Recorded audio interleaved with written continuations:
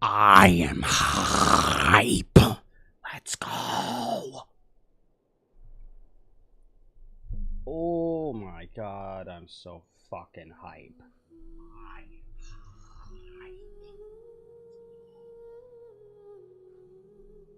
Hold on.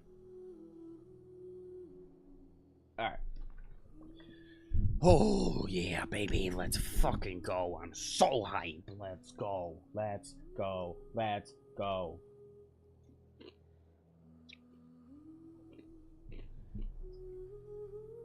Okay.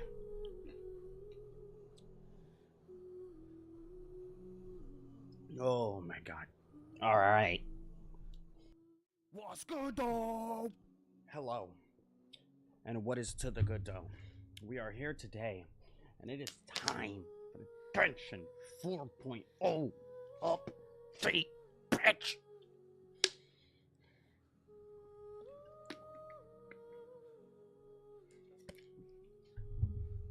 I'm hype as shit. You don't understand. Oh my god, I'm hype.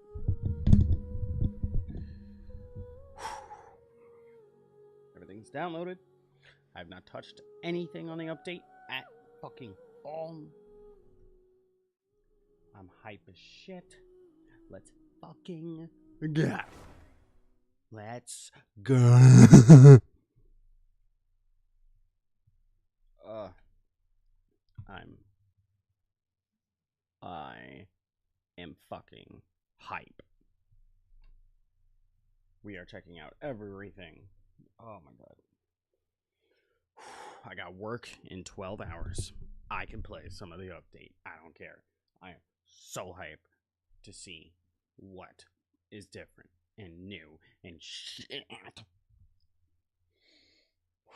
There is over 124,000 people watching this shit right now. This shit is crazy. Everyone is on this right now. Oh my god.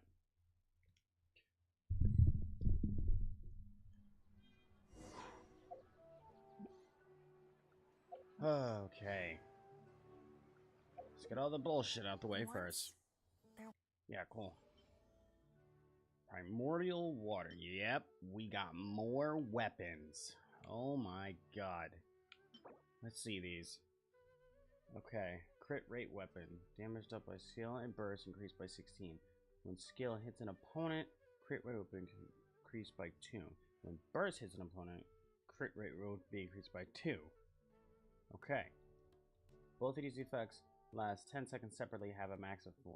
That's not bad. Are they all crit rate? Yeah, they are. Oh wait, everything on this is crit rate. I didn't even peep that. Huh. Attack will be increased by 16 for 15 after being affected by Pyro. All elemental damage bonus will be increased by 12 after being affected by Hydro, Cryo, Electro, or Dendro. Okay. Sacrificial Jade. Okay. When not on the field for more than 5 seconds, max HP will be increased by 32 and mastery increased by 40. Okay. It's kind of whack. After charged attack hits, a Sunfire Arrow will descend upon an opponent and applying the Heart Serum effect to the opponent damage. Opponents affected take 28% more charge attack damage from the wielder. That's kind of good for Ganyu for bosses, but otherwise not the best. Both bows kind of suck. When there are at least 3 different elemental types in your party, mastery will be increased by 120. Okay, well that one's straight to the point. Oh my god. Yeah, I haven't played in a while, so I still have this. Relic creations of the Hydro Nation. Unlock any statue in Fontaine to begin the event. Let the magic begin! Okay. The fact that this man already has a joint and he just got here is crazy. The terrestrial sea origin of all waters.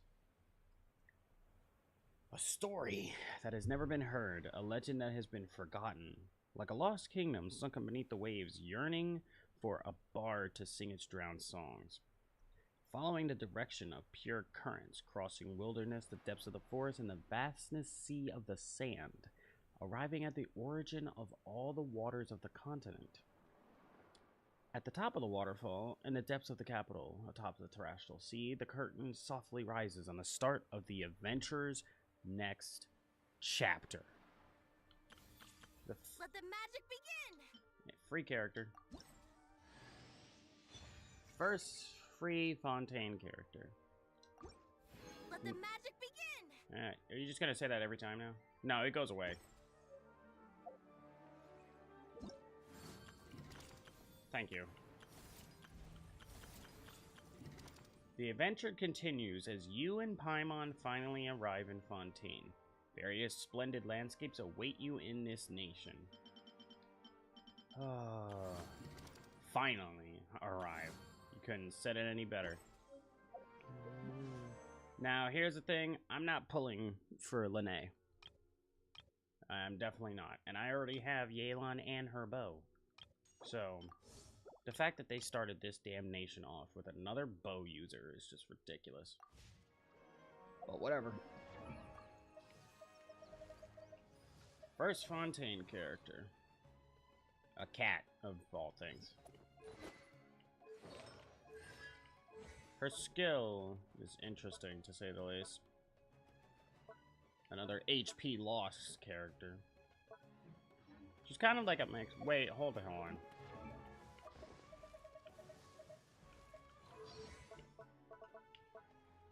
Shows the location of nearby recovery orbs on the minimap. The aquatic stamina and HP gained from orbs will be increased by 25. Okay, that has to do with swimming. Well, Sumeru, it's time to say goodbye. We got somewhere to be. Oh, yes, this. You will sometimes encounter waypoints in map pins bearing such sub-icons. Indicate the destination is in a multi-layered area. Dotted lines will be used for indicators that are not in the map layer. When an area in the center of the map contains different layers that are previously entered, you can use the layers. Okay. Oh, yes.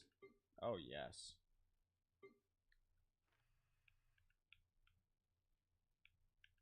Oh my god. That is very handy. I got hose. Oh, yes. Oh, yes, I like that. I don't care about the cards. Hold on. What? No. What's in my handbook? Oh yeah, new domain, no domains. Oh, it's a 2-time bonus right now. Oh no, I have a 2-time bonus because of me coming back. Or me taking forever to come back.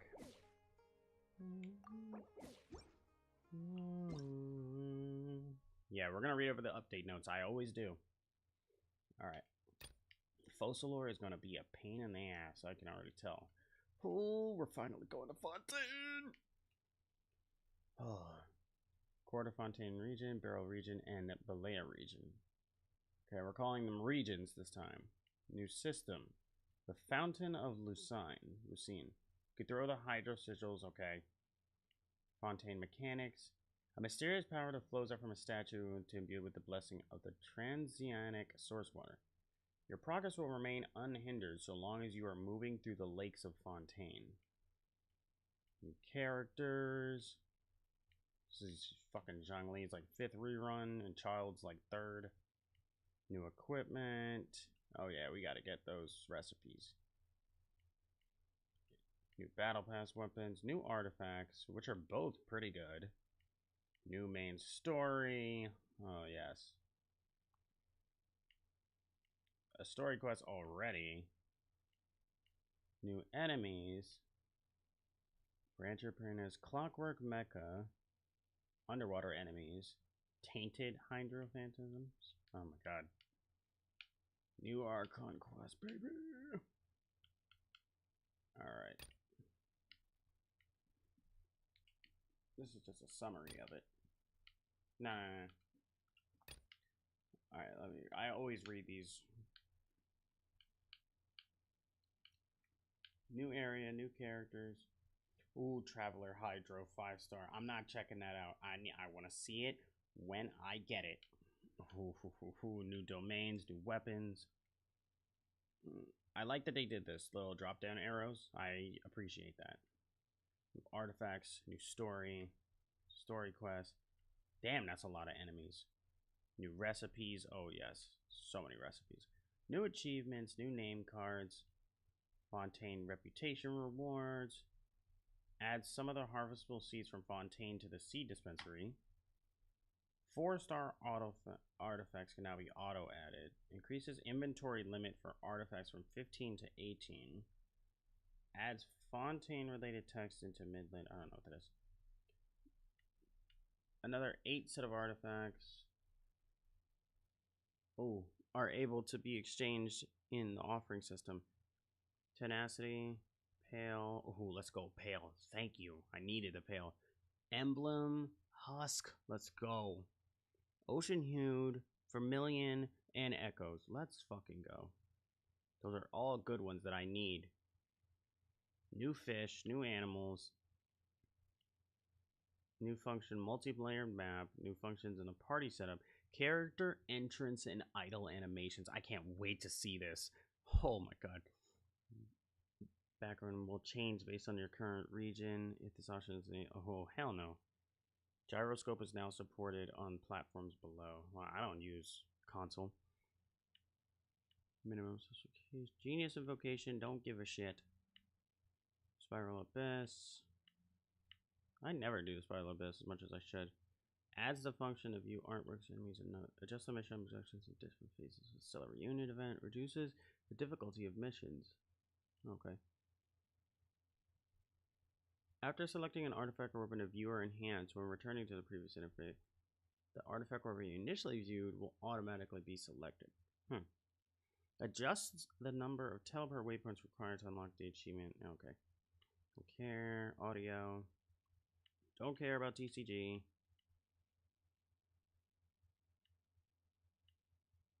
In some characters, there's an issue where some enemies in the water and some characters in swimming mode are unable to take damage from electrocharge reactions. Okay. This issue is scheduled to be fixed in 4.1. Okay, already we have an issue? Jesus Christ.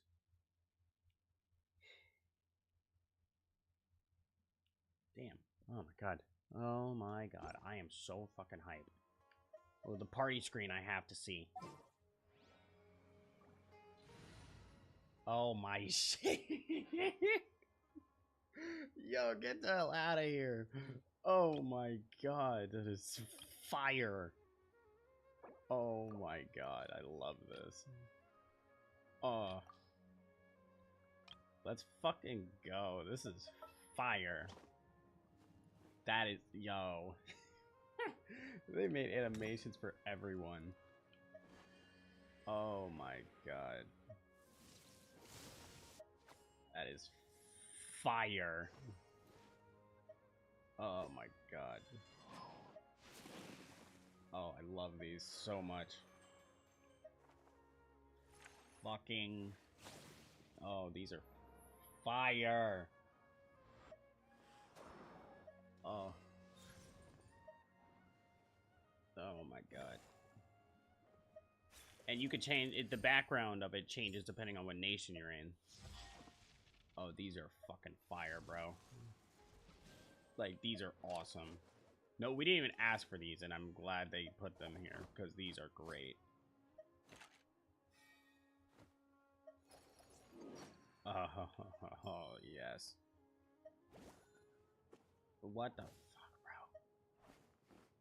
bro? Oh my god, these are all amazing. Not a damn soul asked for these, but oh my god, am I here for these? Because these are adorable and hilarious and awesome all in one. Like, come on, bro. Oh, these are fucking amazing. Oh my god. Of course they made Beto do her normal pose that everyone loves. And the same with Fischl. Oh my god. What the fuck? Oh my god, these are great. Like, I am in love with all of these. Yes. Yes. Yes to it all. Oh, these are great. Yes. I am here for that. Because that was all amazing. This is nice. This is really nice. Oh my god. That is so nice. What the fuck? I am in love with that. Now I'm curious what each nation looks like. Oof. Wow. I don't expect the load times to be any faster now. Nor did I ever. But now I definitely don't. Okay, okay. Okay. Now, you could turn that off, too, apparently. Where did it say you could turn? I'm wondering what the neutral screen looks like.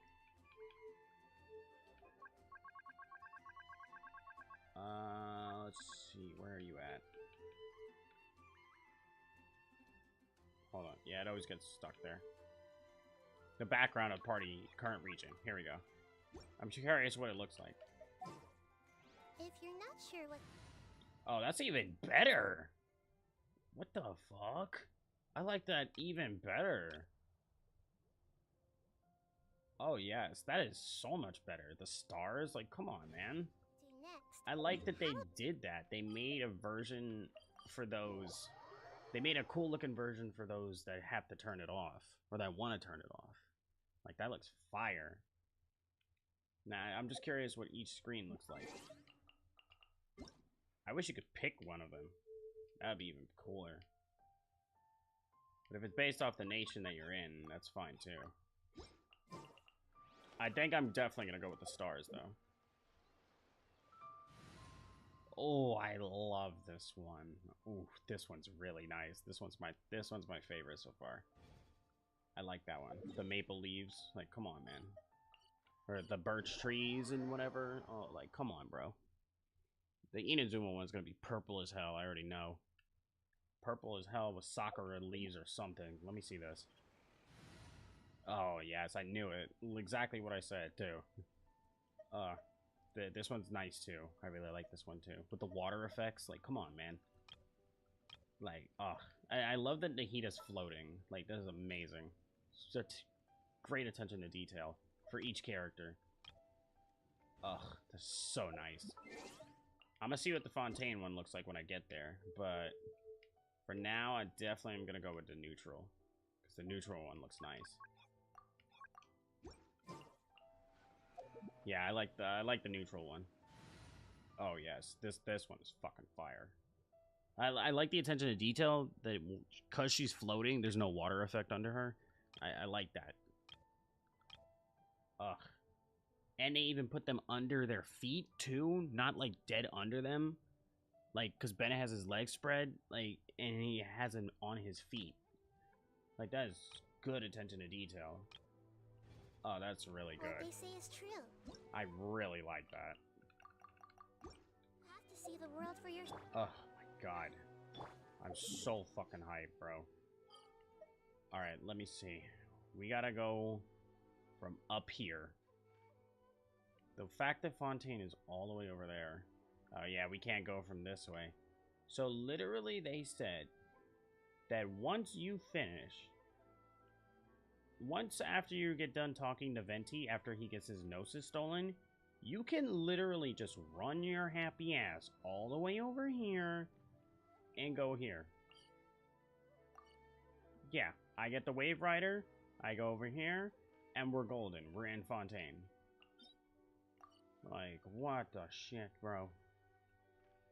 I thought it would have been, like, right here. It's definitely maybe gonna, like, spread. It's gonna, like, spread over this way or something. Like, look at this shit.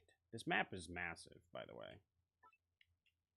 Oh my god, I'm so excited. And our resin is still not any higher, which is bullshit. But whatever. This is great, too, that their map designers made undermaps. Granted, the undermapping idea of it could be better. They could have just made a whole undermap instead of me going over it. Yeah, that's kind of bad. They could have just made an entire undermap, but that would have taken a lot longer. Oh man, I'm hype as shit for this. Okay, so for one, let's try out the characters. See what the hell the character is about. Even though I'm not pulling for him. And yeah. Okay. Let me read this. When Linné performs an aim shot, he fires off a proper arrow chargeable 2. Of course he consumes HP. Okay, is that what all the Fontaine characters are going to be about? Consuming HP? I really hope not. Consume HP to obtain prop surplus stacks. When a prop arrow hits, it will summon a Grin Malkin hat that can taunt nearby enemies and deal damage when it leaves the field. His skill consumes the stacks to deal AoE Pyro according to the number of stacks cleared and regenerates his HP. If a Malkin hat is on the field when his skill is cast, the hat will explode. After using his burst, he'll turn into a Malkin cat and move around the field, dealing damage nearby. When the duration ends, he will summon a Grin Malkin hat. This man is stylish. And very, very, very flamboyant. What the shit?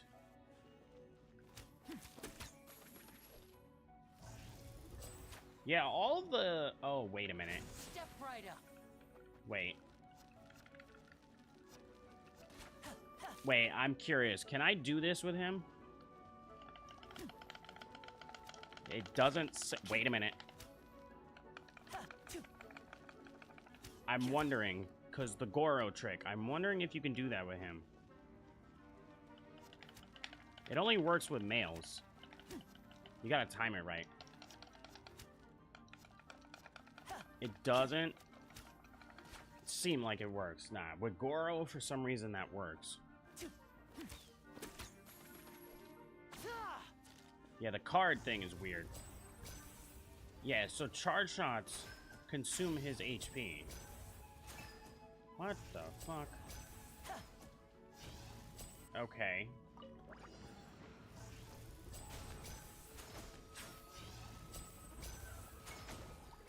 They do a lot of damage, though. And voila! Let's get this show on the road. Yeah, he's very flashy. Damn, he does a lot of damage.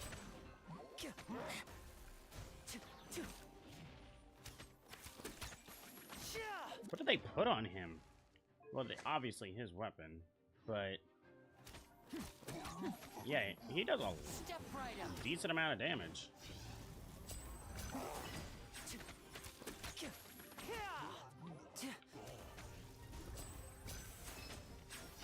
Oh, wow. That taunt is actually really good. Hey, yo. Wait a minute. Hold the hell on. Hold on. He's kind of like a fire Ganyu, but uses HP at the same time. What does his bow do again? I kind of like his bow. It's funny. It's kind of like Alice in Wonderland type shit.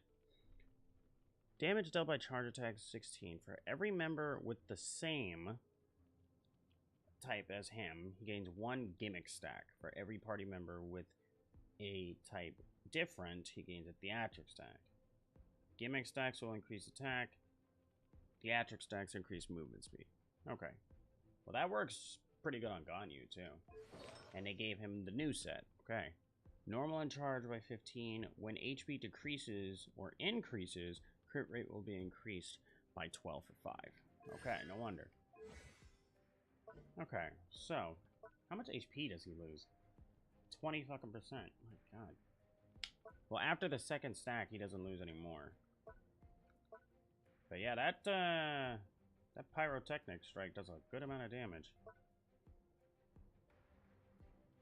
Fires off a prop arrow that deals an impenetrable summon when firing the prop arrow, and when Lene has more than 60% HP, he'll consume a portion of his HP to obtain a prop surplus, a max of 5 stacks. This effect will be removed after the character spends 30 seconds at a combat. The lowest Lene can drop to through this method is 60%. He can taunt nearby opponents and attract their attacks with the hat. Each opponent can only be taunted by the hat once every 5 seconds.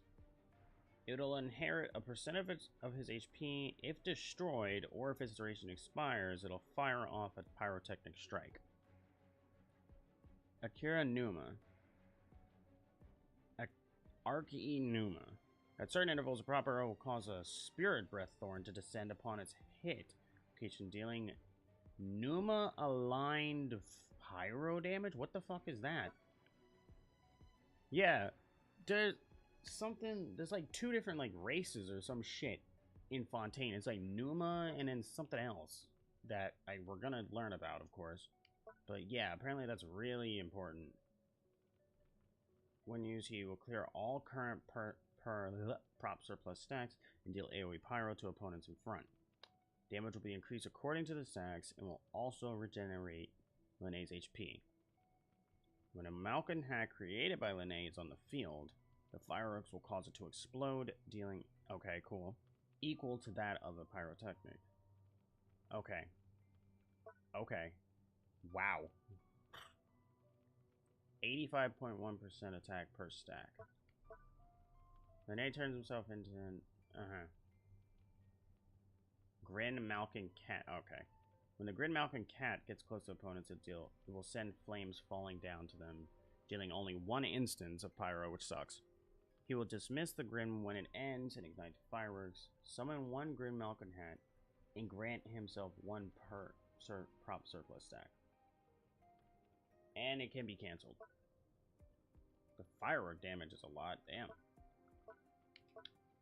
If Lene consumes HP when firing off a surplus, the Malkin Hat summoned by the arrow will, upon hitting an opponent, restore 3 energy to Lene and increase damage dealt by 80% of his attack. Wow, no wonder that did a lot. The damage Lene deals to opponents affected by Pyro will receive the following buffs. Increase the damage dealt by 60. Each Pyro party member other than Lene will cause the damage dealt to increase by an additional 20. Wow. So what I'm hearing is, Pyro team. What the hell are his constellations? He can have 2 Grin Malkin hats at once. That sounds gross. Prop arrows will summon 2 Malkin hats and grant Lene 1 extra stack. Wow. When Lene is on the field, he'll gain a stack of Crisp Focus every 2 seconds. Each stack will increase his crit damage by 20. Wow. After opponent is hit by Lene's Pyro Charge attack, Pyro resistance decrease. When he fires a prop arrow, he'll fire a Pyrotechnic Strike reprised that will deal 80% of his Pyrotechnic. Wow. That sounds really strong. But yeah, he seems like a Fire Ganyu, kind of.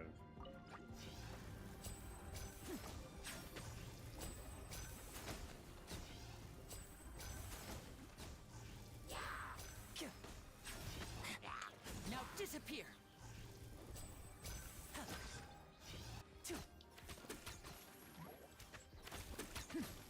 What the hell? Yeah, that taunt. Wow. Okay, yeah, that taunt is crazy. Wow.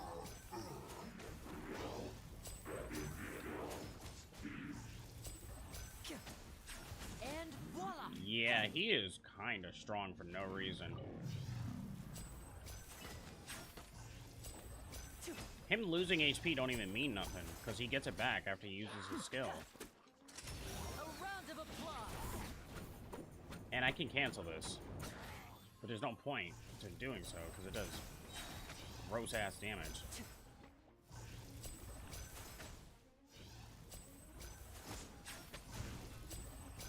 Yeah, that taunt is gross. Yeah, that's gross. Step right up. Oh, yeah.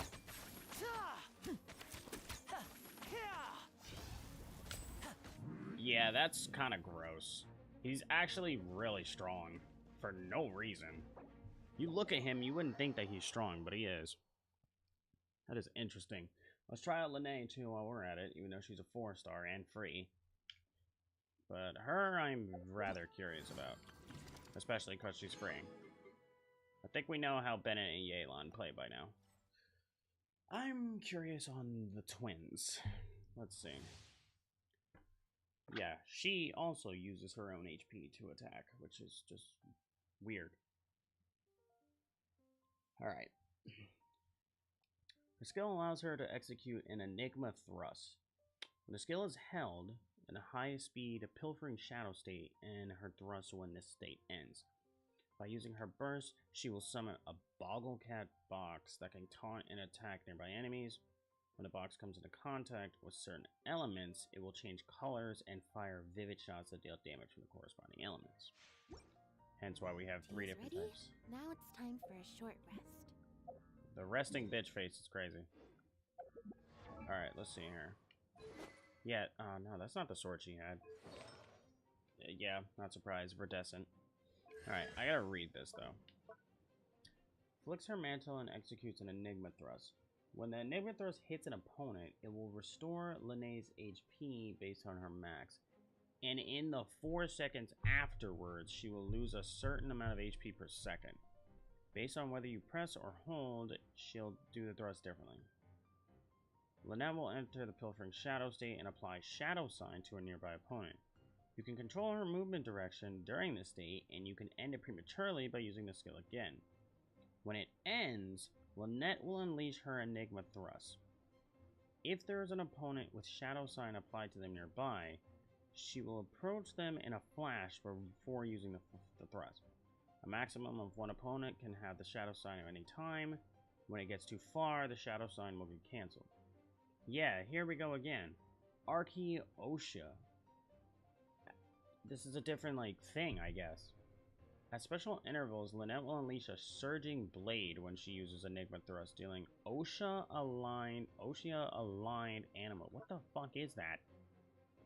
6% current HP per second. Max hold duration is only for 2.5 seconds, so it's less than Yelan's, so there's that. Lynette raises her mantle high, dealing anima, yeah, cool. Taunts nearby opponents, attracting their attacks. When the bottle box comes in contact with whatever, it'll gain the corresponding element, and additionally fire vivid shots that deal the shit. Okay. Within 10 seconds after using her burst, when there are 1, 2, 3, or 4 types in the party, all members' attacks will be increased by whatever respectively. Okay. After her burst performs the conversion, Lynette's burst will deal 15% more damage. Okay. Sounds about right. When an enigmatic feint's Enigma Thrust hits an opponent with a Shadow Sign, a vortex will be created at that position that will pull nearby enemies in. Okay.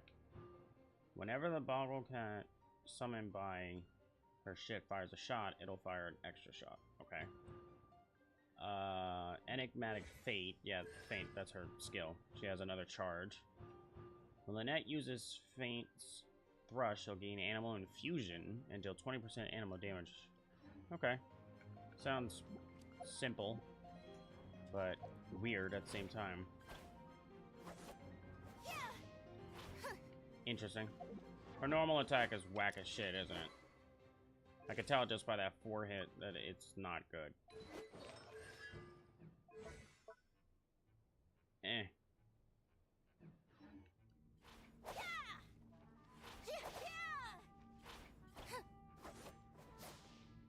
Yeah, that last hit is weird. She got the sword like this on the 3rd hit. Yeah. Wait, whoa. Is she even holding the sword? Bro, it don't even look like she's holding the sword. In the 3rd hit. Hold the fuck on. Let me see this again. she's like holding it like this. Like that. Not with her whole hand, just like her thumb and middle finger. Or, yeah, that's exactly what she's doing. Like with her thumb and her index. The hell? Surprise! Well, she kind of runs a little faster than Yelan in that. But at the same time, the cooldown is much... No, she does not. Yelan runs way faster. The hell am I on? Okay.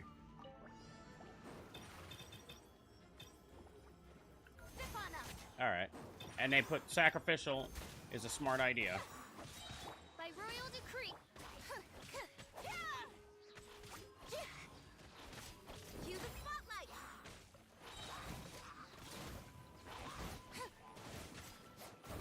I'm the prize man. Surprise! Damn, that stays out for a while.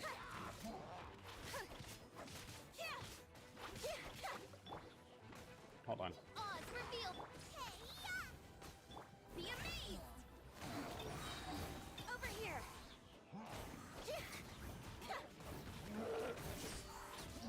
Okay.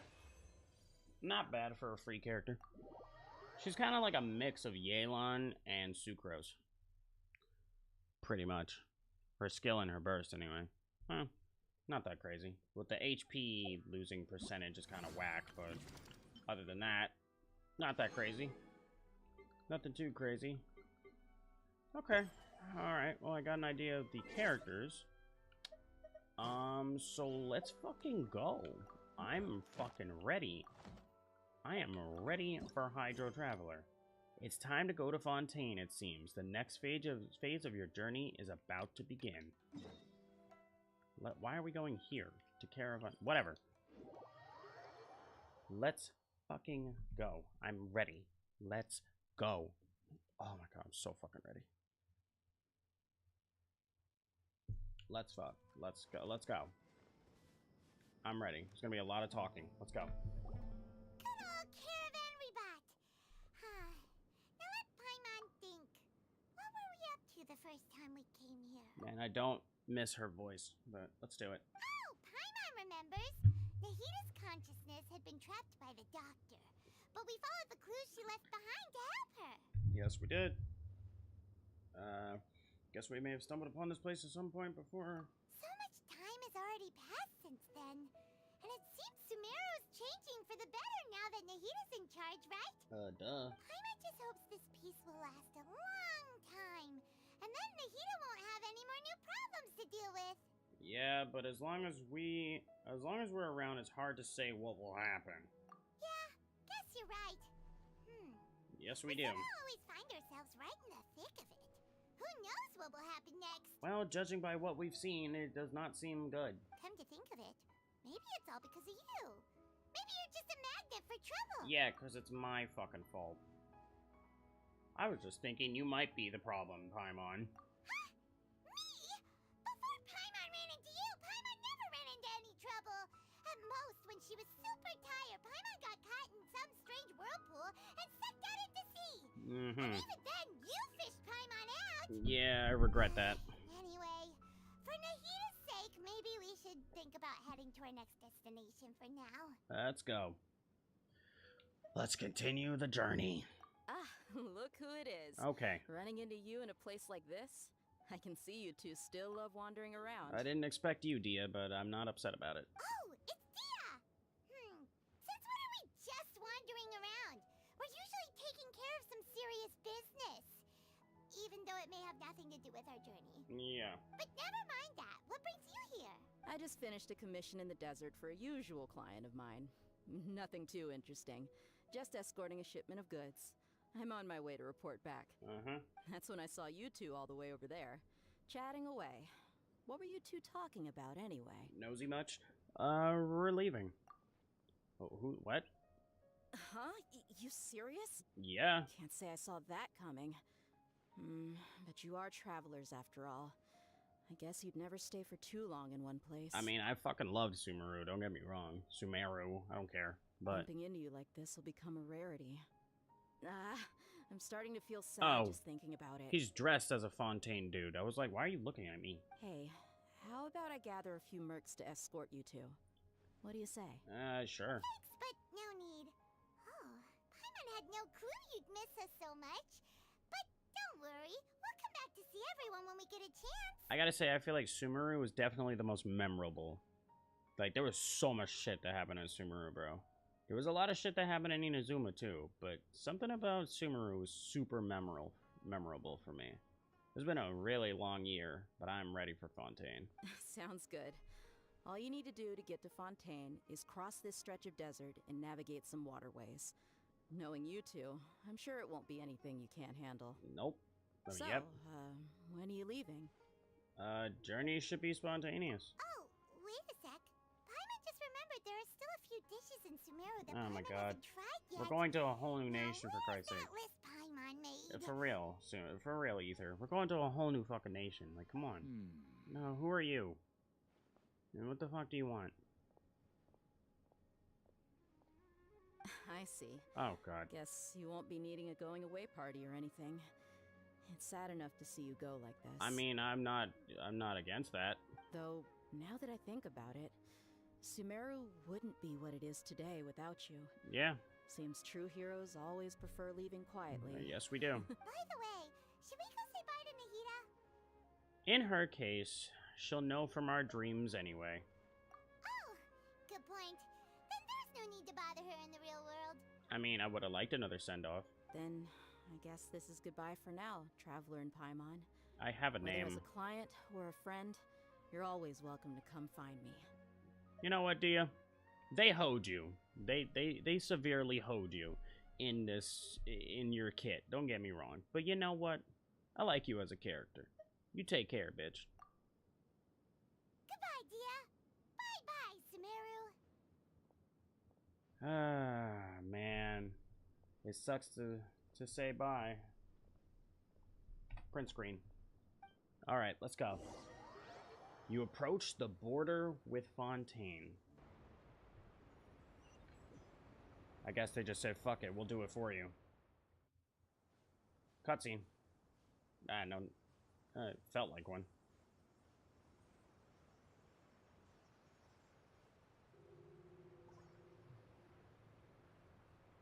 Oh, fucking yes.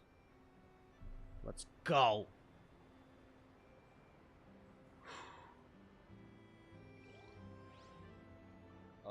Yes. Source Water Nation. Look at this. Like, are you looking at this?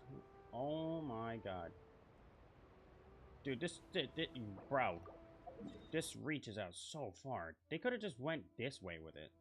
They might put something there. Yeah, I didn't finish that yet at all. I'll do that off camera. It's kind of boring anyway. I'm like 3 updates late on finishing that, but I don't care. Oh my god. Yeah, that's kind of far. There's a joint right here, though. Let's go. Well, Nahida, you're coming with us for the ride. Look at this. Look at this gigantic ass waterfall. Oh my god, I'm so fucking hype. Oh god.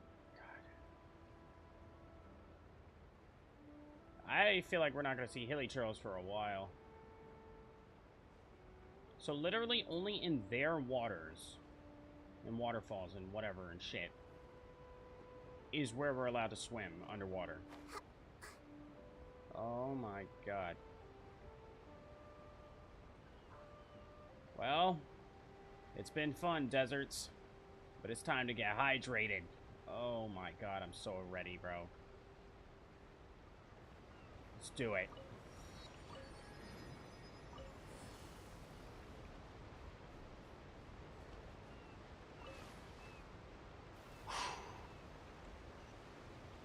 Let's go, baby. Oh my god. We're finally here. You know, I should change to the Traveler, though. Because I'm about to. Of course there's an Oculus already. Oh, they still have these joints. I hope those stay. I doubt they will, because we're in a whole new nation. It'd be stupid of me not to walk into this joint with Ether. Like, come on, bro. This world is full of unsolved mysteries. Yeah, it is. Oh, yes. Now, because we're in Fontaine, like I said earlier, I want to see what this looks like. We're gonna hear a lot of bagpipes, I feel like, with this. It's okay. Yeah, this one's definitely my least favorite. It's just a bunch of water. Nah, definitely feeling the stars. That one's okay. Oh, this music, though. Oh. Yeah, I'm feeling the stars, big time. Alright, let's go. Ooh. What do the new wings look like? Oh, those are gonna look so good on my Hydro characters. Let's fucking go. You know, the wings that we were supposed to get for free from Prime Gaming would have looked good too, but I never got them. And I did what they said I was supposed to, but whatever.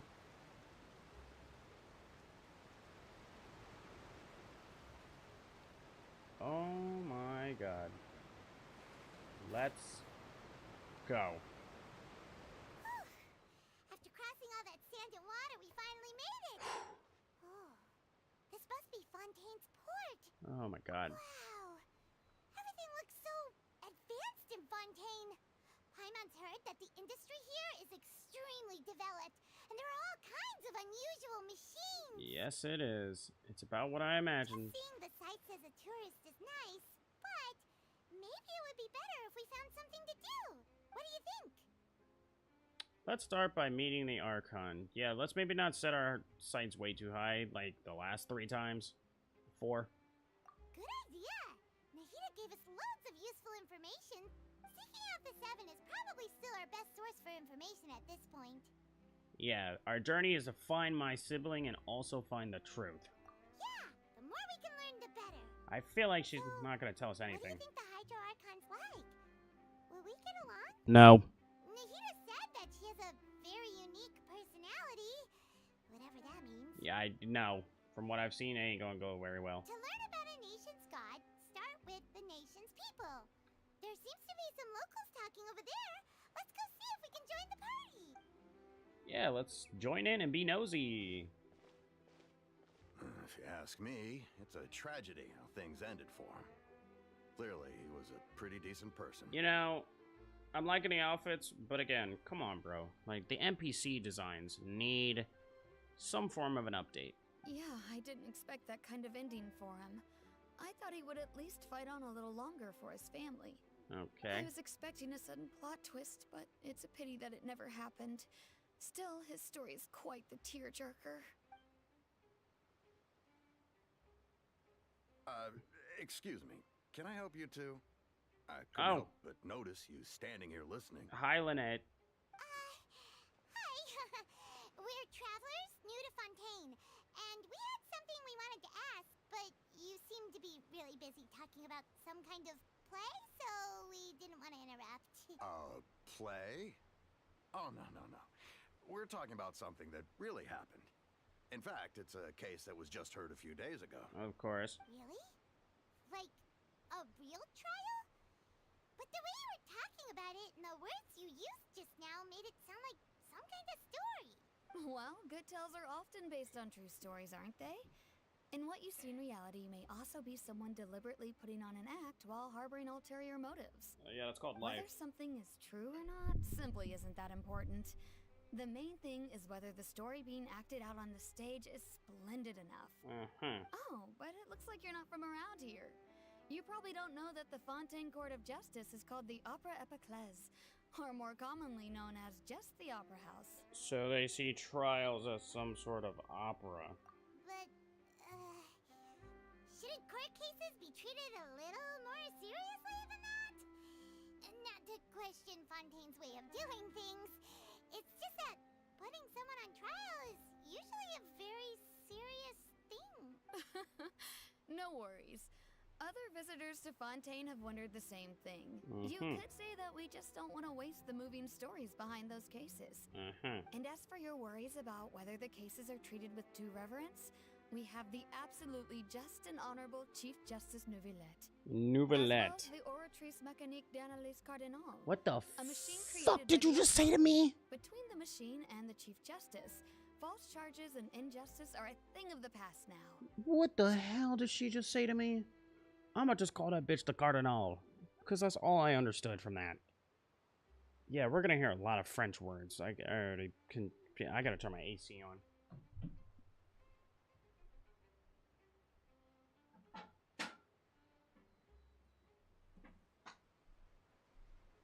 Like, she said that shit so fast, I did not understand a word she said. A judgment device created by the Archon. So this is the nation of justice. Between the machine, false charges and justice are a thing of the past. Oratrice? Is it some kind of machine too? Oh, Paimon's curious. We should check it out if we get the chance. Wait, Paimon almost forgot to ask you our question. Do you know what we should do if we want to meet the Hydro Archon? Oh, God. Oh, that's easy. Just go to the Opera House. Lady Farina practically lives there. Farina. Definitely say it's her biggest passion. I think what they mean is that they wish to speak with the Archon personally. Yeah. In that case, I am afraid it's going to be a tad more difficult.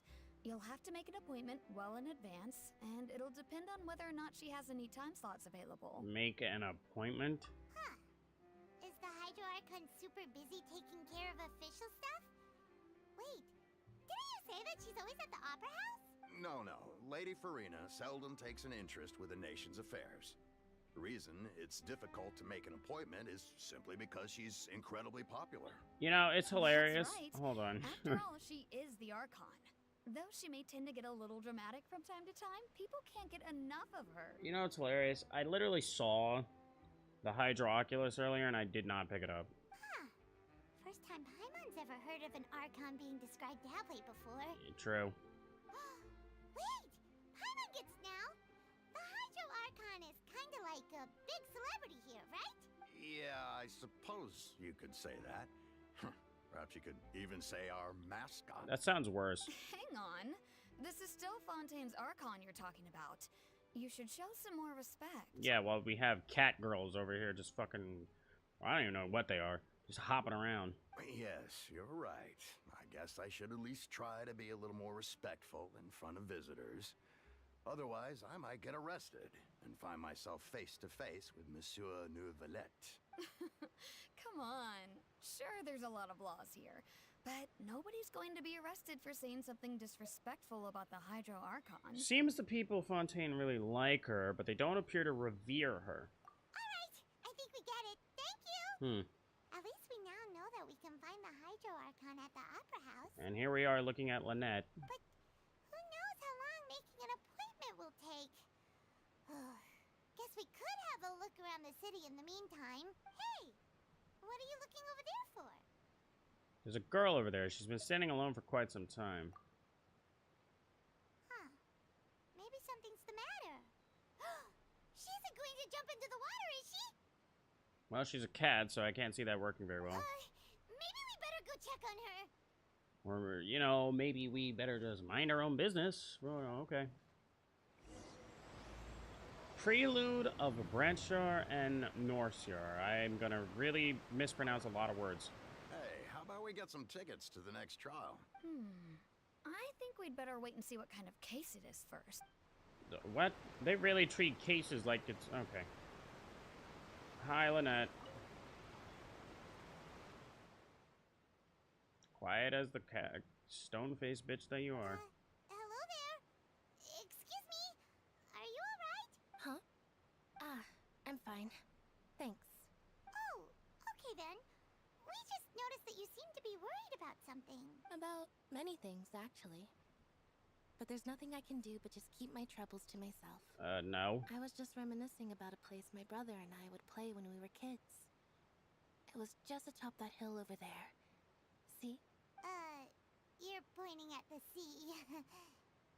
Wait, are you saying that you and your brother lived in the water? Maybe they're mermaids or a fantastical race from When Fontaine. people call the waters around Fontaine a sea, it's actually just an inland lake that's filled with fresh water. And no, I can still see that hill clearly in my memories. Now it's been completely submerged. Huh. He would skip and jump, tossing sand in the wind. The sun shone brightly, and the air was filled with the scent of the sea. Okay. But now, the water is gradually swallowing our memories. Uh-huh. It won't be long before it swallows us. Alright, Goth, calm down. Sorry, Paimon doesn't really get what you mean. I don't believe we've had the pleasure of meeting.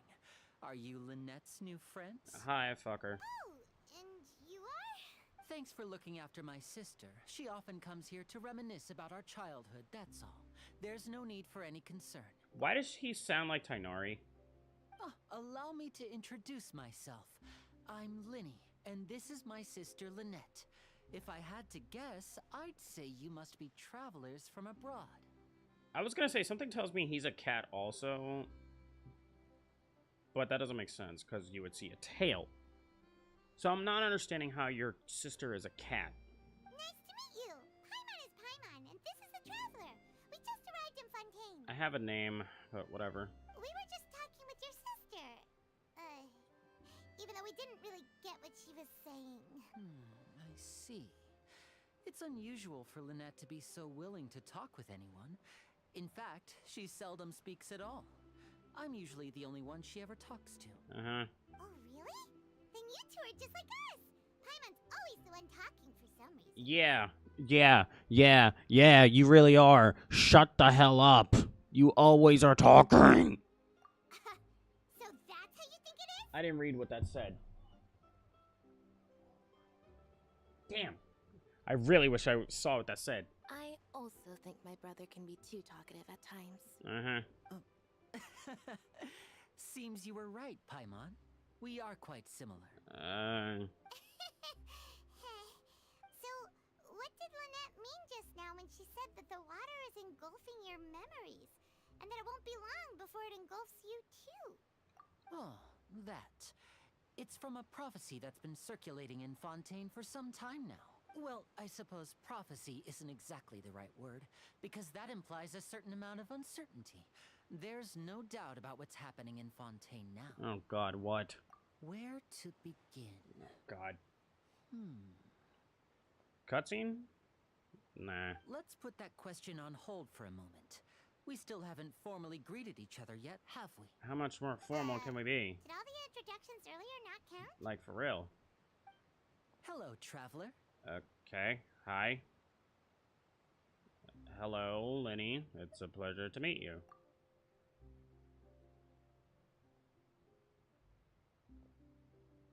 And hello, Paimon. Okay. Hey! Why didn't Paimon get a handshake? You're not poking fun at Paimon, are you? That'd be too easy. Please, don't take offense. Just consider it a sort of etiquette we have here in Fontaine when making new friends. God. You should remember it. It might prove useful. Oh, fuck. Oh, alright then. Well, Paimon's just happy to have a local friend now. Mm-hmm. By the way, we were just getting ready to go to the Opera House to meet the Hydro Archon. Would you be able to show us the way? So you're going to see Lady Farina? No problem at all. In fact, I was planning to go to the Opera House later myself. I'll gladly take you once I finish things here. Please, follow me. Alright, let's do this shit.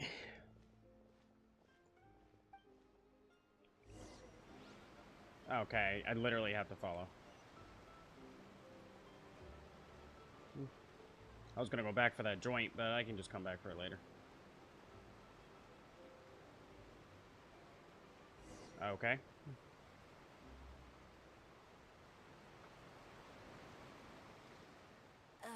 You said you were going to see Lady Farina? Well, it seems Lady Farina has come to see you. Oh? Excuse me?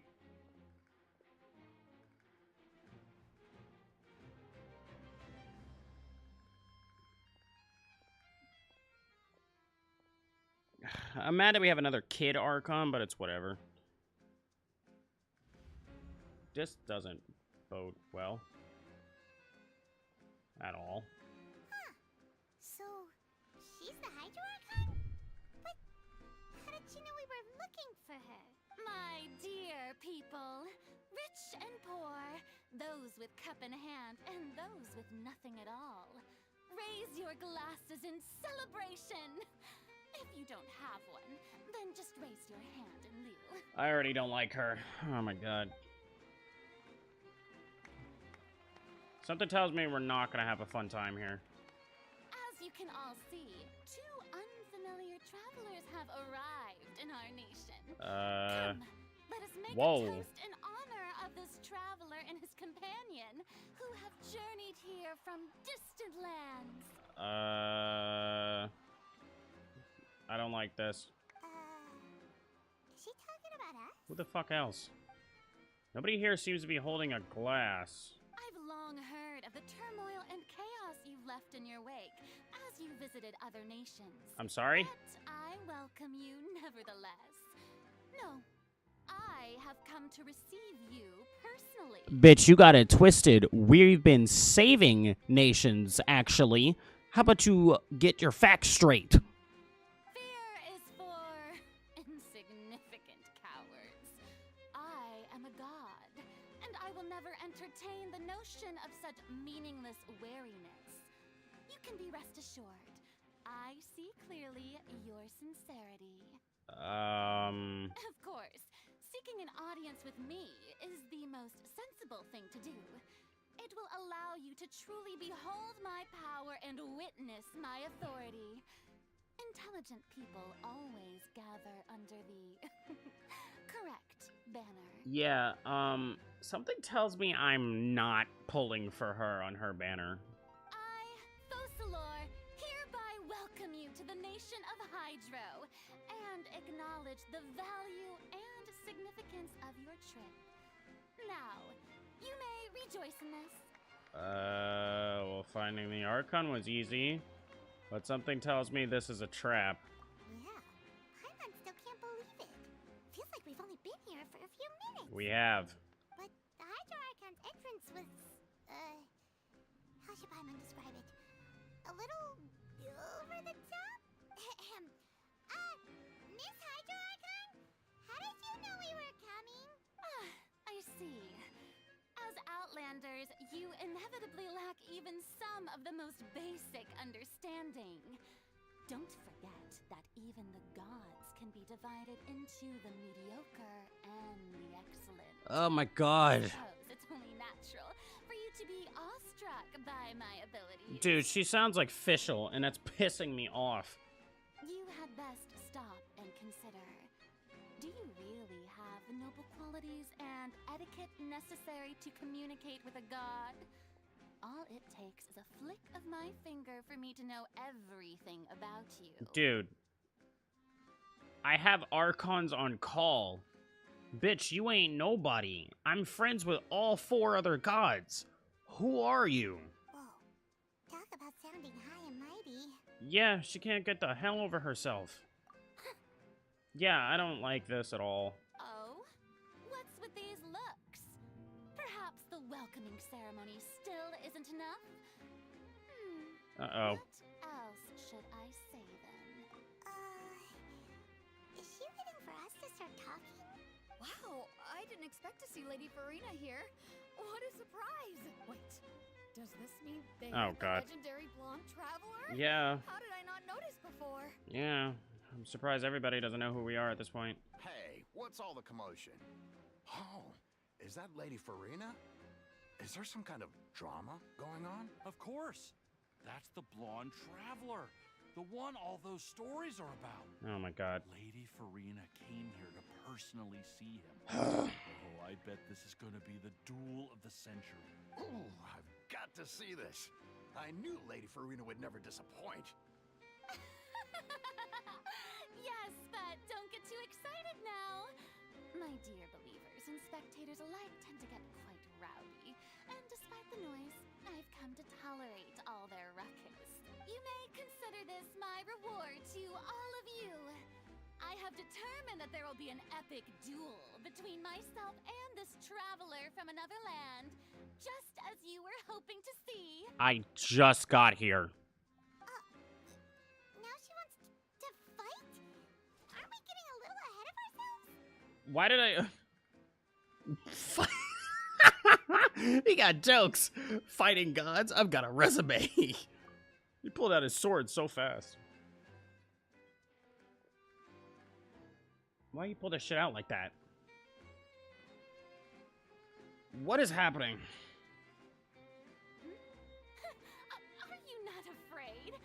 Might I remind you that this is a duel against the divine? Yeah, no one cares. What are you trying to do, traveler?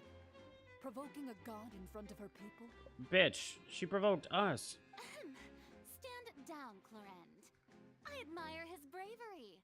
Few have the courage to draw their sword against a god. What is happening? He is obviously a true warrior. And then we put it away. What the fuck is going on? Unfortunately, people nowadays only crave to be thrilled, and a mere duel will not slake their thirst for excitement. Huh. Yeah, she's right. Just a duel wouldn't be all that interesting. Seriously, you just go along with anything she says, huh? On Araneus, criminals are always requesting duels to defend their honor. I'm getting a bit old, to tell the truth. You see.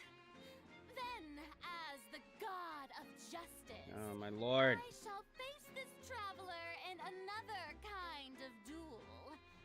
A duel in court! And that means what? All right. Now that'll be worth seeing. Right. This is Fontaine, after all. Such a grand house. It would be a pity not to use it. Why do you care so much about the crowd's reactions? Seems you've spent a little too much time in the Opera House. Besides, how exactly do you plan to have a duel in court? You mean you're going to put us on trial? We haven't done shit and we just got here. Oh, we have reason to put you on trial. It's obvious, isn't it? Care to explain, you self-centered bitch? According to Fontaine law, no one is permitted to release any flying objects within Fontaine city limits during the first 3 days of each month. What? You are clearly guilty of violating this law, no? Are you fucking kidding me right now?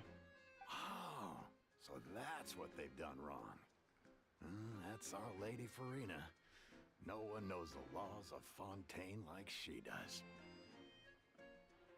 What the fuck? You call that obvious? What kind of law is that? Wait, flying object? You mean Paimon? She always flies. Precisely! Now, if you two have no objections, then in the name of the Hydro Archon, I order your arrest. Are you fucking kidding me? My apologies, Lady Farina. I don't mean to spoil the fun. But if you would allow me to interject, I don't think that Paimon here meets the definition of a flying object. She literally talks. You tell her, Linny! Finally someone who's not crazy. How could anyone call Paimon a flying object? I mean, you are annoying, but you're definitely not an object.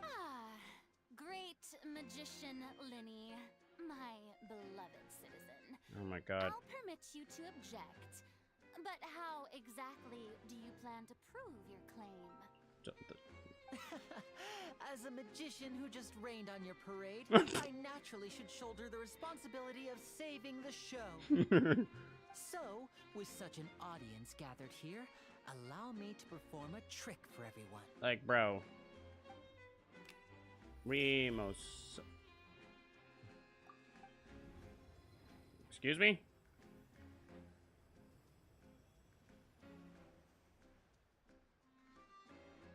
Ta-da! The fuck? What's that on Paimon's back? Hey, when did you do that? When Linny patted you on the back. Oh, yeah. How did you not notice he did that? Yeah, he patted you on the back and he put some shit on you. There. As you can all clearly see, Paimon should be Wow. classified as, well, something like a balloon. Wow. This rope has been in the traveler's hand all along. It was just that no one could see it before. Wow. Huh? You call that magic? You've got to be joking. Can you shut the fuck up? I thought it was pretty good. Nice one. Huh. I'm not sure what to think. It seems Lady Farina's charges no longer hold water. Oh my god. Really? She's gonna find a way.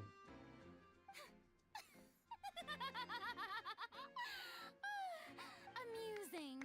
Very amusing, Linny. Just the sort of unexpected twist that I enjoy. With you here, today's performance can finally be called complete. Performance? You see all this as a performance? In which case, consider the matter of your trial resolved. The god of justice will not bring charges against an innocent person. But when there are valid grounds, I will not only judge travelers from abroad, but even the gods of other lands. And that means what, exactly? I look forward to seeing your upcoming performance at the Opera House, Mr. Linny and Miss Lynette. That's enough for now. Toodaloo! No, you're not Hu Tao, bitch. You don't get to take that. Like... What was that?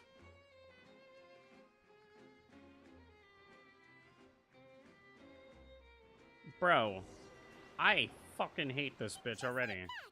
She's gone. Oh my god. That's the most unpredictable Archon Paimon's ever seen. We never even had a chance to ask her anything. But that's a problem for future Paimon. That whole scene just now was really... Like, give me a second. Like, what the fuck? That was annoying. She literally talks like Fischl, and I hate it. Oh, high and mighty and self-centered. Like, I fucking hate people that are like that. Like, absolutely hate it. Called entitled. I'm not gonna like her. I really hope no one else here is like that, I swear to God. Did you know that was gonna happen? Don't mention it.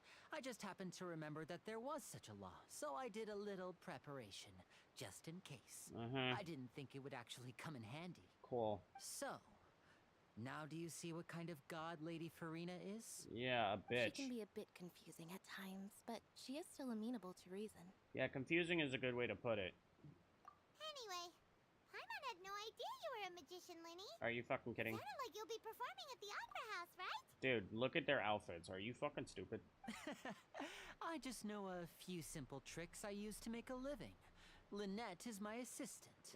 And your sister, but don't forget that. It will actually be my first time performing on the most prestigious stage in Fontaine, the Opera House. Yeah, I can't wait to see how that's gonna go terribly. But isn't the Opera House where criminal trials are held in Fontaine? When there are no public trials being held, the Opera House hosts a variety of other performances. To the people of Fontaine, the line between a trial and a performance can be a little blurred. I bet. And speaking of performances, I would be remiss to forego this opportunity gifted by fate. Might I invite the two of you to see my performance? Sure. My brother's always excited to make new friends. I bet. From what I'm understanding, you aren't. Oh, sure. We don't really have anything to do now, and we wanted to go to the Opera House anyway. I'd be delighted. Splendid. Okay. In that case, why don't we go together? I'll show you the way. I just have something to take care of first. Yeah, he sounds like the new voice actor for Tainari. You really mean it? Then I'll take you up on your offer. This is a magical item known as a magic pocket.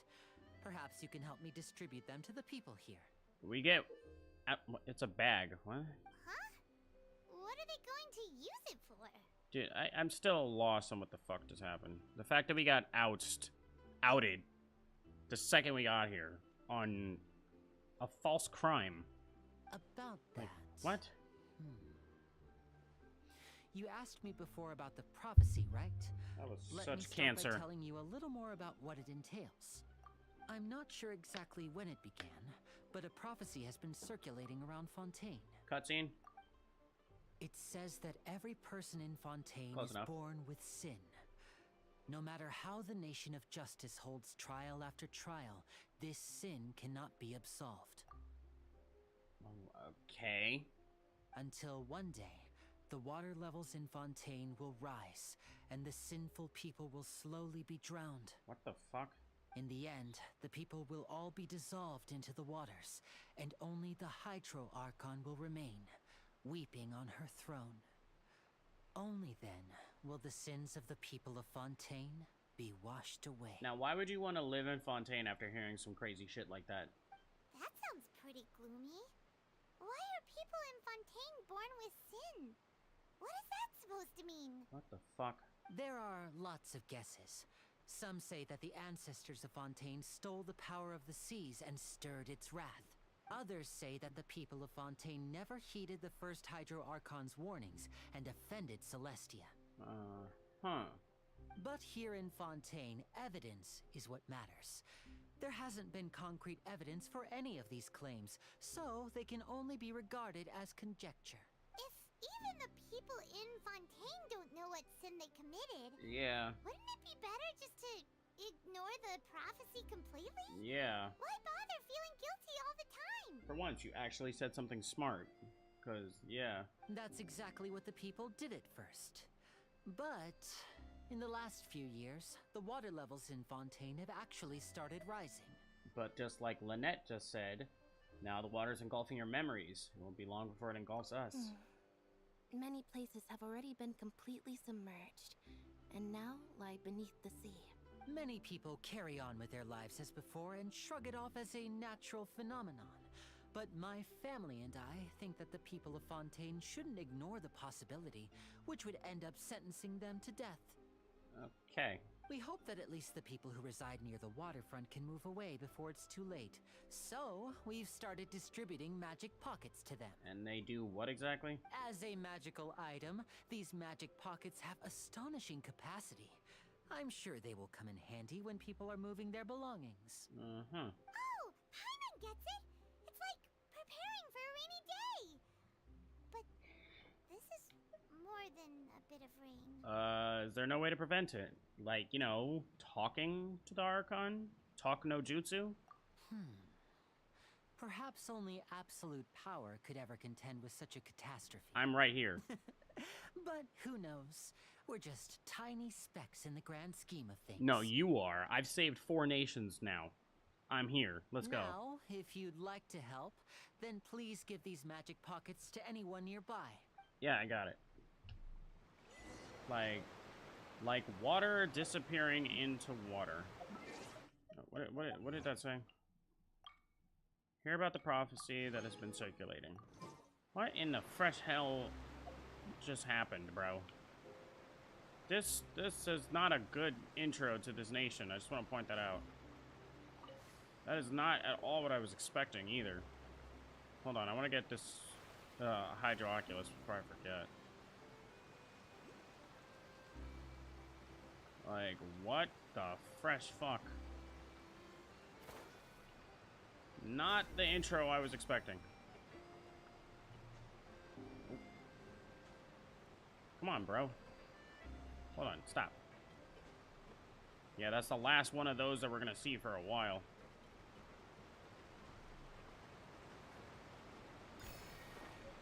Hydro Oculus. First one out of God knows how many. Alright, come on.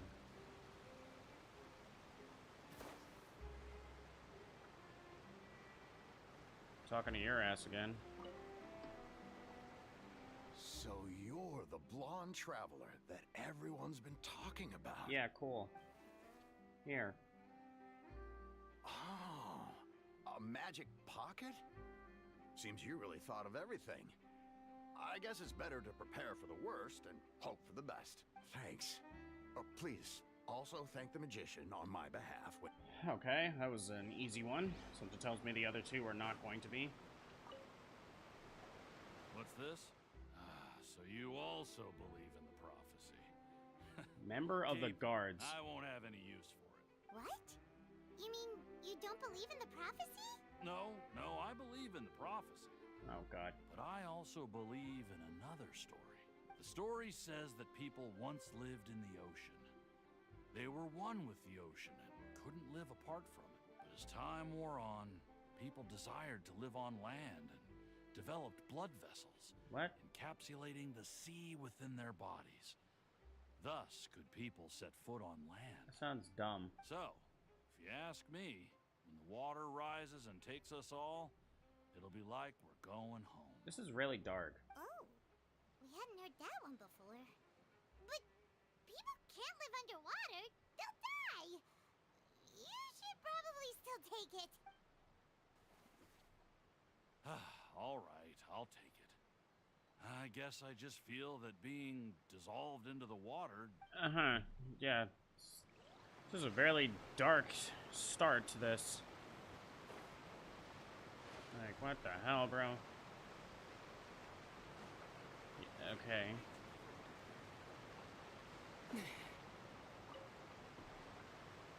Huh? I don't want that thing. The way I see it, if the prophecy's true, it's still gonna be a long time before the water can cover everything. Life is all about living in the moment. What use is there in worrying about the future all the time? We'll cross that bridge when we get to it. I guess. You should still take it. You never know when it'll come in handy. Oh, all right, fine. Thanks. It's just that if I start... That's wonderful. And like you said, worry about that later, right? Alright, fuckers, I gave out the stuff. Oh? You already handed out all of the magic pockets? That was fast. So, what did people have to say? I bet you heard some, interesting opinions. Yeah, some people are really dumb. Yes, but that will change once disaster strikes. I know they'll change their minds, so it's only right to help them prepare. Is there anything else you need to do before we leave? Yes, one last thing. I have the magic pockets made by a workshop in the court of Fontaine. Since we're out and about, I was thinking about bringing him some more materials. So, you want to collect materials? Just tell us what the materials look like and we'll help. Oh, that would be much appreciated. We'll need some Romaritime flowers. I remember seeing them near the waterfront on the east side of the harbor. Okay.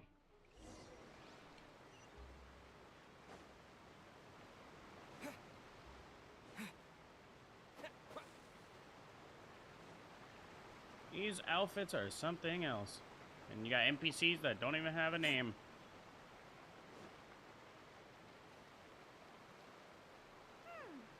It seems we have to use Hydro to collect Romaritime flowers. Oh, lovely.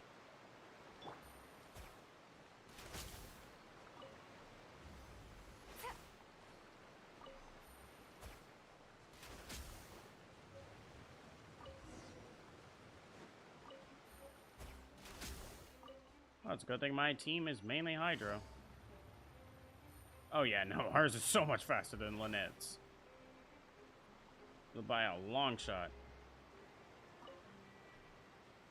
You made quick work of that. I can tell you're an experienced traveler. Maybe next time you'll feel like helping too, Lynette. Yeah, how about no peer pressure? No way. I'm in power saving mode today. Otherwise, I fear I may not have any energy left for the performance at the Opera House. Yeah, sure, that's your excuse. Fine. Though the performance is still a long way off. Now that we're finished here, we should get ready to head back to the Court of Fontaine. Power saving mode. So, we're going to the Court of Fontaine before we head to the Opera House? Good. Paimon wants a tour of Fontaine's largest city and try...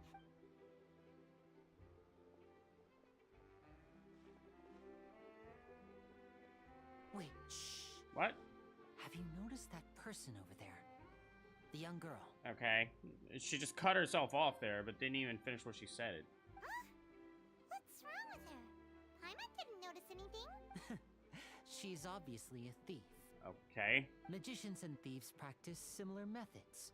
We divert attention, and a distracted audience is one that won't discover what you're really doing. Watch her movements carefully.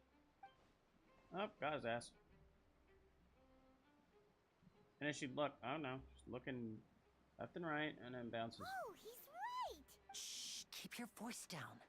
We need to think of a way to catch her, but it seems she's very alert.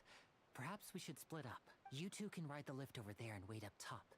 I bet that'll be her escape route if she tries to run. All right, let's go. All right, now we're fucking police. Like, come on, man. I don't get paid for this. Let alone, I also don't give a shit. Oh my god, I'm hype as shit to see what Hydro... Oh my god. Hydro Traveler, bro. I'm so hype.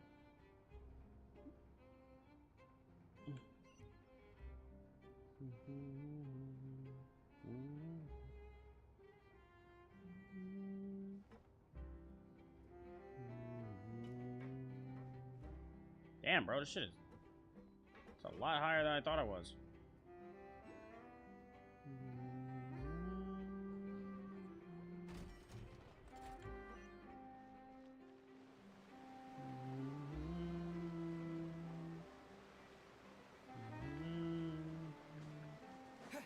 Oh my god, here we go.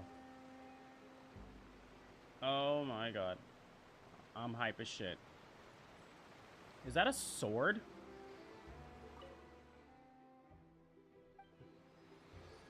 Skleek. Or a maritime harbor, baby. What the hell is that? Emperor of Fire and... Oh, that's the new boss. Damn, he's that close? We only have 3 statues of the 7 here. Just start...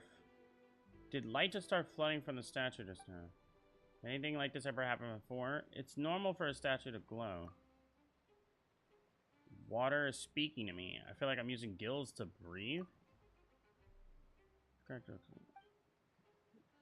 air does feel a lot more humid. It's because all that hydro energy that was released. If you use elemental, you can even swim underwater. Primarily diving for treasure. Yeah, standard. Yeah, it'll be lonely going anywhere. Yeah, you could try doing something for once. Thank you. Yeah, then it will fish you out again. You better not get back on your word. A mysterious power that flows out from a statue to imbue you with the joint. Yep, I read this earlier. Under the protection of the source water, what you expend while moving underwater is not stamina, but aquatic stamina. As such, when your aquatic stamina is expended, you will not drown. Yep, that's this now. In Relic Records, Creations on Donation, you will need to gather certain types of collectibles. Recommended sites will be marked in your map. We'll display nearby collectibles when you get close. Before the challenge starts, you have to choose the challenge content through conversions with Maladert. Resources granted by Leyline Blossoms after challenge completion will depend on the content chosen. Shatter. The blazing twin horn crown atop the Emperor of Fire and Iron is Pyro Organ. It's a pyro organ that enables minor elemental attacks and daughter defenses. Should its shard be broken by the right timing using reactions, the fight will be easier.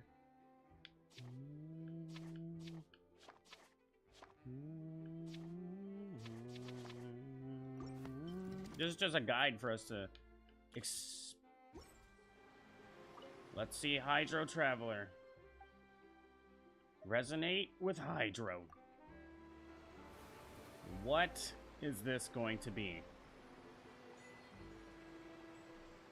The blue looks good on him. The blue looks good on him. He's a sword user the whole time, though. Obtain the power of Hydro, baby.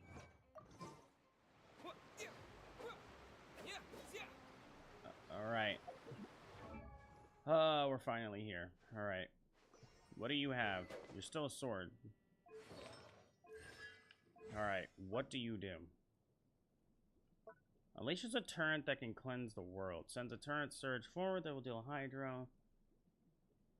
Okay, enter an aiming mode and constantly fire off dewdrops in the direction in which you are aiming, dealing Hydro to opponents they hit.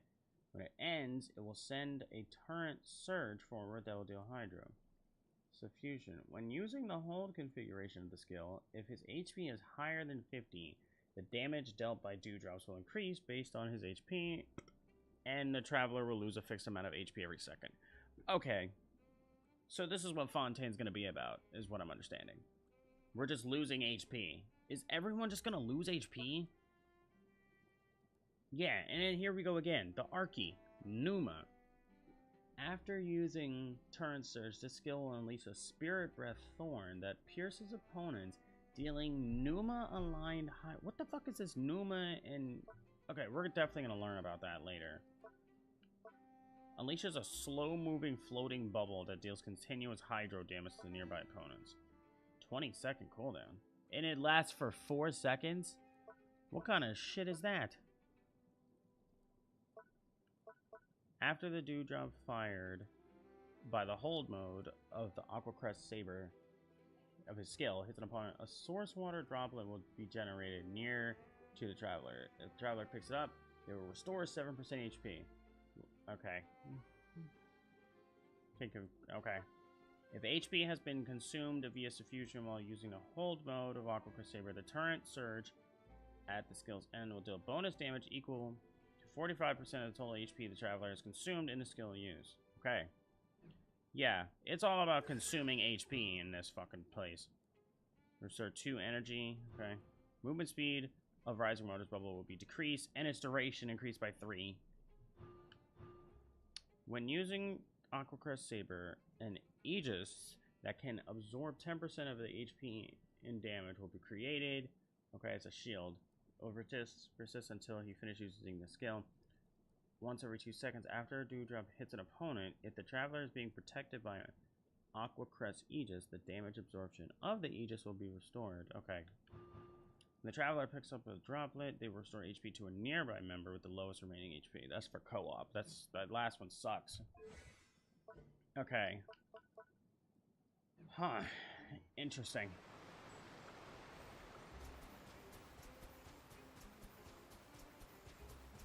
He's literally just losing HP the whole time. That's not what I expected. This man thinks he's Inteleon.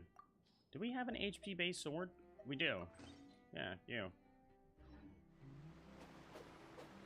Well, kind of. Primordial Jade Cutter is like the closest one.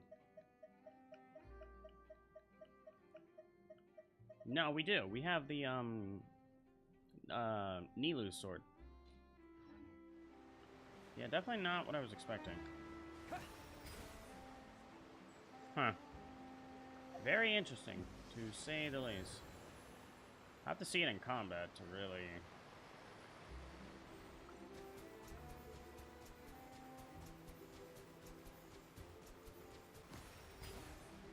Yeah, that's a very interesting skill.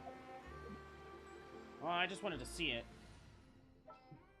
Blue looks good on him, though. Time to broaden the horizons again. God, I love these. These are so good. Alright, Nahida, let's go.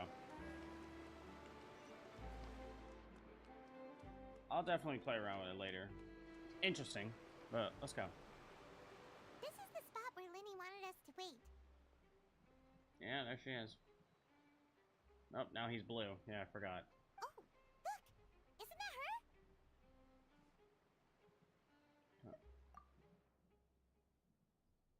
Oh no!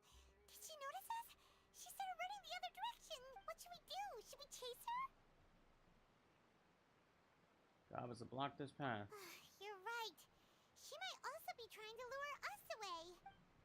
You wait, no sign of the thief. Duh. Nothing's happened for a while now. Paimon wonders if Linny caught the thief. Seems there's no reason for us to stay here. Yeah, let's go. Like, for real.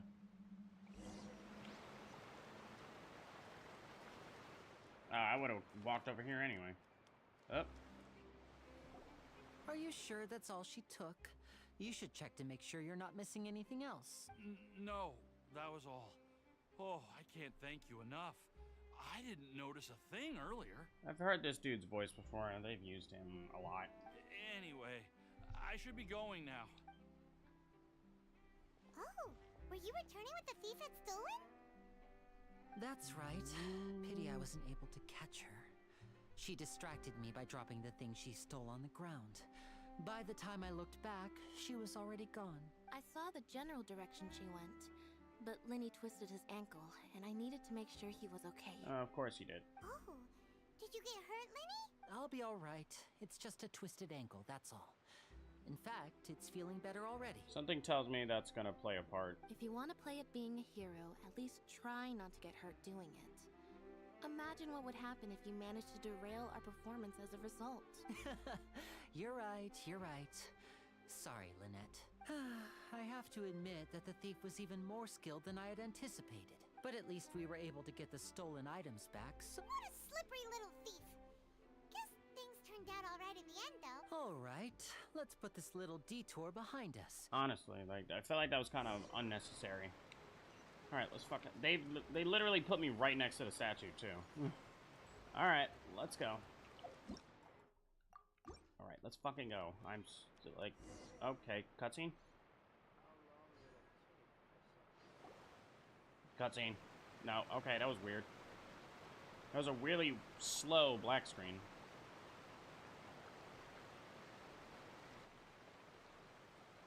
So, we ride this thing to go into the city? What an ingenious way to get around! It's called a boat. People in Fontaine really know how to use water. Or an aquabus, if, by what they say. This is an aquabus. It allows people to travel between several key locations around Fontaine. It's pretty convenient, but the ride can become a little dull after a while. The scenery is always the same. So you mean it's still boring even when I'm riding with you? Said it's better to ride with friends. No, that's not what I meant. It's just that, well, you don't really talk that much. Besides, it doesn't really feel like a real trip when it's just the two of us. It's the same as being at home. Whatever. Guess that's what it's like to be an older brother. It's about time for us to leave. Let's get on board. You know, that begs the question. Who's older? Ether or Lumine? You know, before they came here. Oh, hi, Charlotte.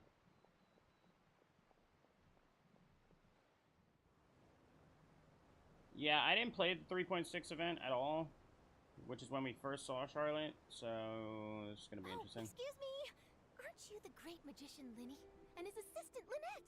Hello. I don't believe we've... Oh, she's cryo?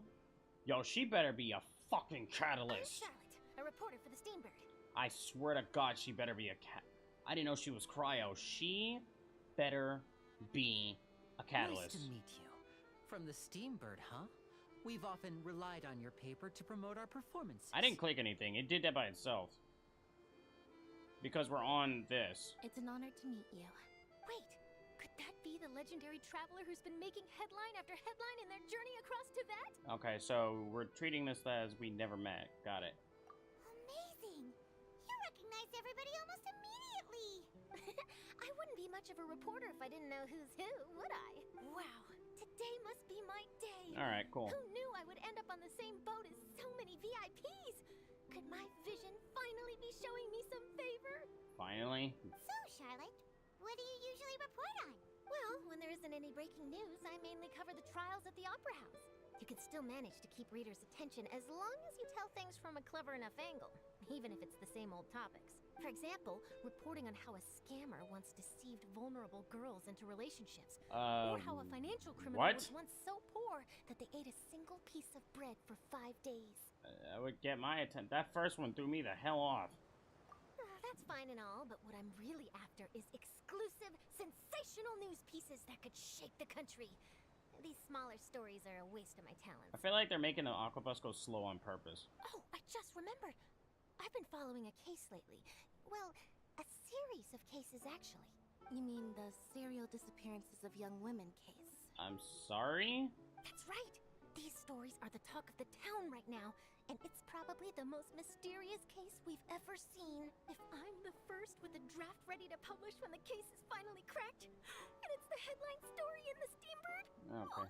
When that happens, I bet all the other reporters will shed tears of envy. I've already gathered all kinds of materials. I just can't wait for the truth to be revealed. So, what is the serial disappearances of young women case? They couldn't have came up with a... hasn't been found? Couldn't came up with a better title? That's right. The first missing girl case happened almost 20 years ago. Excuse me? And ever since, after a period of time, another girl disappears. what the cases have in common is that the girls are all of a similar age, and that they've all vanished without a trace. Okay.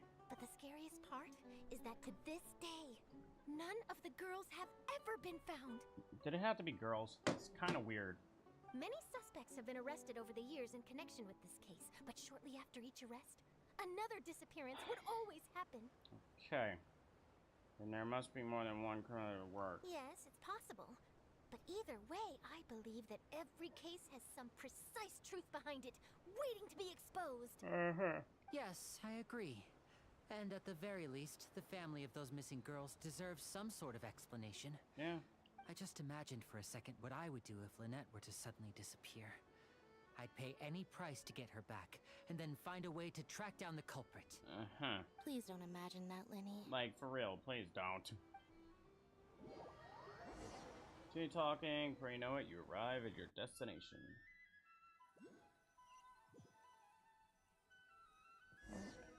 Who was on the flute? Hey, we're almost there, look! Feels like we've been going for a while. Yeah, I didn't click anything there. Did it again by itself. So yeah, what I've noticed is that their visions look a little different. I guess that's the whole Numa and whatever the hell thing. There's two different, like, Akis? Again, they're gonna explain that. But, yeah.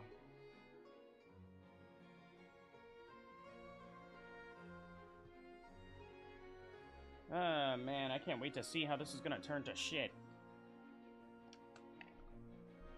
I got it. I got a screenshot. Oh, I almost missed it.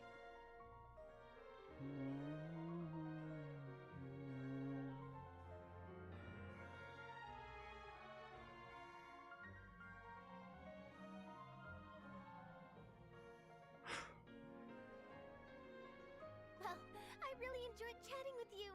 Life should be full of pleasant little surprises like this. Yeah, us as well. The ride went by too quickly. I have an interview to get to. I should get going before I'm late. Okay. Paimon hopes we can chat again soon, Charlotte. See ya! Bye now. Oh, be sure to stop by and see me at the Steambird when you have time. See ya, bitch. What a tough job. Always running around and interviewing everyone. If you don't mind, how about we stop by my home first? Besides, I still have all the materials we collected. And you're holding them where? Sure, we wouldn't mind at all. This city is so huge, Paimon wouldn't know where to start anyway.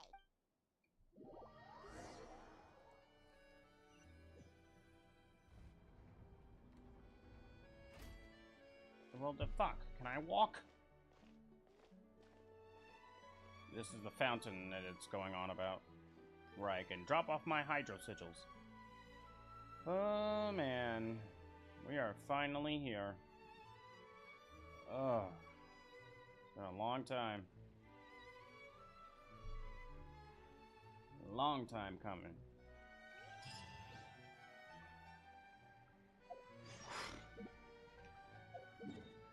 What the fuck? Where? Wait, hold on. Where are you? Over there. Oh, man. I take it this is the fountain that it's going on about.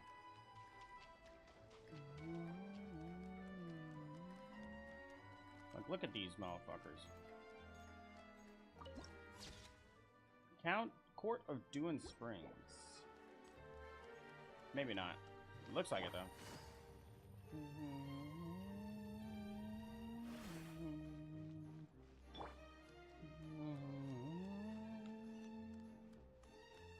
I think it's higher up.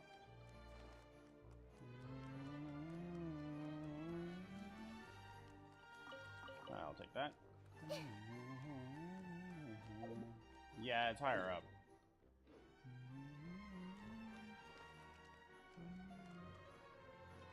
Look at these little motherfuckers.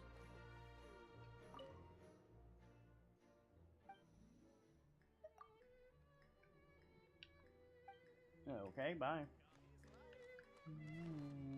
They used to say coffee is life. Tell me about the sweet stuff. I don't know what the hell that says. Oh, a quartz Madeline, though. Yeah, I know what a Madeline is. La Flanta?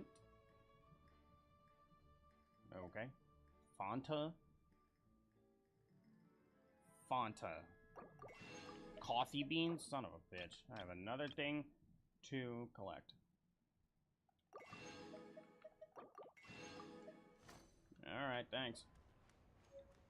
Fucking coffee beans. Well, duh, of course I have another thing to collect. Why would I not? Eat. Oh, great. We're meeting him already? Alright, let's go. This is our current abode. Ah, Fremine, you're home. Fremine. Where did everyone else go? I have some new friends that I would like to introduce. Oh, they all just went out a moment ago. Oh god, he's emo. I see. Everyone is getting busier now that Father will be returning soon. Oh, I suppose that can't be helped. Allow me to introduce you to my little brother, Fremine. He is a phenomenal diver. Hello. Oh lord, you and Mika would get along. Nice to meet you. Paimon is Paimon, and this is the Traveler. Oh, you sound very proud to have a diver as a brother, Linny. What a talented family. Linny, could you come here for a moment? Oh god. What is it, Fremine? Do you have something to tell me? It's alright, go ahead. Younger brother syndrome.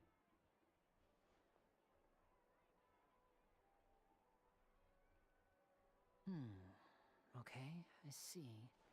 Is everything all right? Oh, it's nothing. We were just discussing a little housework. Yeah, I don't believe you. Sorry for the interruption. I don't believe you. Oh, before I forget, the Traveler and I collected more materials to make magic pockets. Were you able to get any, Fremine? Yes, I went diving and gathered lots of materials. I was about to give them to you. That's our Fremine, always quick with the underwater work. All right, I'll take these to the workshop. Oh, now it's raining.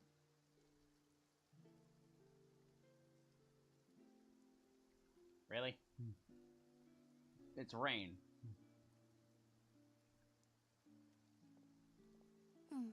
Looks like rain. Oh, you're right.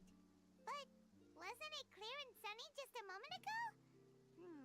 Fontaine's weather sure is weird.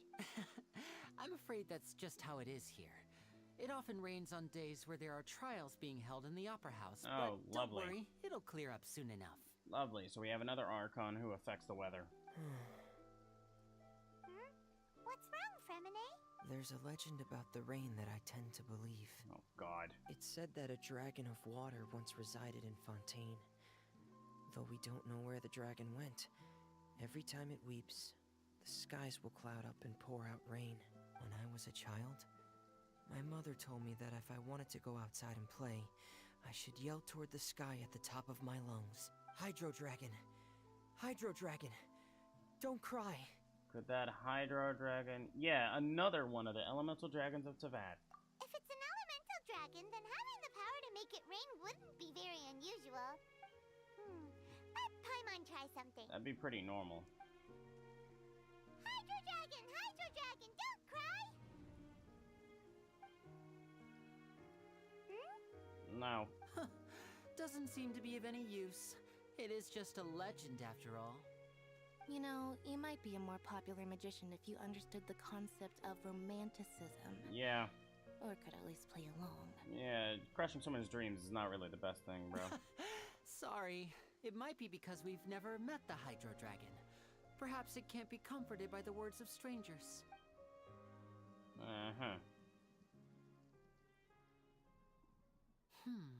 It rained for longer than I suspected. Oh, it's already getting late. Was there something you needed to do, Linny? Yeah, some preparations for the show at the Opera House. I need to find a way to catch the last aqua bus of the day. On the day of the performance, just ride the aqua bus to the island of Araneus. I'll have Lynette meet you at the fountain in front of the Opera House. Yep. See you at the performance. Oh, are you leaving now? Yeah. What is it, Fremine? I'm in a hurry. Oh, I Don't get it. be mean to You feel him. nervous delivering the materials for the magic pockets, is that it? Perhaps we could trouble the traveler to help us take these materials to the Beaumont workshop and deliver them to the owner there?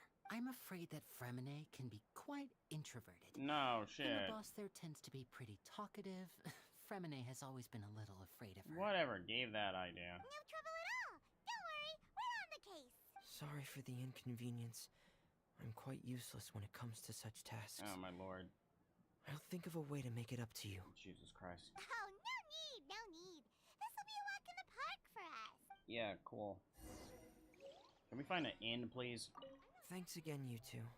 I really can't deal with that lady. Something tells me this is not gonna be fun. Where the fuck am I going? Oh my god.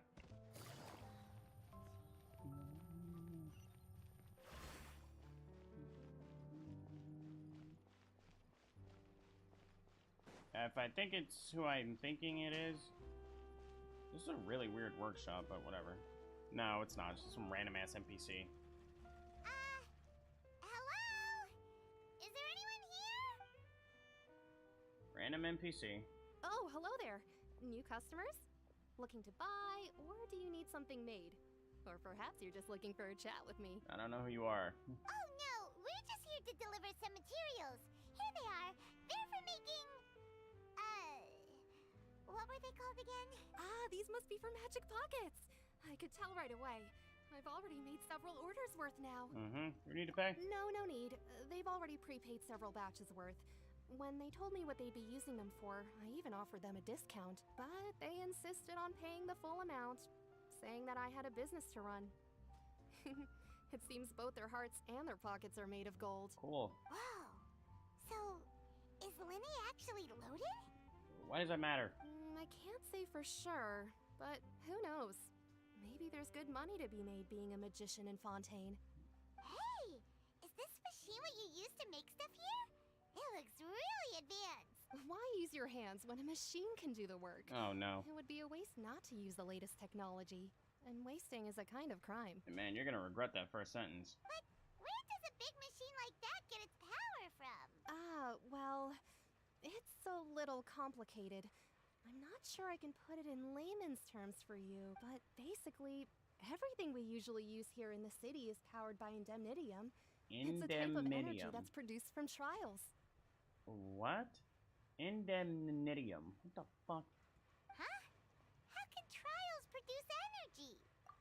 Well, I'm not completely sure of all the details myself, but basically, when a trial is in session, the Oratrice Mécanique d'Analyse Cardinale Oh my harvests people's God. injustice and converts it into energy to be used all around Fontaine. What the fucking shit, man? Stop saying that name. Oh my god. Oratrice Mécanique d'Analyse Cardinale. Like, no, bro. Holy god. Something tells me when we get to Notlon, we're gonna hear a lot of Hispanic names, and I'm actually here for that. So that's what its other function is? Paimon heard that the Oratrice was created by the Archon to make judgments. I want to hear Paimon say all of that, just once. But Paimon still doesn't get it. How could something unreliable like people's beliefs be turned into a stable power source for these machines? Well, Venti and Nahida did both say the gods rely on belief to obtain power. Oh, yeah! So that means the Hydro Archon relies on the machine to take the energy created by belief and turn it into power for all of Fontaine, right? Huh. Even though I've never heard anyone really put it that way before, it sounds like it makes sense. Besides indemnitium, we have another type of energy called pneumosia. Pneumosia and indemnitium. It isn't produced by the power of the Archon, but it is unstable by nature. Even now, it still cannot be widely used by civilians. Huh. I thought I'd find you hard at work, but here you are chatting the day away. Okay. Since you're already talking, I'm sure you wouldn't mind a few words with me. I don't like you already. You again? Didn't I already promise you Oh, that I'd God. have the more I owe to Confrérie of Cabriere by next month?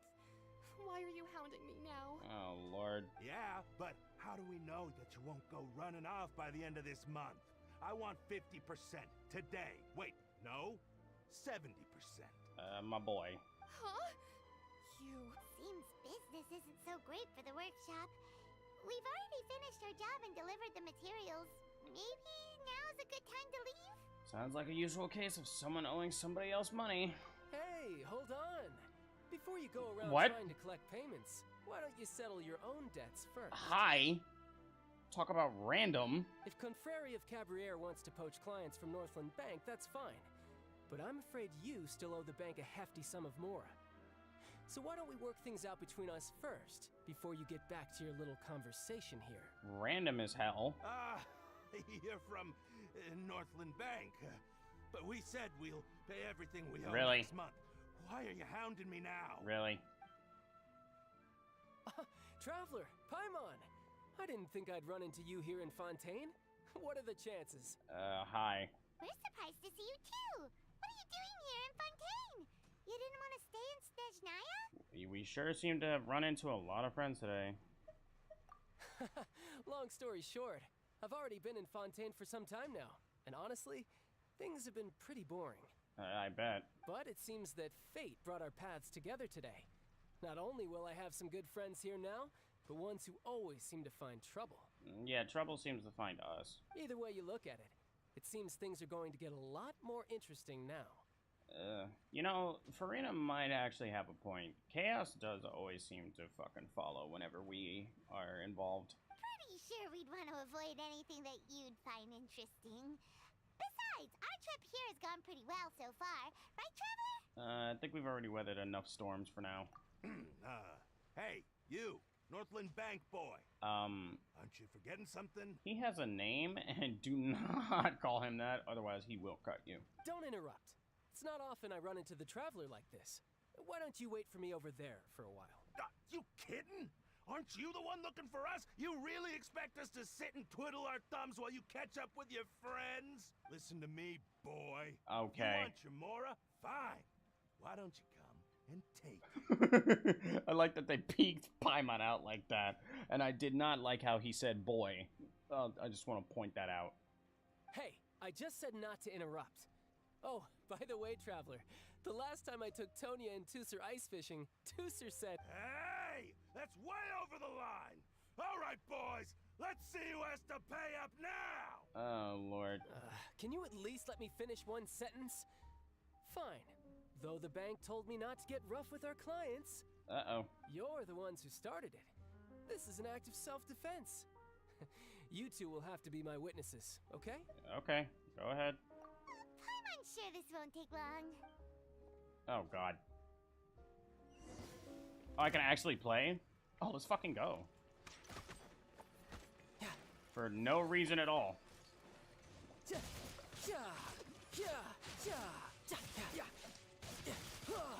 Hit him with it, your guard down. bitch. Randomly playing a child. Okay. What's your deal, Brad? How are you so strong if you're just a staffer from Snezhnaya's Northland Bank? Wait, don't tell me you're... Oh, now you notice. It's a little late, don't you think? Just make sure you understand that you don't mess with Northland Bank. Got it? Dumbass. Huh? Uh-oh. Now's my chance! Oh, shit. That was interesting. Huh. That was weird. That was an interesting little cutscene they did there. What just happened? I'm not sure. It's as if I suddenly lost control of my hydro powers when I needed them. Maybe there's something wrong with my vision? First of all, that's not a vision. Second of all, that's a delusion. Strange. How could that happen? First time Paimon's ever heard of someone losing control of their vision. Never mind. It doesn't matter. Uh-oh. If I want to stay sharp, I shouldn't be relying too much on my vision anyway. Besides, I always have my delusion in case I need it. You better not use your delusion too often. I don't have a vision, so don't fucking ask me. So what are you doing in Fontaine, child? I don't see its work for Northland Bank. Okay, that's gonna come into play later. Well, I guess it's because I've been in a bad mood lately. The fuck does that mean? Huh? What kind of reason is that? Wait, since when do you feel down about anything? I don't know. Maybe I still have a lot to learn about myself. Dude, you're like 20 years old. But recently, there seems to be some sort of restless power stirring inside of me. And I don't know why, but every now and then I feel like I'm in a terrible mood. What? Maybe you losing control of your vision just now is connected with that power you're feeling inside.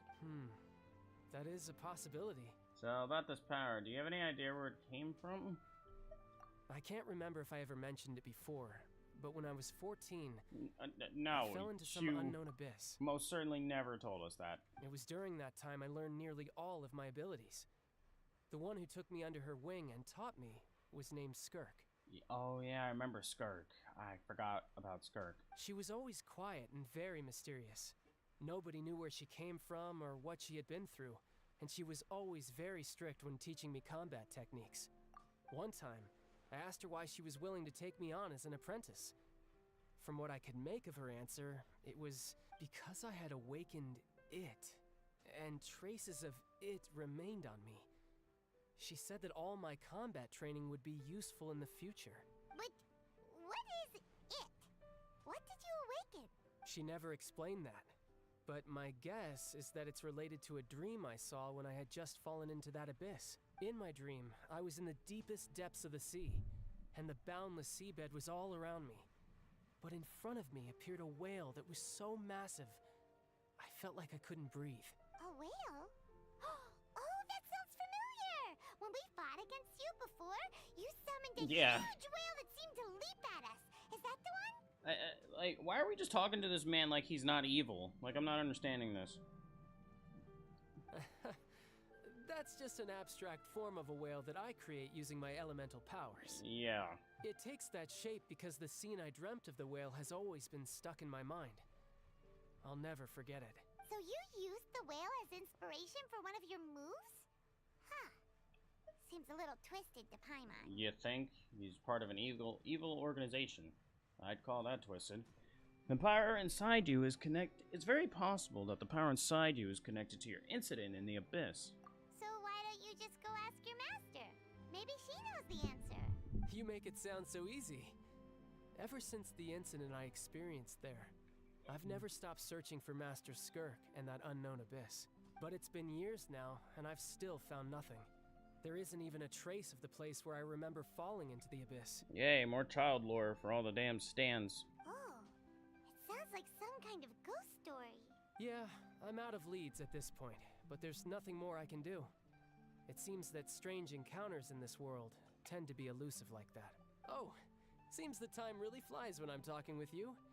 I just remembered I have somewhere else I need to be, so I should get going. What? More work for the Northland Bank? No, it's more of a personal appointment. Lately, I've been sparring with some of Fontaine's official champion duelists whenever I'm feeling bored. Official champion duelists? You mean it's their job to duel? Yep. In Fontaine, before a criminal goes to court, they're given one chance to defend their honor by requesting a duel with an official champion duelist. What kind of shit? The champion duelists are all powerful fighters selected from among the nation's best. And the duel itself is a no-holds-barred fight with no specified stopping point. Okay, so we can die. So engaging in such a duel is regarded as a symbol of defending your honor. If a criminal manages to win the duel, they'll be acquitted. But if they lose, they'll have no choice but to stand trial. We're gonna have to remember that. And the worst-case scenario is that you're simply killed in the duel. You think? Though it's rumored that Fontaine has a death penalty, from what I can tell, no one has ever been officially sentenced to death. Well, we got two people standing right here who, safe to say, are going to be. So really, the only people who opt to duel are those who have suffered a grave injustice in being accused, or those who greatly value their honor. Otherwise, why gamble with your life? Alright, now it's too cold in here.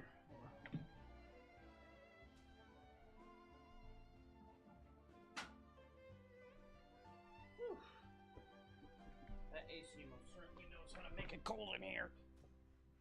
So, do many people actually get out of their trials by winning the duel?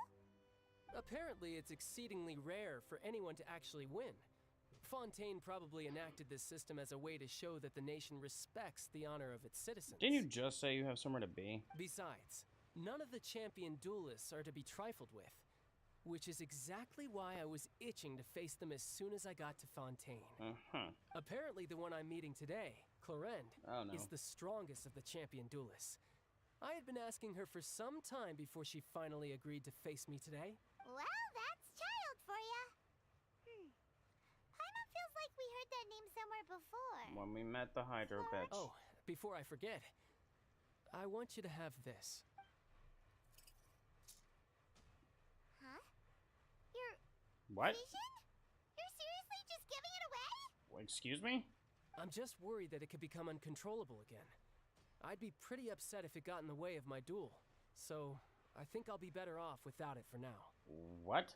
Besides, I just need you to hold on to it for a short while. I'll come retrieve it when I have some time later. Paimon knows what you're up to. You just want an excuse to come talk to us again, don't you? Whatever gave you that idea? I'll be in touch later. Okay. That sneaky guy. He said he's been feeling down lately, but he seemed the same as ever to Paimon. Well, since we don't have much to do for now, we might as well walk. What the? Okay. You walk all around the court of Fontaine. Wow! What the hell, man? Seen that coming! The reporter who was barely around for most of the story was the murderer all along! It's rude to spoil the mystery. Sorry. Paimon was just surprised, that's all. Paimon never saw that twist coming. The murder mystery novels here are amazing! So, like, you know at all how long we've been loitering The here? whodunits here in Fontaine are a lot different than the light novels you see from Yai Publishing House. Both have their merits, but Paimon thinks this style of novels are more, well, novel. It's so exciting to reach the moment when the mystery is uncovered, especially in the one Paimon was just reading. You should buy a copy and read it too. You already spoiled the ending. Oh, sorry about that. Paimon will be more careful next time. Hey, shouldn't we be heading to the Opera House to see Linny's performance soon? Linny said that the Opera House is on Aranias, so let's go ride the Opera bus.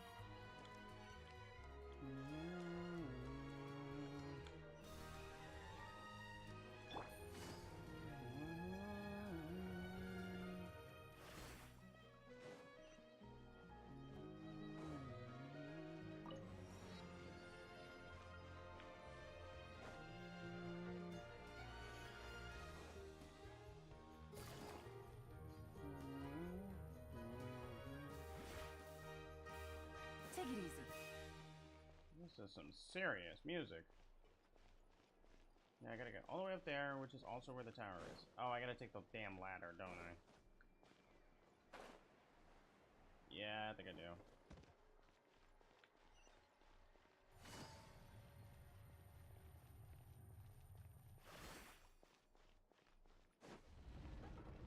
What the fuck? Okay. Yeah, this is a really odd race of furries. I'm not sure if I like that. I'm on the first floor. Okay. I didn't see that it said like 3 different floors.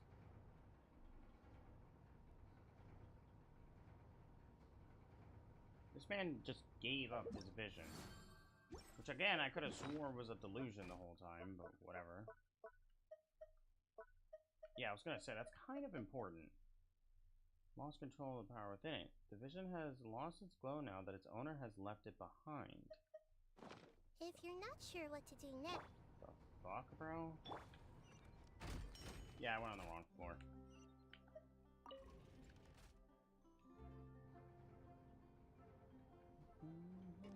What the fucking... Oh my god. Oh, that's the 3rd floor, I guess? Yeah. Shut up. There we go. I guess the tower's on the top. Whatever. When I want to get the tower.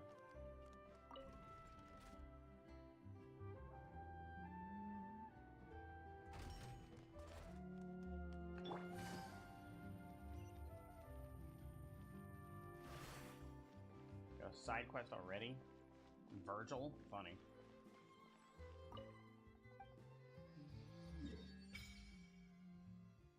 available. Okay.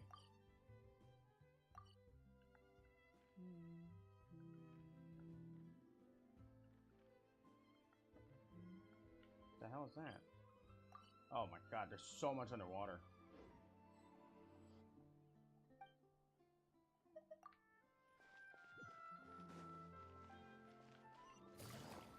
What the hell is on this dog? Are they serious right now? Did they really need to do this poodle like this? What is that eyeball? To the fact that we still can't pet it. I thought I could just go down there, but it doesn't look like it.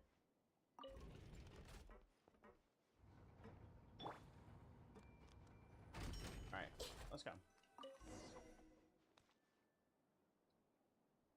Oh.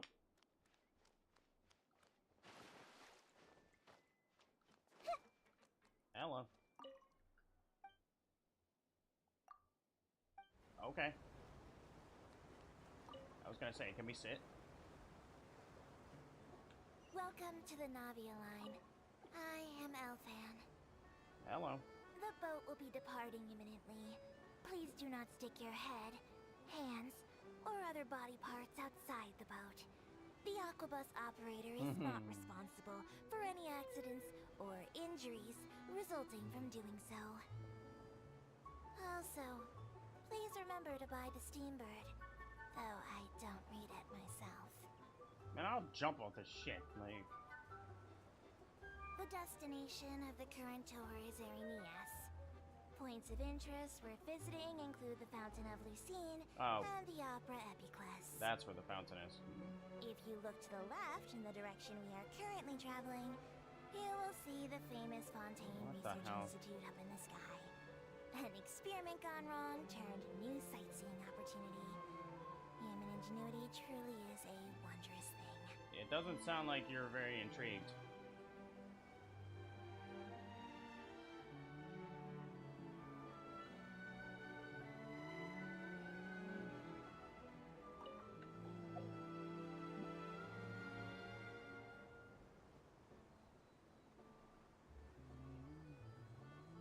We are now approaching our final destination. Please be sure to bring all your personal belongings with you as you disembark. Even though I will take any forgotten items to the lost and found, the paperwork is rather annoying, as Melusine hands are not suitable for grasping pens. Funny. Please be careful when disembarking. It has been my honor to be your tour guide this trip. Thank you. Yeah, something tells me I don't believe that. But really? I can't jump off yet? What the fuck?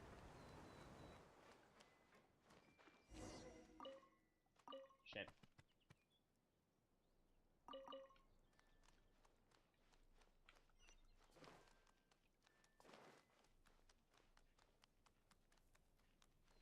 Interesting to say the least.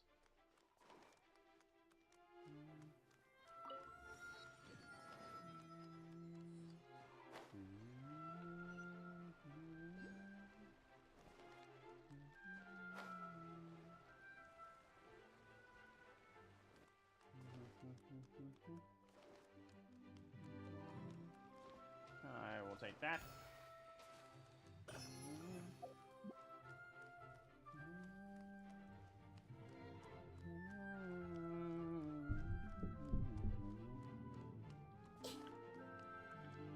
Why can't I pet the doggos? Ugh.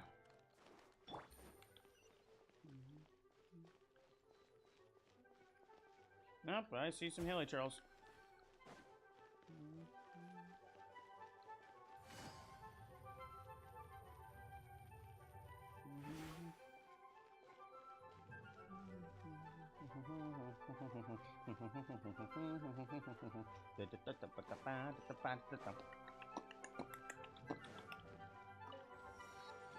Oh yeah, this is the fountain, alright.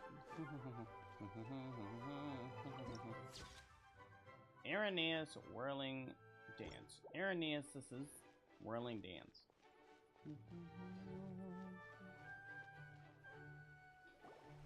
Whoa!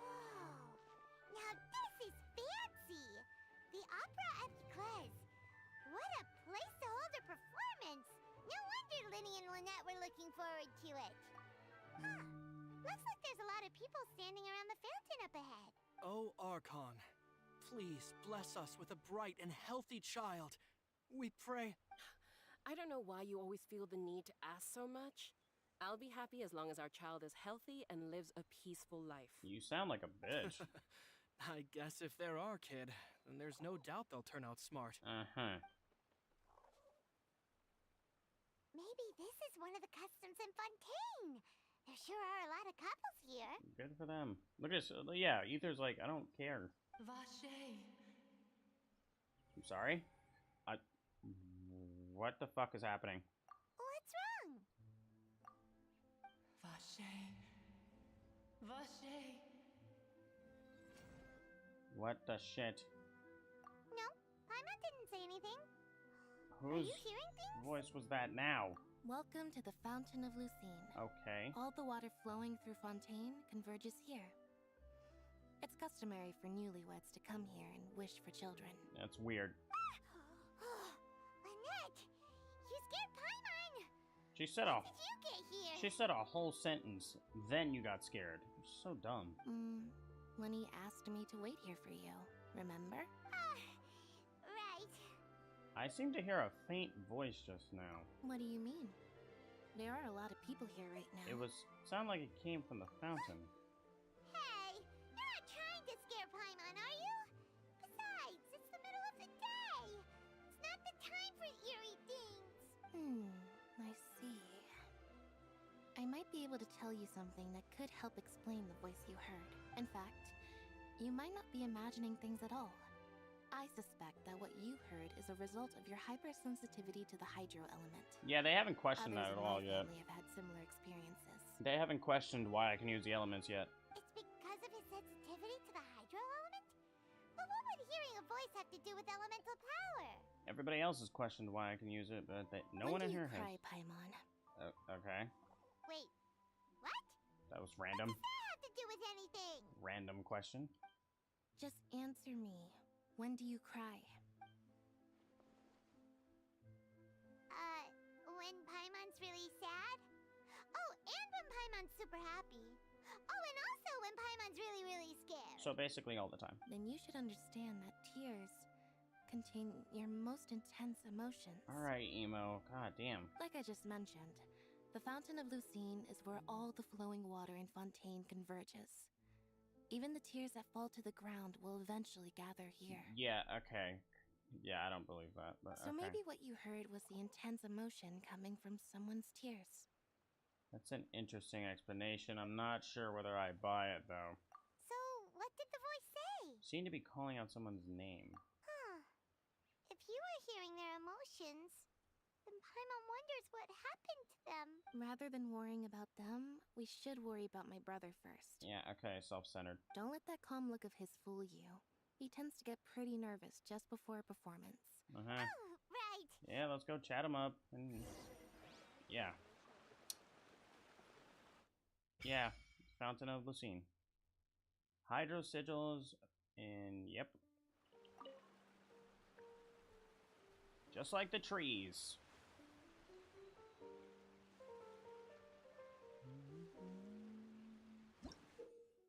You throw the hydro sigils you obtain into the fountain to raise its level and obtain rewards. Yep. Nothing new there. Okay, we're still using the Midlander sword billets. Alright. How high does this go? I'm assuming 50. Yep. Alright.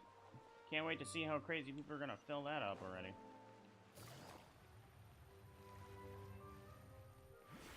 Yeah, these Melazane individuals are weird. Alright, let's go.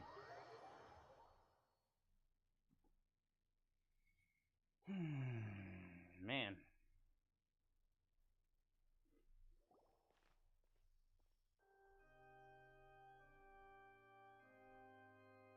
Traveler and Paimon, good to see you. It's not like I knew you two would come. No shit. Sounds like I just walked into fucking Castlevania. Are you kidding? We wouldn't miss it for the world. We've been looking forward to it. Dude, we just got here. I can tell, judging by how early you've arrived. But you're actually right on time. The audience still hasn't started entering the venue yet, which means now is the perfect chance for us to take you to the best seats in the house. Yeah, get them tickets.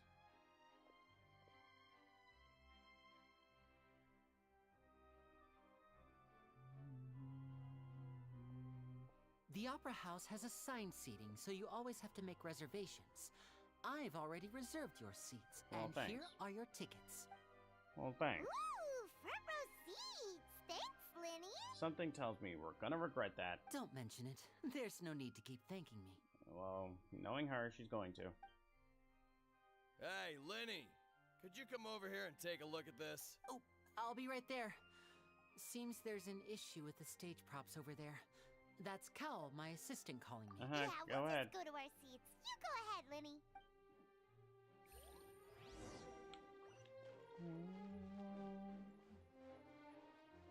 Interesting decor. Oh, they killing that organ.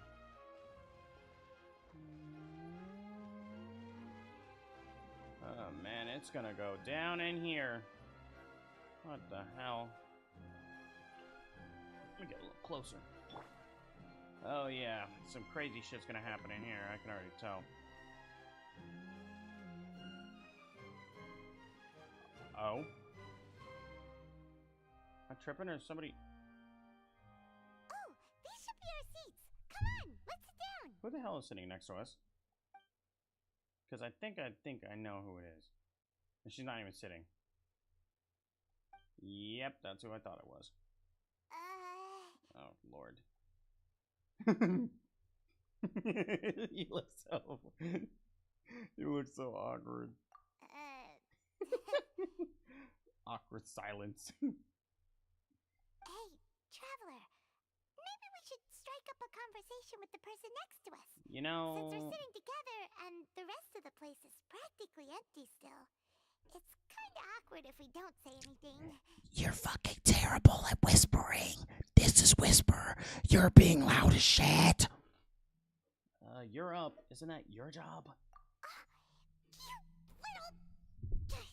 Of course you put this on Paimon. When do I not? Excuse me. I did not realize you felt awkward. Oh. I am terribly sorry. Holy fucking shit. I didn't realize that was his voice. Oh my god. Hello. I would be perfectly happy to chat with you if that is what you would like. Oh my god. Oh, so you heard all of that, did ya? No shit. Boy, you sure have good ears. Paimon thought she was keeping her voice down. Wait, did she finally just use a pronoun? Paimon thought she was keeping her voice down. Did she finally, for once, break third person? Wait, that's not it. Paimon's sorry. Paimon's the one who was being rude, talking under her breath like that. So, let's talk, but, oh, man. What should we talk about? Are his legs crossed? Oh, shit, they are. Oh, Paimon's got it. You're also here early and sitting in the front. Are you a friend of Linny's, too? No. A friend, you say? Well, if Mr. Linney would like to be my friend, I would be more than happy to reciprocate. Oh my lord, people are gonna go fucking feral over this guy. Actually, let me rephrase that. They already have on Twitter. Oh my lord. Oh, so you're not friends with Linny then? Oh, this is getting more awkward by the second. Paimon nearly forgot to make her introduction. Yeah, like the mascot that you are. Nice to meet you. Paimon is Paimon, and this is the Traveler. We just arrived in Fontaine. Why did I stand up? It is an honor to meet you two. Okay, fair enough. I have heard of your deeds across Tevat. Yeah, you and everyone else. And as required by proper etiquette, I will also introduce myself. I am... Oh, Monsieur Nervillet. What an honor it is to have you here to see my show. Okay, hi, Lenny. Ah, Mr. Linney. I should say it is in fact an honor for me to see your performance in person. Wait, Nervillet? Yeah. Could he be... I saw you all chatting just now, but it seems you still don't know who Monsieur Nervillet is. Nervillet. Allow me to introduce you to Fontaine's Chief Justice. That seat is always reserved for him. It wouldn't be too much to say that he's the symbol of justice and honesty here in Fontaine. Ooh, sorry for being so rude just now. Paimon had no idea you were such an important person. No offense taken. Being Chief Justice is merely what I do for work. Nearly every person has their usual reserved seat, so I'm not so special, really. I was gonna say, he sounds like our main man Alejandro Saab, aka Sino. A little bit, but I could be wrong. And by the way, I should probably let you know, even though I would prefer not to, there's someone sitting up there in the VIP seats that has been striking a pose for quite a while now. We just saw the seat and she was not there. I believe she is trying to give you a most elegant and impressive first impression. Oh, fuck me. So I think you should take notice of her sooner rather than later. Otherwise, she may become flustered. Oh, fuck. What do you want, bitch? I don't like you. Oh, yeah, okay. Yeah, cool. Just keep egging on how much I don't like you. Huh? Oh, it's Farina, the Hydro Archon. Huh. She sure has a smug and satisfied look on her face. Guess she has no idea that you saw right through her act. Very good. That is for the best. No need to pay her any more attention. We may now enjoy the show. Huh? So is this what things are like between the Chief Justice and the Hydro Archon? Yeah, he treats her like a fucking child, as he should. All right, please wait just a moment longer. I've pretty much finished my preparations, and the performance will start as soon as the audience has made their way to their seats. Something is going to go terribly wrong. Yay! The show is finally about to start! Paimon can hardly wait!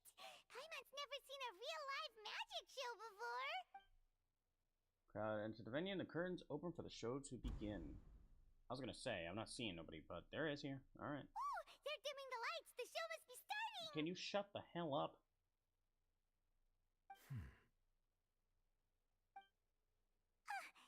Sorry. Paimon will try to stay quiet. Like, shut up. Welcome, one and all, to the Opera Epiclese. I am the star of today's show, Linny. And over here is my sister, Lynette, who will be working as my wonderful assistant. Please, let's give her a warm welcome. Mm-hmm. You can't just say that you guys are a duo? Hello, everyone. Yeah, she sounds so thrilled. I know she may seem to be a little sleepy right now, but that's just a sign that she's nervous. Yeah, okay. Whatever. Yeah. Now, some of you may be thinking, two vision holders who can freely manipulate elemental powers performing magic is not true magic at all. Yeah. So, I would like to take a moment to assure you that elemental powers will have nothing to do with what you will witness on the stage today. Bullshit. Why does she Both Lynette and myself have removed our visions for the show. That way, even the gods won't be able to help us. Uh-huh. Oh, good point. That's what makes the show real magic. Now, without further ado, let the show begin. Lynette will now exit the stage to make some preparations. I know you might miss her, but don't worry. She'll be coming right back on stage momentarily. Perhaps in an unexpected way. If I remember correctly, I'm sure she'll be stealing the spotlight soon enough. She's gonna be pulling a David Blaine and trying to get out of a water-encased cave while she's chained up type shit.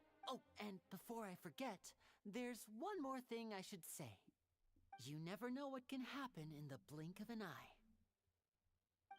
Uh-oh. A magician's greatest skill is making things disappear or appear. The possibilities are endless.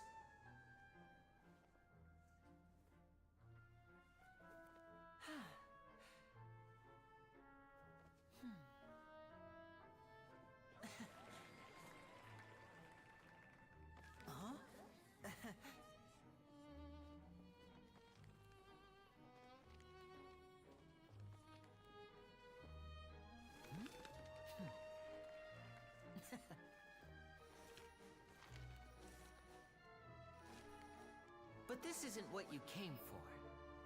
These little tricks, you've seen them all before. So it's time for something truly extraordinary. don't you think? This one's a little tricky.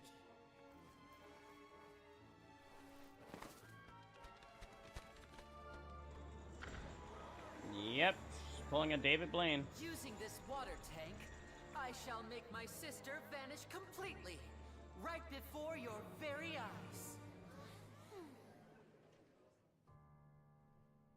How is this gonna end? Very horribly, I can imagine.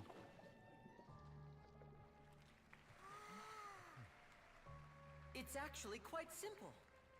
She'll just turn into air bubbles and float right out of the top.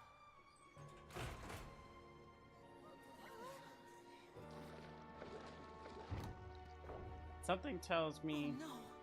I told them to check all the props carefully. With the lid on, even air can't escape. An amateur magician would be getting very nervous right around now. Luckily, it's me on stage, so let me show you what a true virtuoso can do.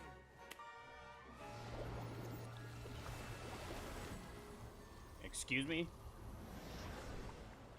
Out of her clothes, though? Uh-oh. Lynette, are you still there? Don't go too far. We don't want to use up all our magic. Hi, I'm back. Okay, because she had an extra pair of clothes.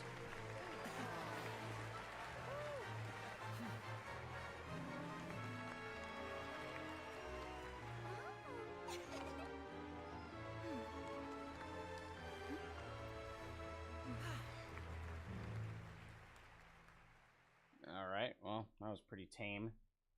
Yeah, David Blaine was much better than that, I gotta be honest. Whoa! What in the world just happened? How did he do that? Paimon didn't see him do anything! Wasn't Lynette inside the water tank? How did she disappear and then reappear out of nowhere? I wonder he's a famous magician. If we could see easily through his tricks, then that would mean that his skills are still lacking. To appreciate magic, you should focus on the show happening on stage, rather than getting caught up in trying to see that which has been intentionally hidden. Yeah, that's kind of the point. Guess you're right. Paimon couldn't believe her eyes when Lynette reappeared. Amazing! Thank you everyone. I'm glad you enjoyed that performance. But our magical journey has only just begun. I've prepared even more astonishing surprises for everyone here. The magic of transformation and disappearance can go far beyond what you've just seen. Mm-hmm. I'm sure many of you are thinking that escaping the water tank was impressive enough. But Lynette is still my assistant after all. Uh-huh. In which case, I have ample time to make all necessary preparations. So, for my next trick, I will require the participation of one lucky audience member. Please, if my assistants could bring out the magical boxes now. There are 2 boxes and only 2 boxes. One is here and one is there in the aisle among the audience. I'm sure many of our clever audience members have already guessed our next magic trick. A swap! Our lucky audience member and I will each enter a magic box. After 1 minute, we will each emerge from the opposite box. Now, why just say the magic trick, you weirdo? Now, please, everyone pay very close attention to the box you see here. Don't give me any chance to make a move. Wow! How's he gonna do this? Hey, do you think this is all magic tricks? Or does Lenny have actual superpowers? Let's watch and see and shut the hell up. The lucky audience member will be generated by this random number selector. What the hell? It selects numbers entirely at random. Even I don't know who will be chosen to participate. It's gonna be us. Now then, let's begin. It's gonna be us. Let me see. Oh, row 7, seat 3. Congratulations! Oh, okay. You now have the chance to experience magic firsthand for an entire minute. Please, come forward. My assistant will take you beside the magic box. I'm sorry, it might be a little cramped inside, but no need to feel nervous. We've carefully arranged everything for you to be as comfortable as possible. You don't need to do anything, but no matter what strange things may happen, don't come out of the box. If the magic is interrupted, who knows where you might end up? You might even find yourself in the Fortress of Meripede. That sounds like prison. Oh, okay. All right. Before I enter the magic box, there is one more thing I need to ask the audience to do. Could you all give me a countdown? Like this. 60, 59, 58. Just keep counting down. You can go a little faster or slower if you like. I won't be able to see anything in the pitch black box, so I'll be relying on your voices to know when time is up. Oh, and no tricks now. If you quickly count from 60 in just 30 seconds, then I'll be in a tough spot. Ooh, Paimon kinda wants to count faster after hearing him say that. Oh my god, you are so loud and annoying. I would never take you to the movies. The crowd counting together, you couldn't even if you wanted to. No, that won't do. I can see it in your eyes. You still can't be trusted. Let's practice together. Come on, repeat after me. 60, 59, 58. 60, 59, 58. That's right, perfect. Keep it going. All right, I'll see you all on the other side once you've finished counting. 54, 53, 52. Can you Why aren't you counting, Nervalet? I am counting in my head. I think things are exciting enough in here as it is. Honestly. Merely a consequence of my identity and personality. Do not worry about me. So you saying just enjoy the show. You're too high class for this. Oh, all right. You look so serious that Paimon thought you might be feeling uncomfortable or something. 40, 39, 38. Mr. Linney, are you all right in there? Is everything ready? Yes, I'm fine. I'm just double-checking the direction of the magic. It would be a disaster if we get sent to the wrong places. For example, midair right above the audience. Even though he's saying that, Lenny doesn't seem nervous at all. It's part of the show. Oh. What was that noise? Did you hear it too? Not sure. Anyway, it doesn't seem like anyone's worried about it. 25, 24, 23. What's wrong, Mr. Linney? I can still hear you moving in there. I seem to have accidentally knocked over a decoration. I'm trying to fix it, but it's pitch black in here. I can't tell left from right. Never mind the decorations. There's no time for that. The show is what's important. No, that's unacceptable. I want my show to be perfect. Don't worry, we still have 20 seconds. Hear them counting? 19, 18, 17. It seems things aren't quite going as planned. I apologize, everyone. It feels like you're all starting to count faster, but that's all right. I know it can be tiring to do such a long countdown. 10 seconds and change is still plenty of time. Uh-oh. 10. Almost there now. Swapping two people is harder work than you might think. Even a master magician like me can't guarantee I'll get it right the first time. Hey, wait. Is this the back one? I can't tell. They both look the same inside. Huh? No, that's not it. I'll try again. 7. Hey, slow down! Honestly. 5. 4. 3. Whoops! That doesn't count! 0.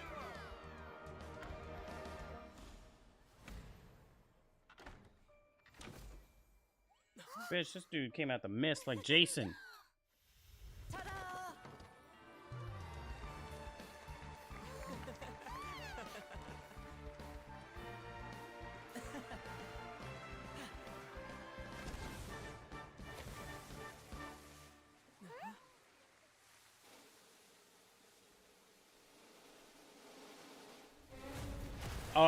What the hell?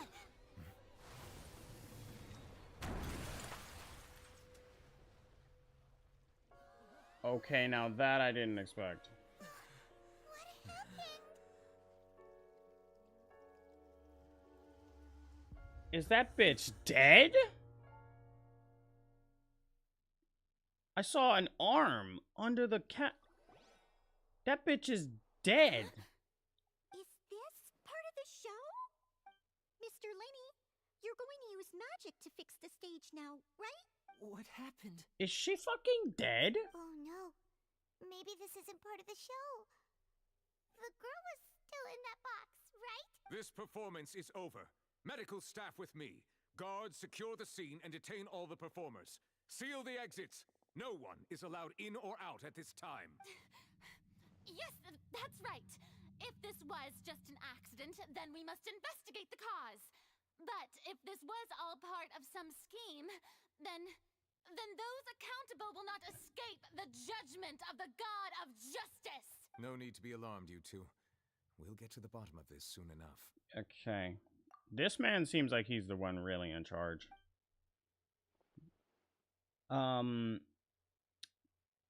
I hope that Unfortunately, the person who is in the magic box has been pronounced dead.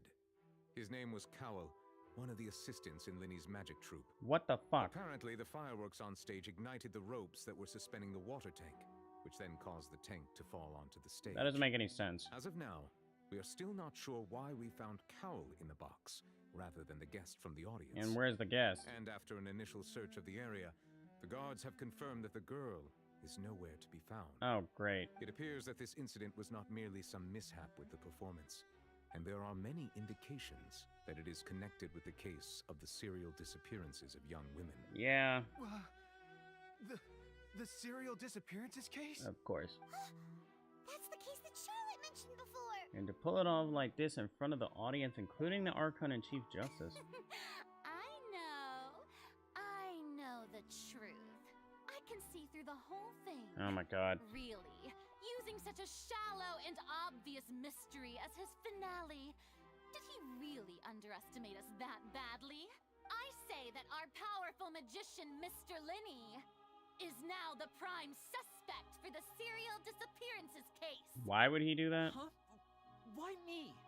This whole thing was an accident. Oh, this all occurred during your magic show, did it not?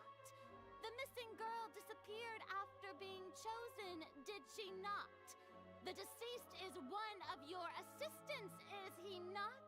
Now that I think about it, that whole speech about magicians making things disappear was nothing more than a provocation, a bald-faced challenge. That can't be right.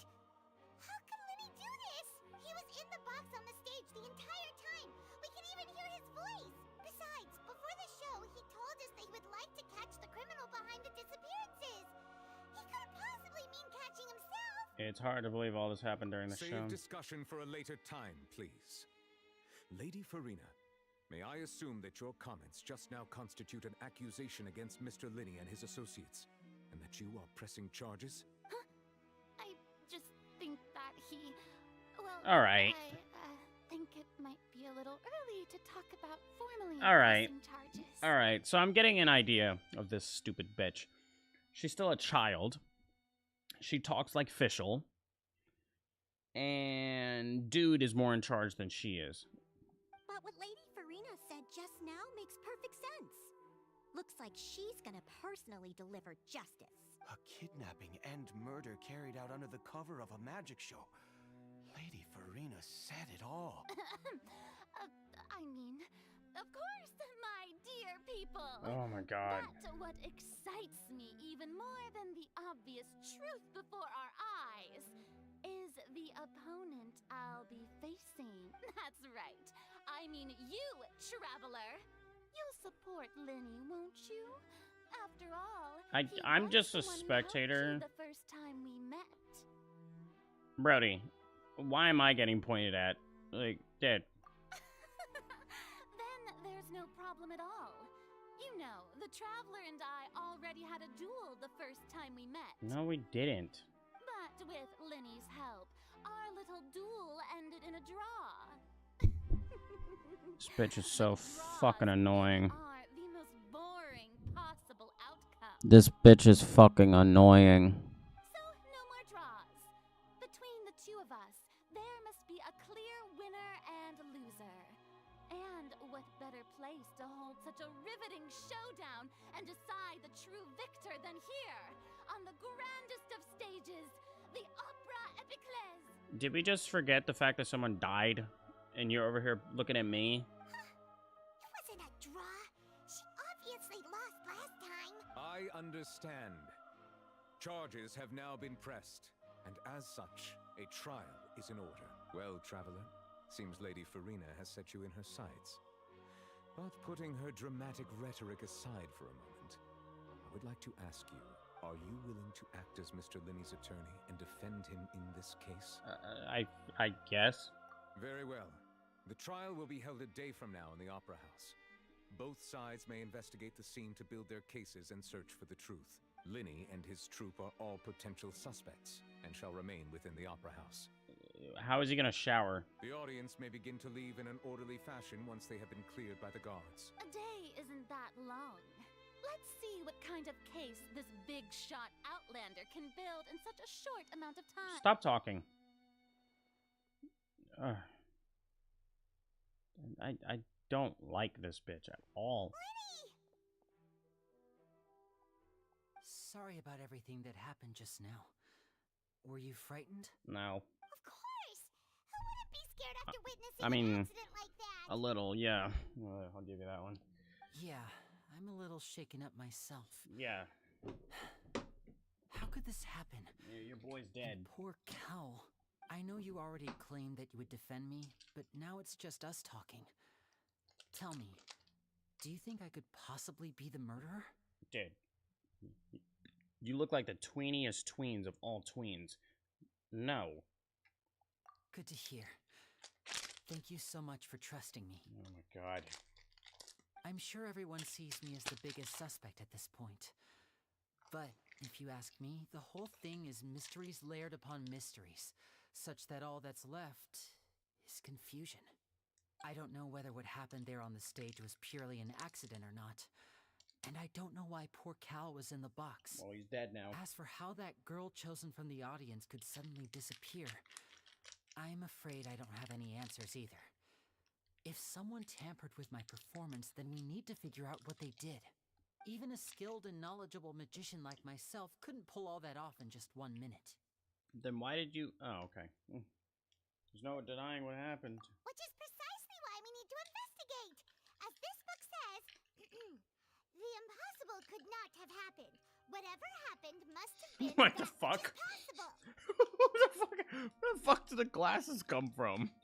What the fuck? Paimon bought them when we were reading at the bookshop in the city earlier. Oh my Pretty god. cool, huh? Oh no, the fan art. Don't worry. Paimon used her own savings to buy them. It wasn't from our travel funds. Where the hell did you get savings? I think they look cute on you, Paimon. Don't egg her on. You have good taste, Lynette. No. Fuck both of you. That's the right attitude. Feeling depressed isn't going to help me now.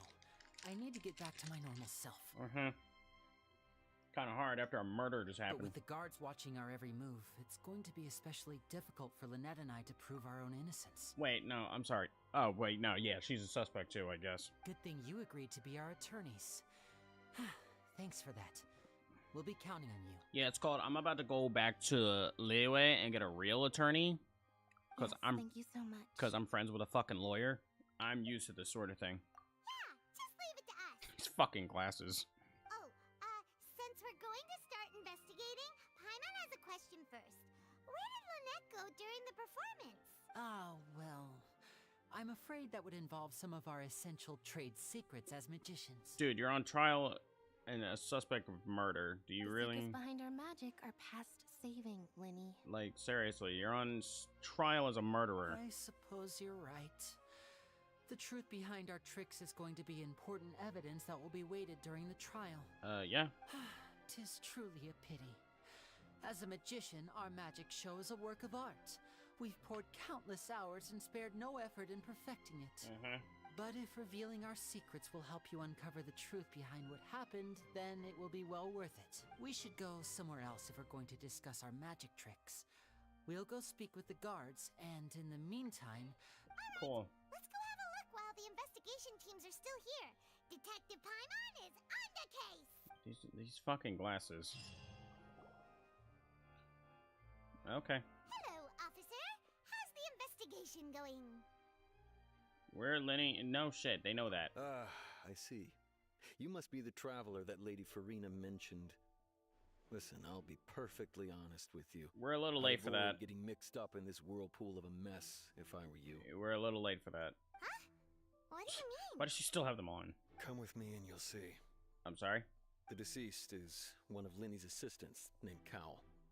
Even though he hadn't joined the Really? troop long, he was hardworking and everyone generally liked him. Was the body lining on the ground really necessary? How did they put that on the ground underwater? The assistants are usually in That doesn't make any charge of sense. setting up and inspecting the props, as well as assisting with the show and keeping the crowd engaged. Don't they use chalk to write that? How did you do that on water on wood? Like that? No. As you probably saw when you were in the audience, Like, what the hell? the water tank suddenly fell and smashed the box with Wasn't Cowled inside it. Wasn't a girl supposed to be in there? This is the real mystery. We've already searched the scene and were unable to find any traces of the girl. Yeah, you guys are doing such a good job. However, if you look carefully, the box was positioned directly under the water tank. The ropes holding the tank were then burned by the pyrotechnics on stage, causing them to snap. It doesn't seem accurate. All these factors lining up so perfectly makes it hard to see this as a mere accident. That doesn't make any sense. The stage is here. Say the stage is here. Okay. Say the front of the stage is here where the fireworks are. Say my face is the box, and the other box was right above it that was holding the water cage. How the hell did fireworks all the way over here burn all the way over here? Just no. No. If anything, the more logical explanation is that the whole incident was intentionally planned, and Linny is the most likely person to have access to all these areas. That's stupid. But he doesn't have a motive. He has a literal sister, and you think he's gonna be stealing women? Are you both good friends of his? We just met. Well, you can't say we're good friends, but we've known each other for Good. a little while. I'm glad she didn't just say yes. So in just a short time, he was not only able to win your trust, but even convince you to act as his attorneys. Oh my god. I know there's no such thing as magic. The real trick of a magician is holding the audience in the palm of their hand. Uh-huh. Yeah, he had a whole dove come out of his fucking hat. I've seen a lot of cases, and I can tell you that people are the least reliable kind of evidence. People can also be the most reliable. Sorry, I tend to be pretty straightforward. Yeah, cool. Just know that I'm warning you for your own good. Yeah, that's great. Anyway, you may investigate the scene of the crime yourselves if you're curious. Who knows, maybe you'll be able to come up with some new evidence. Yeah, whatever. You can use the case records to... What the fuck is this? You can use the case record to confirm your current evidence and clue collection situation and sort case-related information. What the fuck? You can check as yet undiscovered evidence and clues in the case record, then investigate the corresponding area to locate them. Use the perception skill to find evidence and clues that can be investigated within a certain radius around yourself. They will advance in your overall progress. Fireworks launched at the tail end of the magic performance. Set the rope dangling the water to go on, causing the tank to fall and kill Cal, who was within it. It seems evident that Lenny is the likeliest user of the prop to commit a crime. However, the reason for the victim being Cal. Yeah, cool. Well trusted. Got it.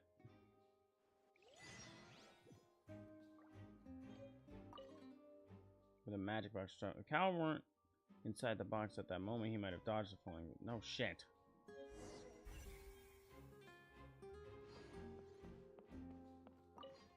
The broken magic box was left on a scene after the guards completed their... Looking at it now, the water tank must have struck her really hard. No fucking shit.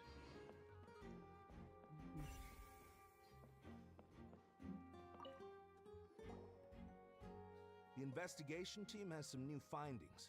Turns out there's an issue with the random number selector after all. Uh-huh. Damn, that's a lot. See, I told you. What if the machine picked some big guy's seat? You think the murderer would have still made his move then? Sorry to interrupt, but we're helping Linny and Lynette with their side of the investigation. What were you saying about the number selector? There's something wrong with it? You're trying to help them? That'll be a tall order. Yeah, whatever, bro. Lenny used the machine to pick a random member of the audience during his performance, right? The lucky girl that later disappeared. Uh-huh. Well, we thought there might be a serious problem with the machine, so we had it taken away for further inspection. It turns out that the seat number it picked wasn't random at all. The machine picks that same number every time. My ass. There's no way in hell. Out of all these seats here that pick the same fucking one. I'm sure you already know that you have to make a reservation in advance to get a seat. regardless of whether it's a trial or some performance. Mm-hmm. In other words, Linny knew who would be sitting where from the very beginning. Yeah. That much checks out. Linny reserved our seats for us, too. Bet you see why I was saying it'd be tough to make a case for Linny. Yeah, lick my butt crack, dude. Shut up. Even though it's bad for Linny's case, Paimon had better write it down. The guards have found that it will generate the same number no matter what.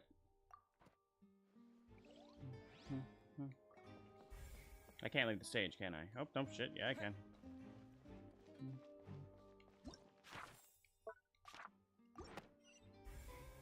Fucking A, there's a lot to investigate.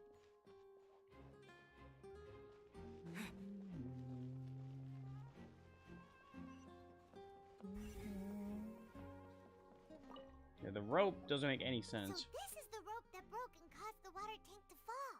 The rope looks pretty durable. How can it be burned through so quickly by fireworks? So either Lenny didn't realize this was a safety concern, or... Why are you suddenly so serious, Traveler? What am I not? I'm just looking where the rope snapped. Whoa. Look! This bit is made from different material. Most of it was burned away, but there's still a little bit of it left. Seems to be flammable, like a type of flash cotton. So if a rope meant to hold something was made with that kind of material in it, then that means... Wait, why don't you write all this down? Rope was used to suspend a water tank, suddenly broke when the fireworks were being launched. That the location where the rope snapped was made of flammable material. I would say that alone is justifiable enough to completely... What are you investigating? What the hell was I gonna say? I don't know. Oh, this location has also been cordoned off because the Magic Troop members are currently considered prime suspects. The investigation team is still collecting evidence. Oh, yeah, the whole rope thing should completely alleviate everybody from this. The seats were all Well, booked in advance. Maybe not. So we were able to deduce the missing woman's identity by checking the guest list. Could you tell us who she is? Sure. It's not like this is confidential information. We will publish it later anyway when her name cool. is Halsey. She's a painter from Fontaine who's made a bit of a name for herself. Of course. Apparently, she wasn't a regular at the Opera House, but she'd been feeling some pressure with her work lately, which made her decide to come see the magic show. Bro, it sounds like you know her whole damn life story. The Magic Troop members all claim not to know her. We have looked into her social connections. It seems that she has no personal grievances or conflicts of interest with the suspects. Simply put, she wasn't related to the Magic Troop at all, which matches the features of the previous serial disappearances. Were the victims of previous cases also chosen at random? Dude, I cannot take you seriously with That's them how damn it seems glasses. to us, in any case. Apart from the fact that they were all young women of around the same age range, there really weren't any other connections between them. Okay then. Yeah, cool, thanks. No need to be so formal. If you do happen to see the missing girl, please be sure to contact us. It is of utmost importance that we get to the bottom of these disappearances. You were a lot nicer than the other two. Yeah.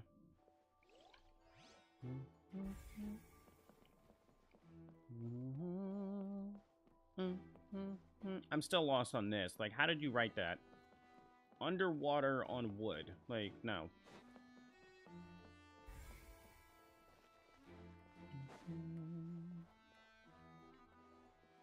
Talking about that.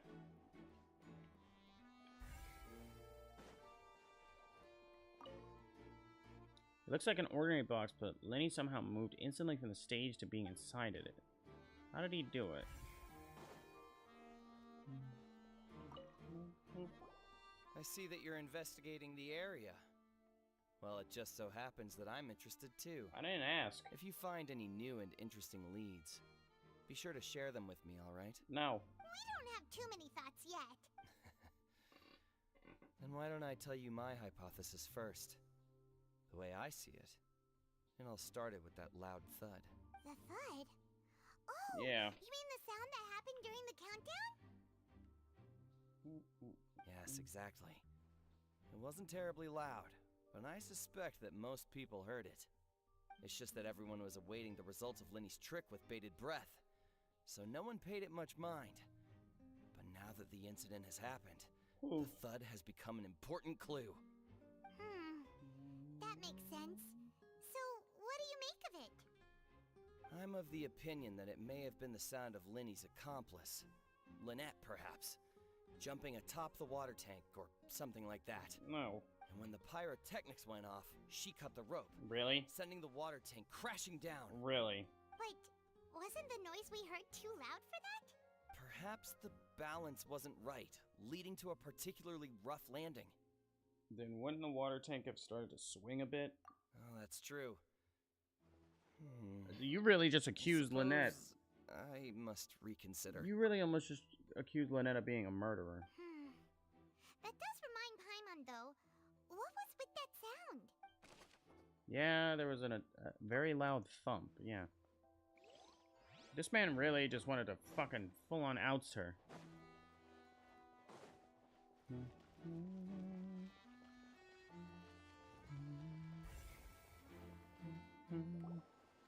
Hey, you! Yes, both of you! Over here! Oh, God. I've been keeping an eye on you for a while now. Look at these two motherfuckers. Huh? You mean us? That's right. If I'm not mistaken, you're also among those who wish to cut down the thorns and pursue the truth. No? And by the looks of it, you're not from Fontaine. No, whatever gave that idea. Well, you're right on the more about that one, but who are you? This bitch. Have you never heard of the Spina di Rosula? Dude, we just got here. From mediating disputes and providing protection to solving conundrums, you name it, Spina di Rosula does it. And I, Navia, have the honor of being its renowned president. I don't think we asked, but you are very pretty. Though those who play by our rules call me boss. Uh-huh. I'm Silver, her attendant. Pleased to meet you. And I'm Melus. Demoiselle's various daily needs and affairs are under my purview. It's not the voice at all that I was expecting. Boss? Demoiselle?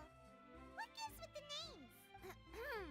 Well, I am the second generation president.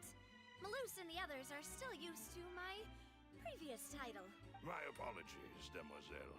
Should you prefer, boss, I will endeavor to use that instead. No need. You don't have to call me boss. Just Navia is fine. Who was you pointing at, bitch? Okay, if you say so. Not that we're members of Spina di Rosula anyway. All merely trifling details. Never mind. Now, back to the situation at hand. You want to investigate as well? That's right. I've always kept an eye on the serial disappearance cases. My interest stems from a matter back from my father's time. Uh-huh. Judging from the look of things, I find Linny an unlikely mastermind. Really? We think so too. That's why we're looking for clues now. But how did you come to that conclusion? Intuition, naturally. My unparalleled intuition. You know, I have another blonde individual that you would get in, that you would be great fucking friends with. Farina sure was quick to point the finger at Linny without any decisive evidence whatsoever, wasn't she? But yeah. That's not uncommon for her.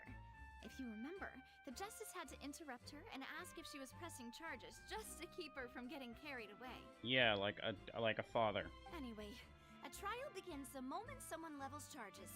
And, of course, there was no way Farina was going to back down in that situation. Duh. Sounds more like you just don't trust the Hydro Archon. Well, what's your opinion? I must admit that she can be interesting at times, but liking her doesn't mean that I'll blindly agree with her. Duh. All right, I've answered your question. Now, it's time you answer mine. Wait a minute, did that answer count? Well, I say it does. But don't worry, you won't hear any pointless questions from me. In your opinion, do you think it's right to treat a trial like it's an opera? No. Well? What do you mean, not always, Ether? No. And why would that be? Doing so makes it easy for the truth to fall by the wayside. Something serious like a trial shouldn't be treated like entertainment. See, Silver and Melus? I told you they'd be different. Most astute of you, demoiselle. I too think that the traveler's response was most excellent. Jesus Christ. No matter how wonderful the script or how fervent the audience's expectations may be, the trials that go on stage here must be based in fact.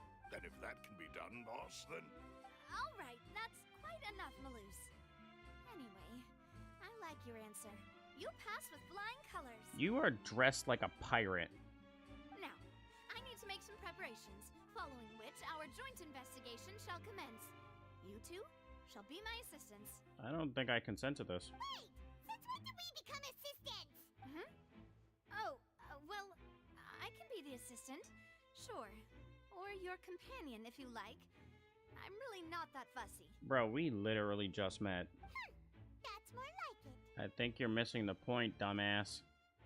Far be it from me to brag, but I believe that Demoiselle's intuition will be instrumental in uncovering the truth. You wish to save a friend from false accusations, and we wish to unravel the disappearances. In this sense, our goals are aligned. You have a point. Huh. You're quite the talker, aren't you, mister? And what about you over there? What do you think? You seem like you've got something on your mind. I have nothing to add. Oh, alrighty then. Okay. We'll be making some preparations first. Just be sure to let us know if they start revealing Lenny's tricks. Thanks! Okay. Whatever. Speaking of that, I think magic shows would be very popular in Poisson. Poisson? I could see that. Maybe I should try to learn some magic. If I could make things disappear, cleaning my room would be a cinch. You need not worry about such things, demoiselle. Oh, right. Fucking weirdos.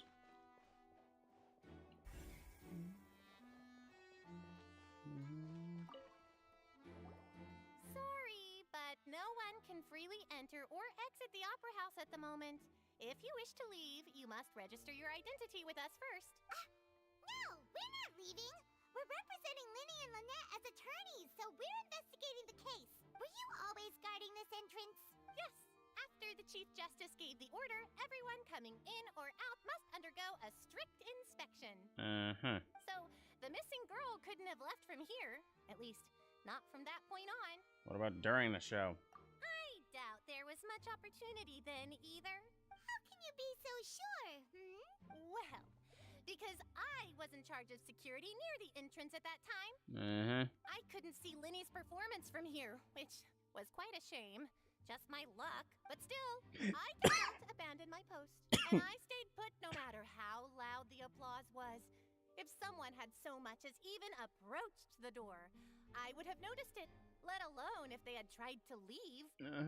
We Melazines are good at that sort of thing, you know. So, it's safe to say the girl couldn't have through here. All right, thank you for your help. This will be useful info.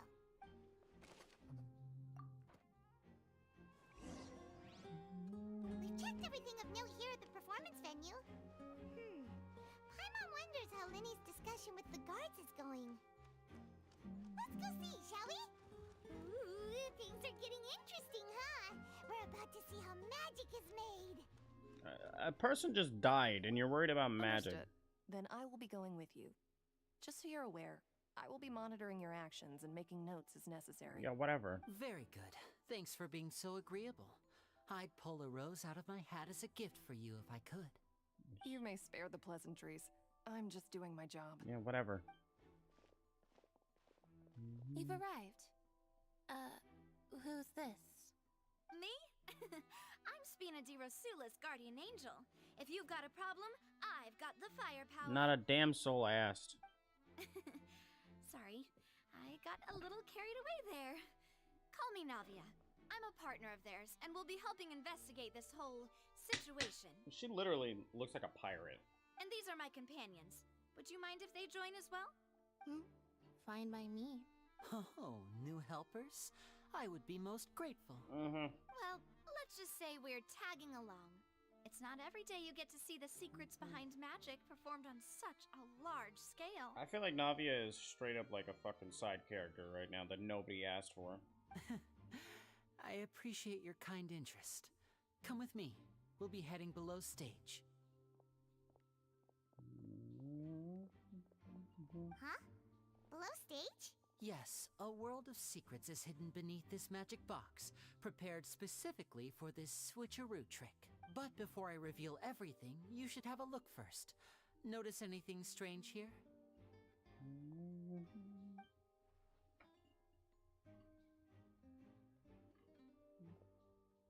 I'm not trying to be dramatic. Remembering the details of a trick will help you understand the methods used to perform it more easily. Huh.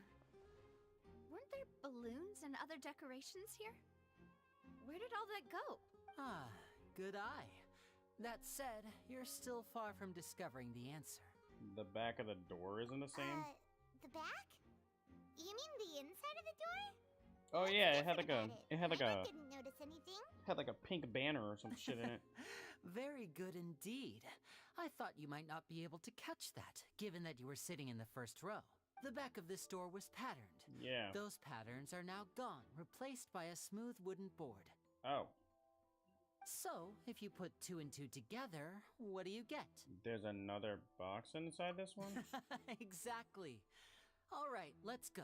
I'll tell you how it works as we head down. Okay.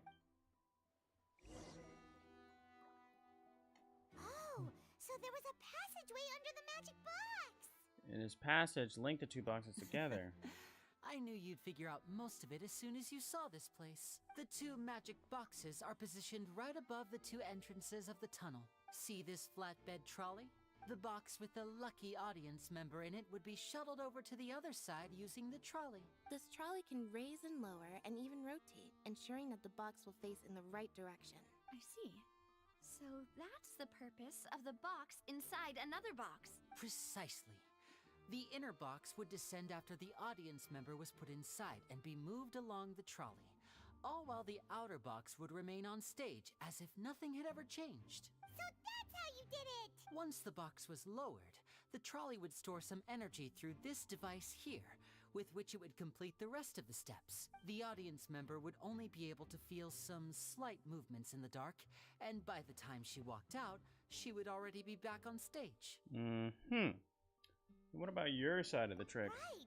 You were talking that whole time, and you even came out for a moment near the end! Ah, yes.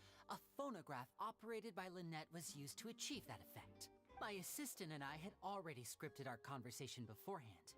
When the countdown began, I had already gone to the opposite box via a tunnel using that ladder. And what about Lynette? Where was she? I was in the mezzanine space in the back of the box. Oh, interesting! That's how we were able to coordinate Linny's lines with the assistant. And, by the way, I was the one who walked out of the box at the end. I mean, we are twins. All it takes is a change of clothes and no one can tell who's who. She literally has fucking cat ears. And that's my favorite part of this trick. Only Lynette and I can perform it. So that's how it all worked! Wow, every detail you revealed was more amazing than the last! Kinda takes away from it being magic now, doesn't it? You can tell a lot of thought was put into this. Lynette would briefly walk out of the box and then go back in, jumping into the tunnel and escaping before the box on the trolley could finish ascending. And then I walk out of the other box in the audience area, and the trick would be complete. The operative word here being would. But as you saw, Cal was in the box, not our audience member. She, on the other hand, mysteriously vanished. We really don't know how that happened. If not for that interlude, this would have been an astonishing trick. I probably never would have figured out how you pulled it off. And yet, to think that someone was able to use this magic trick to commit a crime. Could we have a look around? I think we can come up with some more leads. This is the scene of the crime. So Linny and Lynette are not permitted to stay here. I'll escort them back up. Yes, of course. No need to be so strict now. I won't disappear into thin air, you know. Thanks, everyone. We're counting on you. Yeah, whatever. Interesting. Yeah, I got it. I got all of that. Interesting. Oh my fuck. A ladder is required in order to return to the magic box above.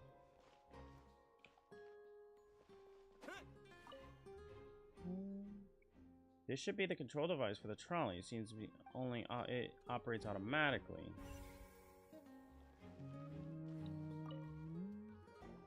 Huh. What's this? Looks like a hook tied to the end of a rope. Huh? There's all kinds of odds and ends here. Yeah, he didn't mention that. Perhaps it was a prop for a different trick. But why would it have been left here? Whatever it is, let's make a note of it first. Are your buddies gonna say anything eventually? Okay, we have a broken pot. The floor is wet. Please be careful not to slip. Speaking of which, why would there be water here? Maybe it's for a trick. It's one of those tricks where you pour water into a jug No. and then flip the jug over only for the water to disappear? No. And here's a broken vase. Huh. Did the trolley knock it down while moving? That can't be. The trolley moves along tracks from start to finish. It couldn't have hit the vase at this distance. Let's note this down too and think about it later. Oh, God.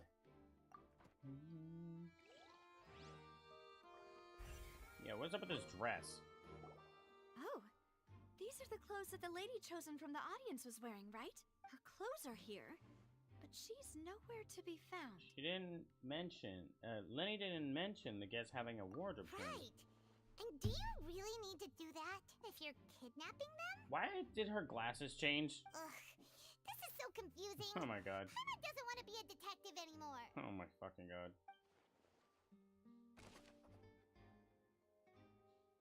I thought she was wearing white. Yeah, she definitely was wearing white. But whatever. Investigate the tracks. High precision is required to complete this magic show, and tracks are perfect for making the trolley stay on its designated course. Storage boxes. All kinds of props and costumes are haphazardly stuffed inside. Trolley is crucial for transporting the magic box to the other side. The culprit must have used it to execute their plan. A vent? What is this place? It seems someone could fit through here. Huh. Could this have been the suspect's escape route? Alone, perhaps. But if they had to pull another person with them, the space would be too narrow. But there are no other ways in or out of here. Other than those that go through the boxes, and Lenny and Lynette were in the magic boxes. Oh, you're right. Let Paimon write that down. Tunnel vent looks like it could allow one person passage barely, but leaving along the missing lady seems like an unrealistic proposal. Seems we're just about done investigating down here. Yes. Let's head back up.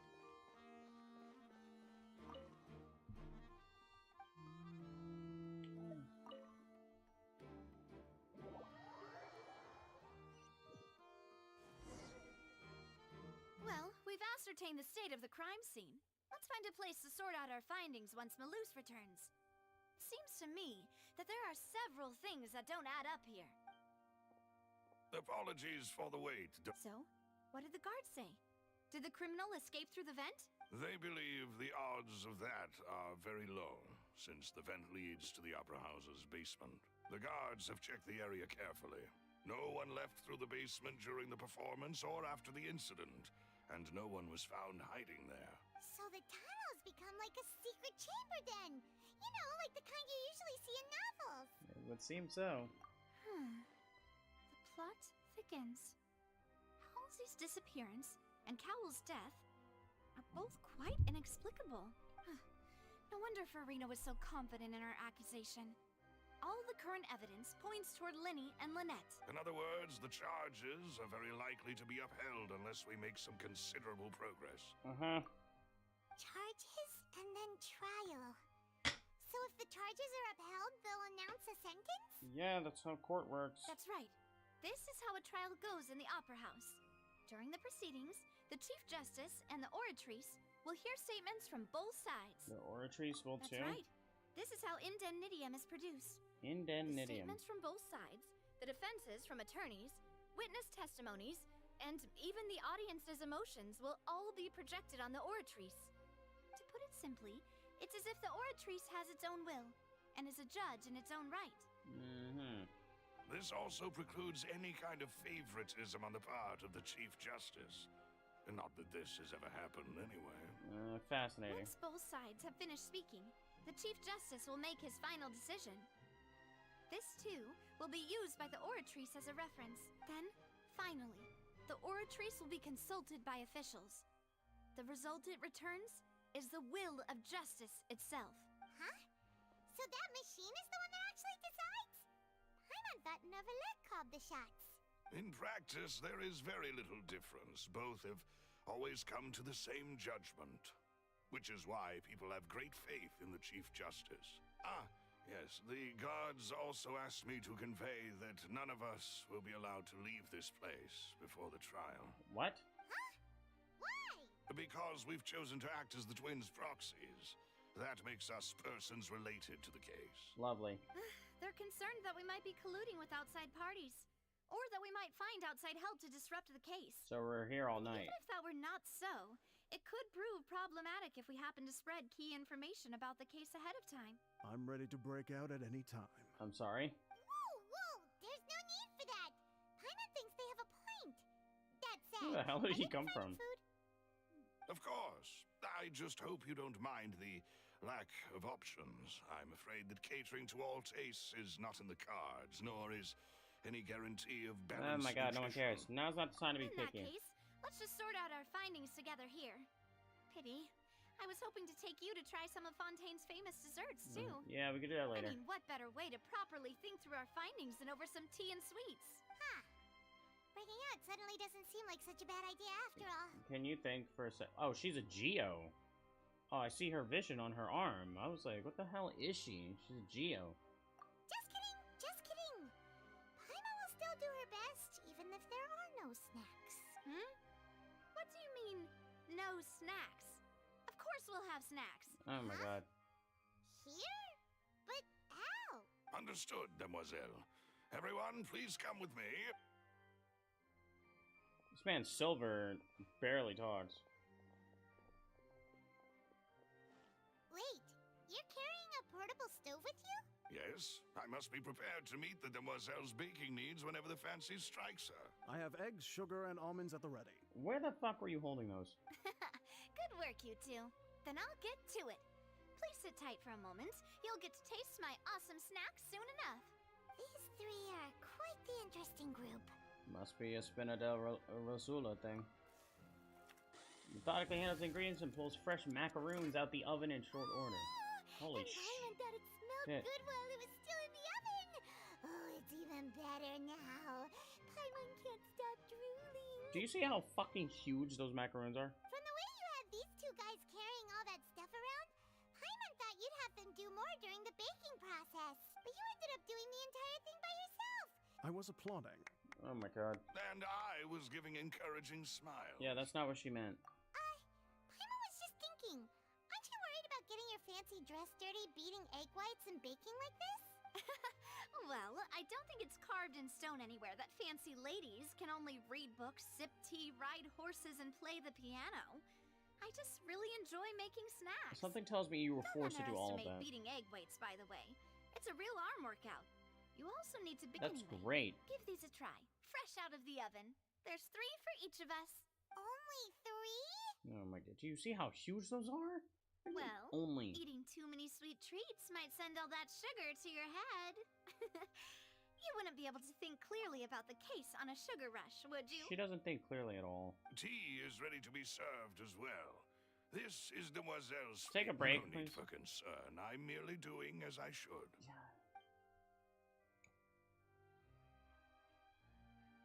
All right then. Down to business. As Paimon mentioned previously, the tunnel seems to be something of a secret chamber. However, we can assume that Linny and Lynette were not alone within it. Some criminal also occupied its sealed confines. The magician twins could have committed the crimes, of course, They lack any logical motive. Exactly!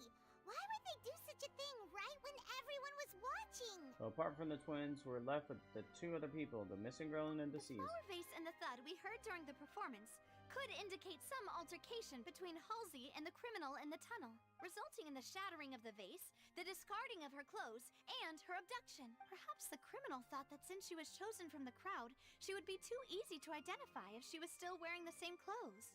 Paimon thinks that makes sense, but the real trouble is...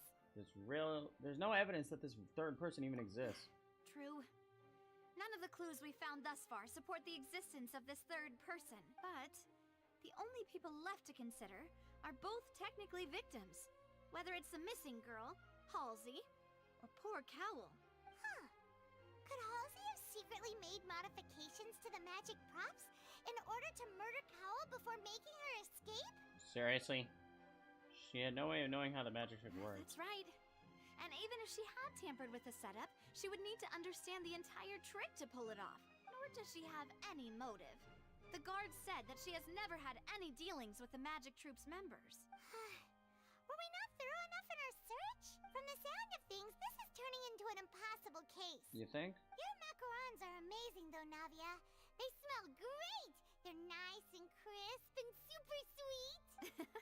They are my specialty after all. And I see you've already had 5 of them. Fat ass. What? 5? Oh, that can't be right. Paimon only counted 3. Honest. Dude, that thing is as big as your belly. Please don't worry about it. At my age, a few less sweets might actually be a good thing. No. Being greedy is one thing, but Paimon knows how to count. No, you don't. Besides, Paimon knows that if she ate too many, then others wouldn't have enough. Everyone knows how much you love eating, fat ass. Wait, even you don't believe Paimon? How could you? Yo, lick my butt crack. Like, shut up. If Paimon ate those 2 extra macarons, then may they turn into stone in her stomach. Please do. All right, we get it. Well, I suppose one of us might have gotten too engrossed in our chat and eaten them by mistake. Malus, set up the stove again, if you would. Huh? What are you doing? Making sure everyone gets 3 macarons, of course. There's really no need to do that. We don't want to trouble you. Let alone, this has nothing to do with the case. As you wish, demoiselle. And I have the egg, sugar, and almonds. Well, this really is your hobby, huh? Again. The discussion that follows does not yield much progress. Well, that's it for snack time. I'm going to have another look around the area. I don't know what we're looking for yet, but we've still got some time. As attorneys, I suggest the 2 of you think the case over again. It would be awkward if you got all tongue-tied on stage during the trial. All right, thanks for your help and for the snacks. It was nothing. A small task for the Spina di Rosula. Silver, Malus, it's time to go. I'll be back if I find anything new. Cool. Neither Cow nor has seen a motive, but after having talked to Navi, the likelihood of a third person being involved seems very low too. Fucking A. Alright, it's time to put our heads together. We've got to get our defense ready for the trial. Oh, it's probably gonna be a long and difficult case. There's no point in worrying about that now. We just need to prepare. How the hell did I get up here? Here, take Paimon's notes. They should help you review the situation. Honestly, I should read that over. However, what?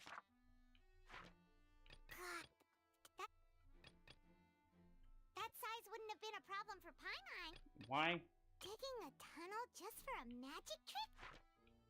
This rope was obviously tampered with. People needed to register and reserve a seat for the show. Paimon doesn't get this at all. You think about... This is probably a prop, too.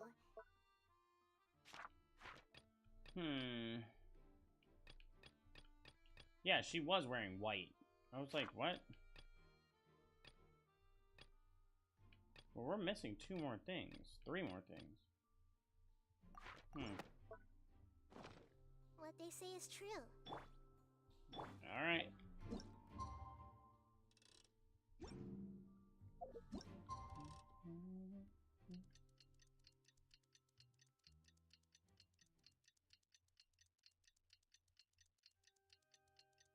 literally had to sleep here.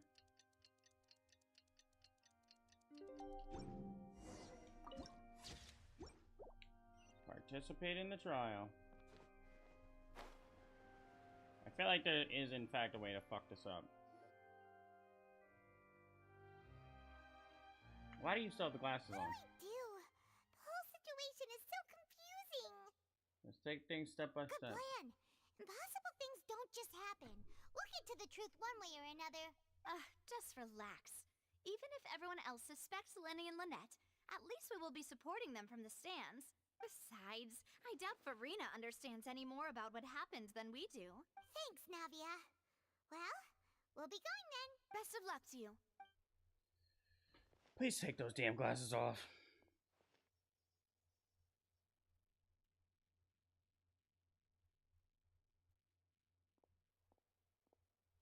Ah, finally, you're back. Well, how did your investigation go? To be honest, you might be disappointed. No. We're already very grateful that you were willing to help. Well, now, don't you all look disappointed. Don't tell me that your investigation came up empty-handed. I swear to God. That was to be expected, of course. The guilty can never produce proof of their innocence. But don't let that stop you. I shall be terribly disappointed should you, my most anticipated foe, concede so easily. You are a fucking child. Since both parties are present, I declare that the trial regarding the magic show incident is now in session. Oh, there is people here. Firstly, in order for the audience to understand the causes and results of the incident, could we please have Mr. Linney explain the trick? Yes, of course. I will explain while Lynette demonstrates on stage. All the necessary items have been prepared. Clearly reveals the details of the match of everyone in the audience is stunned. Thank you, Mr. Linney. Okay. In that case, I take your statement to be that you ran to and remained hidden within the magic box in the audience stands once the trick began, and thus could not have committed the crime. Is this correct? No fucking shit. Yes, that's correct, Your Honor. In that case, I call upon the prosecution. Lady Farina, do you wish to refute his statement in any way? Why, of course I do. Allow me to take the first shot and break this case wide open. Mr. Linney is clearly lying. There is no way you could have been in the box the whole time if you were to abduct Halsey and murder Cowell. In fact, I'd say you were hardly in that tunnel at all. Are you fucking dumb? That is simply your hypothesis based on the presumption that I'm guilty. Oh, is that so? And if I may ask, what did you hear while you were inside your box? The roaring countdown of the crowd, of course. That's how I kept track of the time and built anticipation for the finale. And you didn't hear anything else at all? Nothing that might leave an impression of any kind? No, nothing. I see. But when the count reached 30 seconds or so, there was a thud. One so loud that I believe practically everyone heard it. Well, not everyone. Huh? Hey, hang on. Something's not right here. How could Lenny not know about that sound? Yeah, I'm sure he could have heard a noise that loud from inside the box. I was right by the box, and I definitely heard the thud. Look at those scales. Could those mean... It represents the oratrice's stance in the trial. Well then, ladies and gentlemen, allow me to use the words of the magician himself.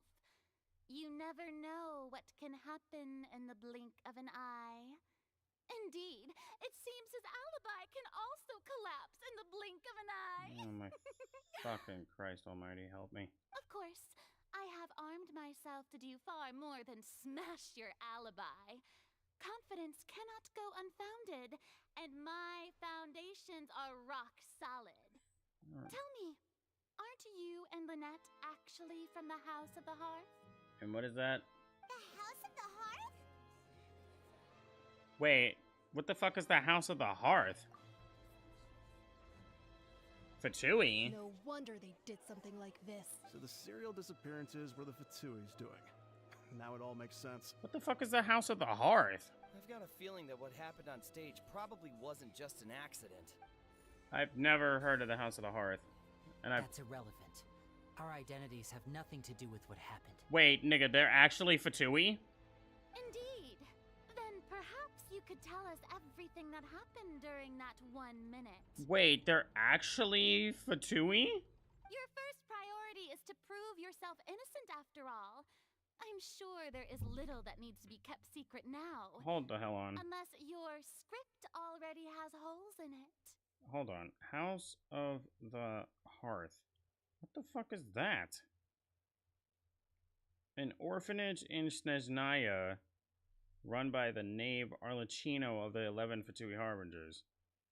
Several notable members of the Fatui were raised into the organization after growing up in the House of the Hearth. Huh. Okay, so that's where Arlecchino comes into play. Got it. What the fuck? The Outlander is speechless. My, oh my, don't they look flabbergasted? Oh my god. Now comes the infighting and discord, I suppose. This was almost too easy. Good thing I made all those preparations. Seems the all-nighter I pulled last night is really paying off. You are fucking annoying. Hey, Lenny, why didn't you tell us this before? We never asked, nor did it matter. Yeah, they're Fatui. Order! Order! Mr. Linney, allow me to reestablish the facts. First, when the thud was heard in the Opera House, you were neither in the box nor the tunnel. Second, you and Ms. Lynette are both members of the House of the Hearth. Why does that matter? Are these claims true? There's no doubt about a magician's ability to con others. Given how Lenny has concealed his identity, this could all have been a setup beforehand. Are you serious? Look at this kid. You really think he could have done any of this?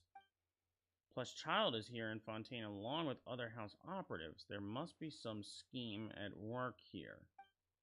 I've been a victim of such schemes before, and now... Please answer my question, Mr. Linney. I'm sorry. I'm sorry? Yes, they're true, Your Honor. I knew it! Well, that's it. We might as well move on to the sentencing already. What should we do now? Permission to speak, bitch. Granted. Okay. My client has withheld some key information. My defense cannot proceed. In that case, what is your request? I request a brief adjournment. There are things that must be discussed. Is that really necessary? They're already as good as guilty. Can you shut the fuck up? The defendant deceived their own attorneys. What is there left to discuss? I mean, she does have a point. Order! Order, I say! Your request is reasonable, and we shall adjourn. This trial will reconvene in 1 hour. So you would stick to Mr. Linney's defense even after knowing what you do now? You certainly have more professionalism than I thought. Oh my god. In that case, my dear audience, let's allow the joy of victory to steep for a little while longer. So, you mind telling us something, please? Like, what the fuck? Well, this is awkward. I didn't think the Hydro Archon would dig all that up. So, you're gonna explain Arlecchino, I assume. I'm sorry, Traveler and Paimon. I have a name. Yeah, sorry. Fuck both of you. Paimon doesn't know where to start. We trusted you two. Here's my thing. Just because they're Fatui, I mean, we're friends with like 2 Fatui people. Now we are. Well, 2. Well, one is a past Fatui Harbinger, and one is still a Harbinger that we're still friends with. Acquaintances, I guess. I don't fucking know what we are. We're child fuck buddies, battle, like, bosom buddies. I don't fucking know. But not all Fatui we've met have been evil. But let's see how terrible this is gonna go. We based our entire reasoning on the assumption that you weren't bad guys. They grew up in an orphanage. Not to set the wrong tone or anything, but Paimon's really mad. No one cares. I'm very sorry. I know you're angry, and reasonably so, but please, let me explain. I know you've clashed with the Fatui several times before. I wouldn't be surprised if just Hearing the word is enough to make you upset. Extremely. But our organization is very, very large, and the Harbingers have very different personalities and goals. Right now, we want to save people. As many as we can. That's right. I'm sure we're on the same page when it comes to this nation and the disaster that its people might face. I knew if it weren't for our respective identities, we could become good friends. That's why I didn't wish to flat out lie to you, but chose to hide some details instead. Yeah, that's worse. The truth is very important, but being completely transparent about everything would see us spending more effort than we need to. And how can we tell this isn't just all another lie? Right. So, you be the judge. Heck, if I were you, I fear that I'd even struggle to trust me at this point. Which we do. You met a Fatus who works as a magician, a trickster by trade. All by coincidence, too. A Fatus. But still, I'm asking you to trust me. I am no criminal. At least, not in this case. Wait, whoa. Not in this case. Sorry. Please forgive us. Well, you both say that, but... Where did you actually go while the trick was being performed? Right. Let's hear your answer first, and no lies now. Of course. I'll answer any question you ask. We've been trying to find out how the Oratrice operates. We want to know why it has a consciousness. Why can it deliver sentences accurately? During our investigations, we learned that the machine's core is beneath it. From that moment on, Lynette and I have been designing this box swap trick with the objective of getting close to the core. Is that why you needed a whole minute? That's right. In truth, the audience would take about 75 seconds to count down from 60, while I would only need 15 to get to the opposite box. So, after jumping into the tunnel, I accessed the Opera House basement via the vent, and went to investigate the room in which the core is stored. Oh man, how are we gonna explain this? That air vent was created during the construction of the tunnel specifically to execute this step. And you found... Well, nothing. As soon as I reached that room and was about to investigate, I heard someone's voice. Which should have been impossible, of course. I was quite certain that I was the only one in the room. That voice seemed to recognize me and tried to speak to me. I chose to err on the side of caution and retreated the way I came. On the way back, I saw the broken vase and the clothes on the ground, but the countdown was almost finished, so there wasn't time to give it any thought. After that, the homicide occurred just as you saw. Well, that explains why you didn't hear the thud. Why did you want to understand how the Oratrice operates? Because of that prophecy I told you about, of course. We must know all we can about this nation's secrets in order to deal with that prophesized crisis. That's the only way we can save everyone. So, there you have it. The whole truth. I swear, I didn't hide anything from you this time. It was never my wish to proceed under this cloud of mistrust either. Dude, we've known you for 3 hours. But, like I said earlier, you can be the judge. If you want to leave because you don't trust the Fatui, there's nothing I can do to stop you. Well, absolutely we don't trust them. Well, Traveler, you decide. Paimon will follow your lead however you choose. Okay, I actually kind of wish they gave me a choice. I believe in the facts. I believe that judgment will be dispensed as it should. I will defend you from these... You know what? No, you fucking lied to me. I will believe the judgment. Okay, thank you. Oh. Thanks for giving us a chance. Okay, I guess that was the same thing. The current problem is that the scales are tipped pretty badly against you two. No shit. If we want to refute the Hydro Archon's accusations, we're gonna need a seriously watertight defense. Actually, we already have the key evidence we need. The German's almost over. Let's get back. Oh, Paimon thinks she gets what you mean. Claims that he headed to the chamber containing the Oratrice core upon entering the tunnel and did not witness the crime taking place and thus did not hear the thud. Claims to have heard a mysterious voice within the chamber that houses the Oratrice core within the Opera House's underground structures. Okay, we're still missing one more thing. What the shit, man, is going on? Let me read. Yeah, we're missing one more. Why would it be him? God, we have digging. That's. Paimon hopes he's telling the truth. Doesn't seem likely that anyone could have been there. That was a fast hour, I'll tell you that much. Alright, let's do this. Well, what the fuck is going on? The nail-biting trial reconvenes. Both parties have returned to their positions. Let us continue the trial. Uh-huh. When last we left off, Mr. Linney acknowledged the new evidence presented by Lady Farina as fact. Therefore, Lady Farina may continue stating her reconstruction of the events. That took long enough. Now then, if everyone would lend me their attention at this stage, let's revisit that scene from Linny's perspective.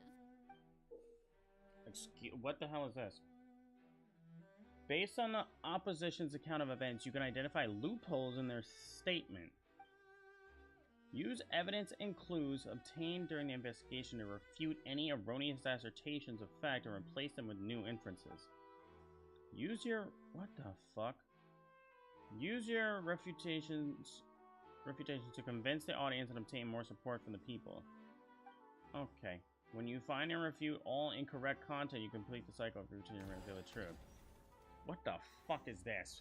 As the countdown began, he entered the tunnel. Okay. When the flatbed trolley passed, he opened the box and got into an altercation with Halsey, which caused the loud thud. He did not realize that this sound could be heard by everyone in the opera house, which is why he claimed earlier that he could not hear the sound. Finally, he used the vase to knock her out, before making her change clothes to prevent others from recognizing her. What the hell, man? Who made these pictures? Jesus Christ. At this time, Cowell arrived in the tunnel, having heard that strange noise, and caught Linny red-handed. So Linny proceeded to knock him out too before stuffing him into that box. Really? Afterward, Linny passed the unconscious Halsey to his accomplice through the magic box in the audience stands, before operating the devices such that Cowell's death would be ruled an accident. And there you have it. That's the truth behind what happened. Okay. Does the defendant's side have any objections to Lady Farina's description of the events? I do. The key to refuting Lady Farina is the order of events, what Linny experienced, and what he saw. Okay. What the shit? Okay. Linny entered the tunnel as the countdown began. What the fuck? Okay. Linny claims that he headed to the Chamber of Oratories, containing the Oratory's core upon entering the tunnel and did not witness the crime taking place and thus did not hear the thud. Now that has to do with the thud. No one left the Opera House during the magic show and after the incident happened, only those who had their days clear. Now, to have heard the mysterious voice within the chamber. The clothes belonging to Halsey and the lady who went missing were found in the tunnel. The reason for this remains unknown. Linny must have been very confused when he saw them. During the switching performance, there was an audible thump that many audience heard. What the fuck? The loud sound was from Linny and Halsey's fight, but Linny claimed that he heard nothing in order to cover up the truth. Okay.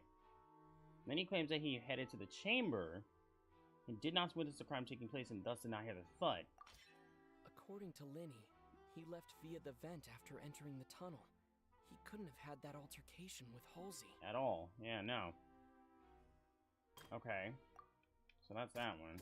So I got 4 more chances here. No one left the Opera House during and after the incident happened. Only those who had their identities cleared by the guards. Nah, I didn't think so. There was an audible thump. Now, the dress has to do with the clothes, obviously. So how the fuck does the dress have to do with this? What? Well, no. That one, he did enter it. Knocked Halsey out using the vase and removed her clothes to prevent her from being identified. No. Okay, not on that. There's an audible thump. Only those. No, wait a minute. My boys. Chamber that the house is core within. Okay, yeah, that. Linny went to the room that contains the Oratrice's core. This is the actual truth. Yeah, I don't know about that. Cal walked in on Linny, so the latter knocked him out. With the vase, the existing evidence indicates that when Linny returned to the tunnel, the crime had already taken place, and all they saw was the dress. Lenny did not take part in the underground altercation. He only witnessed traces of the aftermath. Okay. Attention! Ace Detective Paimon has something to say! When the countdown started, Lenny did indeed go into the tunnel, but he immediately used a vent to access the Opera House basement, which is where the underground core of the Oratrice is stored. Once he reached that area, he heard a voice in what should have been an empty room. Since he felt something was amiss, he returned immediately. The crime scene had already developed by the time he reached the tunnel again, and in order to complete the magic trick, he did not remain there for any length of time. Finally, he reached the surface, and that was when the accident happened from his point of view. Therefore, he's innocent.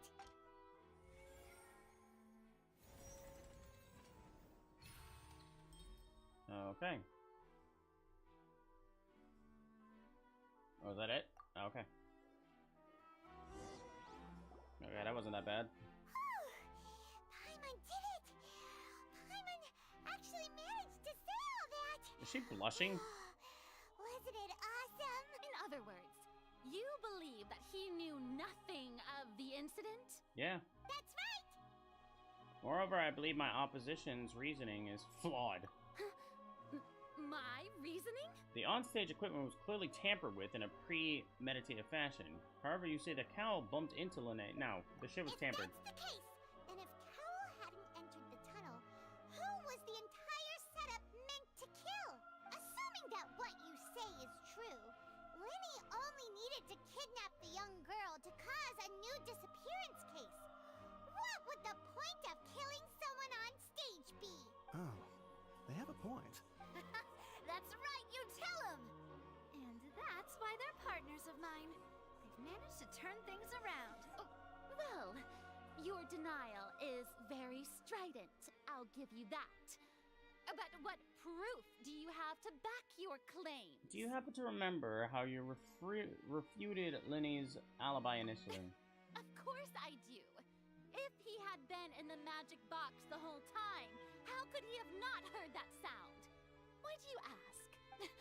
You're saying that he wasn't? Your claim has now become my weapon. Your claim has now become a critical clue. Nah, fuck that. Uh-oh. Which is the evidence that Lenny wasn't in the tunnel when the crime took place? Fuck me. Irrelevant, irrelevant, irrelevant. Relevant. Okay. During the switching process, there was an audible thump. No one left the house. It's one of these three. Which is the evidence that Lenny wasn't in the tunnel when the crime took place? Audible thump. Famous painter. She isn't known to have any entangled. Are you sure we don't need to give this more thought? Okay, fair enough. Fuck me. At least I tried. Audible thump. That's right! Alright. Lenny wasn't in the box or in the tunnel. That's why he didn't hear anything strange during the performance. This means that when the crime happened, Lenny had already entered the basement via the vent. The same clue used to disprove his alibi has now become the best proof! How do you like that? Oh my god. Well played. To think you'd use such logic. Well then, if it wasn't Lenny who committed the crimes, then who was it? The murderer was... Okay. Select the gear icons in the interface to check the corresponding case questions. Select answers and fill all empty gears to verify the correctness of your deduction. If you have made mistakes, you must make another selection for the remaining options. The guard's investigation report indicates that the fireworks released near the end of the show ignited and burned through the rope, suspending the water tank above the stage. This caused the tank to fall and kill Cal in the box. If Lenny is no longer under suspicion, only the other members of the troupe would have been able to tamper with the props. Lenny gave a detailed account of how the trick was supposed to work. By using a box inside a box, the idea was for the box containing the member, the audience member, to be transported across via a tunnel underneath, and Lenny himself would also use this tunnel to get to the other side. Having changed her outfit, Lynette and her assistant would take charge of on-stage interactions. What evidence is there that the selected audience member was involved in the incident? The clothes belonging to Halsey, the lady who went missing, were found in the tunnel. The reason for this remains unknown. Select one clue to view detailed information. The deceased's name is Cowell, Lenny's assistant. He would have been able to tamper with the equipment. Yeah, but he's dead. Halsey is the missing person and an ordinary audience member. Or did she have her own scheme all along? Who was the only person who could have committed the crime? Could there have been a third person involved? Is that really a possibility?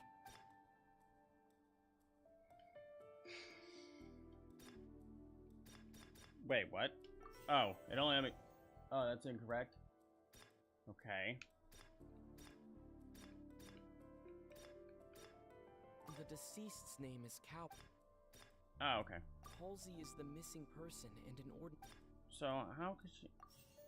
No, that's wrong too. How could Cowell kill... Okay. I guess it's Cowell. His name is Cowell. I didn't want to pick that one because he's dead, but whatever.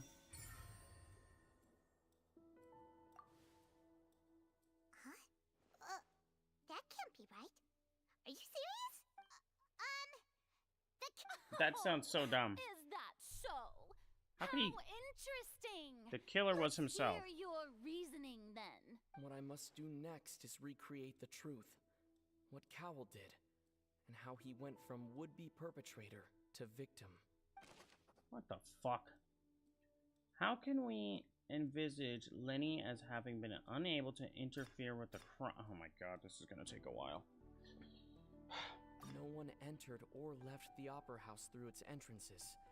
So where would the criminal have wanted to take Halsey?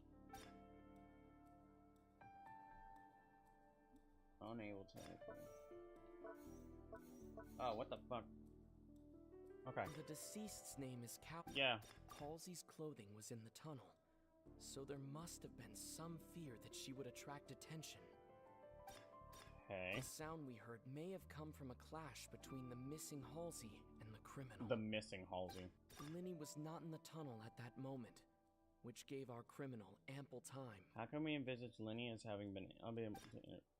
Yeah. Nah, I'm gonna get this fucking wrong. How can I prove that there was an altercation in the tunnel? Halsey's clothing was in the tunnel. Yeah. Who was the prime suspect? Oh, shit. Lenny was not in the tunnel at that... Okay. Lenny was not in the tunnel at that... Okay, so cancel that choice. Lenny's the prime suspect. Lenny was not in the tunnel at that moment. Where did the missing Halsey go? Lenny was not in the tunnel at... Halsey's clothing was in the tunnel. How can I prove that there was an altercation? What is this? It would have been tough for both people to fit into that vent. They would likely have bumped into Lenny as well. The sound we heard may have come from a clash between the missing How can we envisage Lenny as having been unable to interfere with the crime? No one entered or left. I think it might be that. Where did it... Wait, no. No one entered or left the Opera House through its entrance. No one entered. Stop. No one entered or left. Cancel that. This goes here.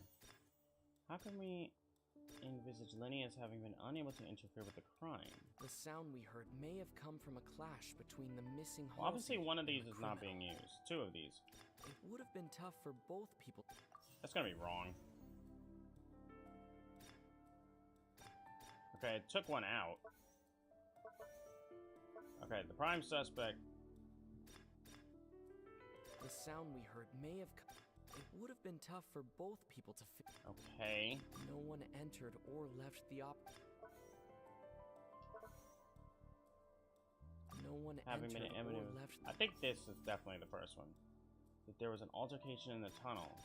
Lenny was not in the tunnel at that moment. Okay. The Prime suspect is Lenny, but now that one went away. May have come from a clash between the missing. What the fuck is this, man? There's too many options. It would have been tough for both people to fit. Well, the prime suspect now is Cowl. Where did Halsey go? I'm gonna fuck this up. Halsey's clothing was in the. Yeah, this is. Oh wait, I got one of them right. He was well trusted by his colleagues. His job was setting up and inspecting the props, as well as assisting with the show and keeping the crowd engaged. How can we envisage Lenny as having been unable to interfere with the crime? Halsey's clothing was in the tunnel. That's true.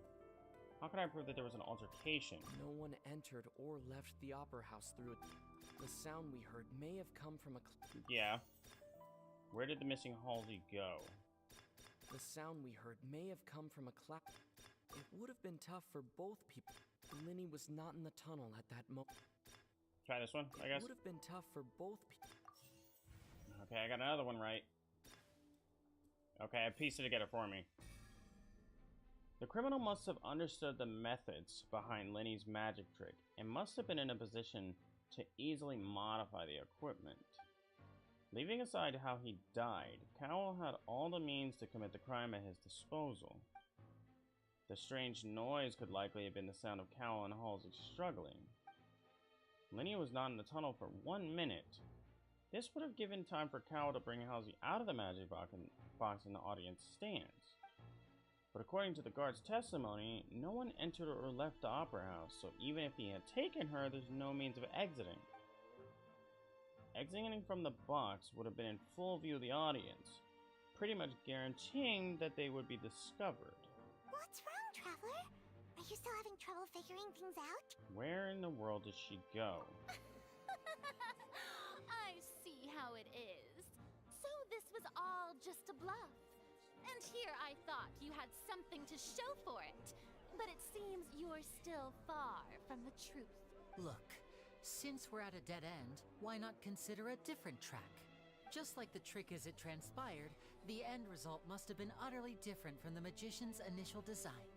If only we knew how Halsey disappeared. Well, that would be nice, but the tunnel only has 3 exits, and none of them seem very likely. And it's not like this is a magic trick where you can just make a real live person disappear. You know, like you did from that water tank, Lynette. Magic. Escaping from the tank. Could it have been the water? Excuse my interruption, dear opponents. But do you not see that the crowd is growing impatient? There is no greater sin in this opera house than an awkward delay in the performance.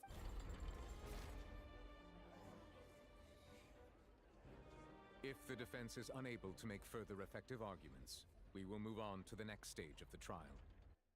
Nah, hold on. Lenny was not in the tunnel at that moment, which gave our criminal ample time. The sound we heard may have come from a clash between the missing Halsey and the criminal. So they said I fucked it up so many times that they gave me that cutscene. The deceased's name is Cowl, Lenny's assistant. He would have been able to tamper with the equipment. What the shit? Where are the missing? Well, this wasn't here before. The vase was not broken by chance. It was used to cover important evidence. The water.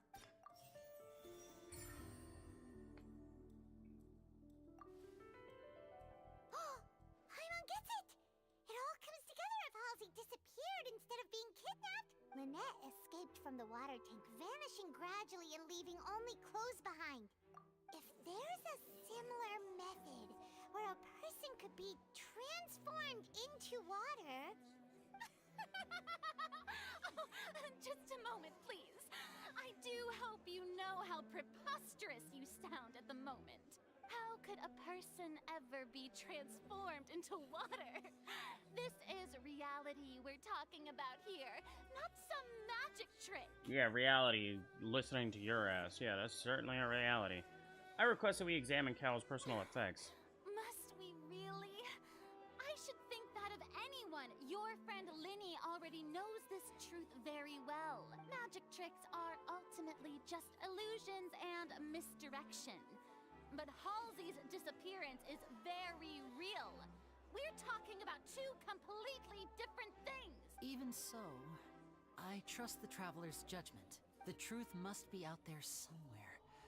Perhaps some new line of reasoning may open if we try to gather all the focal points that don't make sense. Since Cal was the deceased, we haven't placed much attention on him. At all. But given that we aren't making much progress with the case, it wouldn't hurt to have a look at his belongings, would it? People really do come up with all sorts of harebrained schemes when at the end of their rope.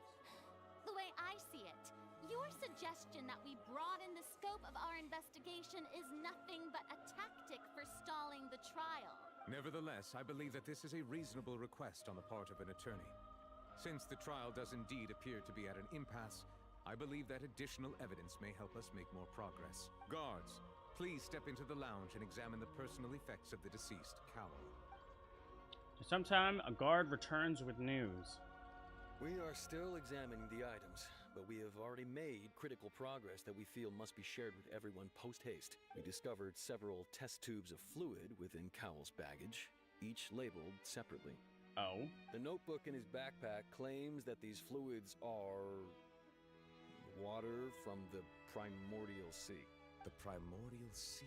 The note's contents also indicate that Cowell belonged to an organization that sells illegal drugs and that he had an accomplice. Oh, lovely. The notebook has many entries concerning safe usage of these fluids, in which the keyword dissolve appears many times. One of these tubes was labeled Opera Epiclese, along with yesterday's date. It is empty. The notes also state that these dissolution properties work exclusively on people from Fontaine. It's likely that Halsey was chosen as some sort of test subject. As such, we believe that the defense's hypothesis is, in fact, supported by sufficient evidence. You've got to be kidding! People dissolving into water? Could something so ridiculous actually be true? Wait a moment. This reminds me of a certain prophecy, but it's just a coincidence, isn't it? Huh. If people can become water, does that mean that the water tank's real use was as a means to hide water stains? And if Cowell was targeting that girl... Wait just a minute. Could that mean... You two, with me, quick! Demoiselle, wait! What about your partner? Let's go. Just trust me. Order! Order! Oh, shit. It is undeniable that further examination of the deceased's personal effects has yielded some surprising results. But we cannot yet verify the veracity of these clues. Still, let us assume that these clues are indeed authentic, albeit with the understanding that Ms. Halsey has yet to be found. Guards, please continue examining the items along these lines. Mr. Linney, it appears your hypothesis is supported by the evidence, so please continue speaking. Of course. Thank you, Your Honor. If we uphold this hypothesis, I believe that many of this case's seemingly unrelated clues can be connected together. Right! Like the metal hook! That one didn't make sense at all. Let's think about this. Oh my god. Cowell's methods must have something to do with that water from the primordial sea. Son of a fuck. The liquid the guards found seems to have the ability to dissolve Fontainians into water. Son of a biatch. The Prime rope segment. that held the water tank up was lit by the fireworks and snapped. As such, the focus here is on the water and not the tank. Okay, the prime suspect The deceased's is name Cowell. is What item did the culprit use to control the timing of the dissolution?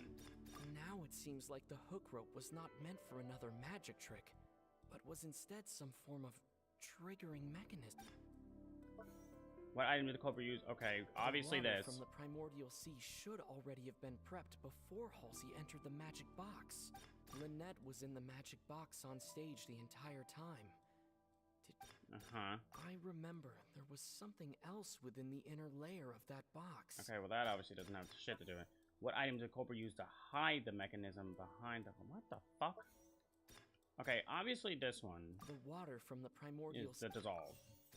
What item did the culprit use to control the timing of the dissolution? The rope that held the water tank up was lit by the fire. I want to say the fireworks, the rope. What item did the culprit use to hide the mechanism behind the...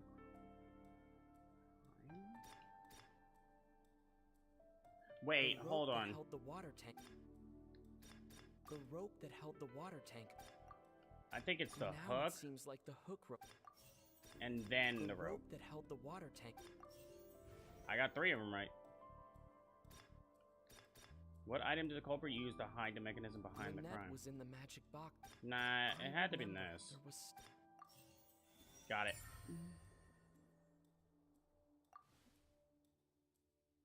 Yeah, the box was different after she came out of it.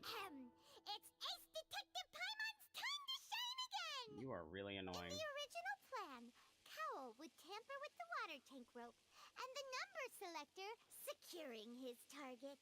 When the magic box containing Halsey was lowered, the metal hook would retract gradually and pierce the balloon at the top of the box. Okay. When the balloon attached to the box popped, the water from the primordial seed inside it would pour down and dissolve Halsey.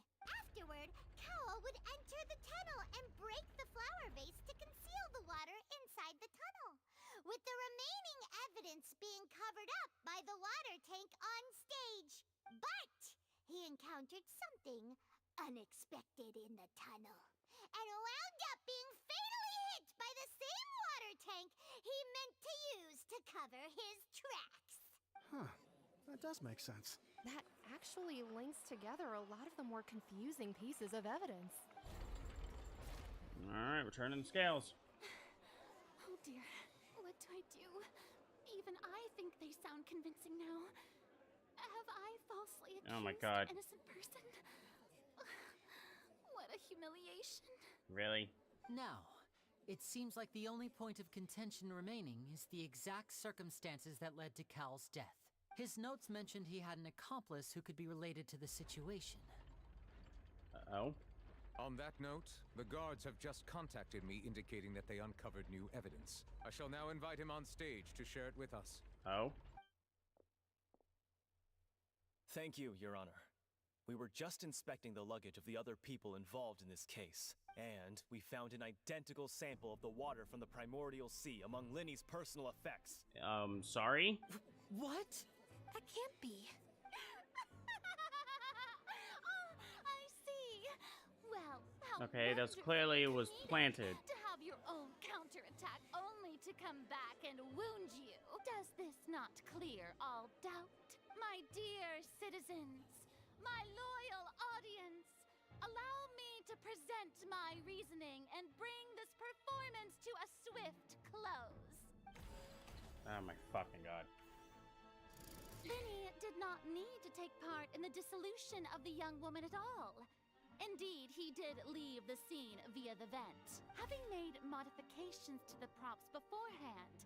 His accomplice Cowell then caused Halsey to vanish using the water from the primordial sea.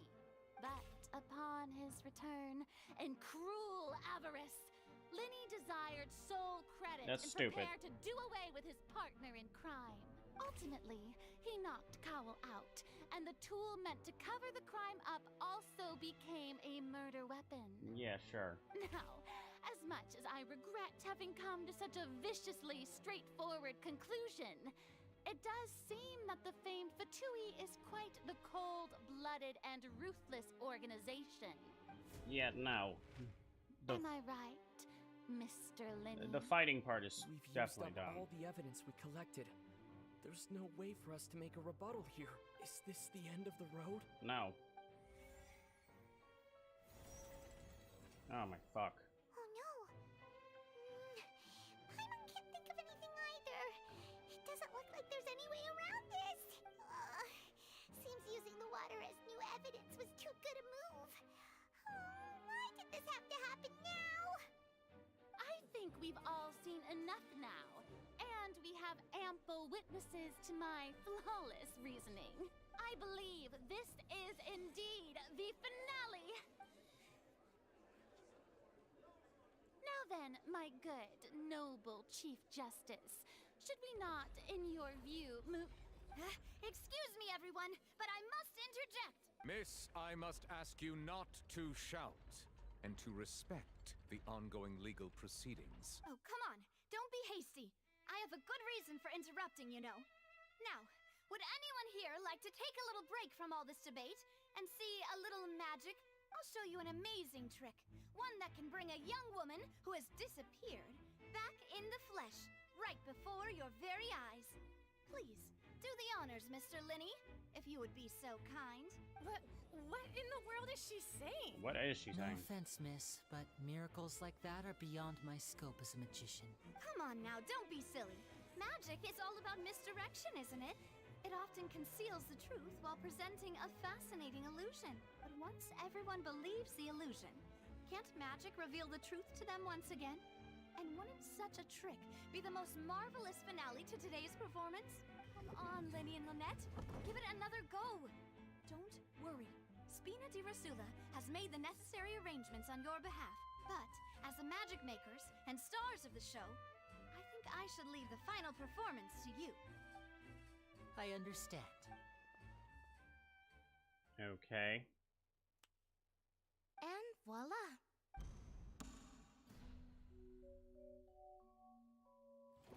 The fuck? Sorry for the interruption. Wait, isn't that Halsey? So the whole thing about people dissolving wasn't true after all? Nigga, what? To be clear, I'm only here because this person told me that if I testified, the merit of doing so would lessen my sentence. I was hiding outside this room listening to the proceedings because I was afraid that I would be the one put on trial. I was just feeling happy that no one had noticed me. And then before I knew it, she caught me. That'll teach you to underestimate us three. Where should I begin? Okay. I'm sorry. I'm the one who killed Cowell. I admit it. What? Why? Firstly, my name isn't Halsey. Oh, It's okay. Lillian, and I'm originally from Mondstadt. Oh, so we got niggas from Mondstadt killing people now. I heard that Linny's show was gonna be a real thriller, but I missed the chance to buy a ticket, so I stole one. This is not what people are taught in Mondstadt. That's how I make a living. I steal stuff here and there. Wait. And I'd never been caught before. She was the bitch from earlier. I had a feeling that that was her, and she is. But I was noticed at the harbor a few days ago. Yeah. And I barely got away. Lenny was the one who caught me in the act. Hey, no wonder you look familiar. So you were the thief. Oh, wow. Liddy even mentioned that you were pretty skilled. That really came back into play. That's fucking wild. Well, and I thought that would have been the end of it, but then the number selector chose me. Which is ridiculous. He even mentioned the Fortress of Meripede. That's a prison, isn't it? So you can imagine how shocked I was. I thought he was on to me for sure. Huh. So I played along with the show while looking for an opening to flee. But then I got water poured on me for no reason, and then someone jumped into the tunnel to nab me. I wasn't going to take that lying down, so I knocked him out and stuffed him into the box. Well, damn, Lenny. I mean, There was Lillian. nowhere to run from there, though, so I had to change my clothes and hide in a box containing performance costumes. I slipped out after the first guard arrived at the scene and continued hiding inside the opera house. Huh. Can a person even hide in there? If they're a practice hand at concealment pro, a professional thief could make it work. But I swear, I didn't know that the water tank would fall down. Really, I swear it. Had I known that, I wouldn't have put him in the magic box. I may be a thief, but I'm no killer. Well, that makes everything pretty clear now, doesn't it? Yeah, now it's time to refute her previous reasoning. This time, we need to tell the entire story from Lily-Ann's perspective. She just told us. What do you mean? What the shit? Okay.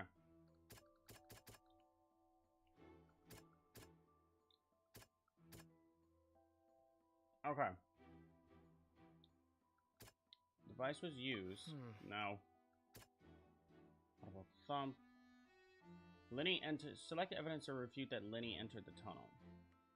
Okay, so from what I just heard, she went into the box and it was dissolved in the water.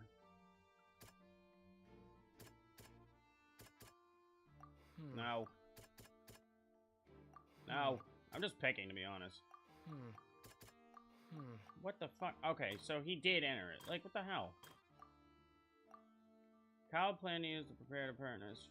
As Halsey has appeared completely unharmed before all of our eyes, fear in his conjecture no longer holds water.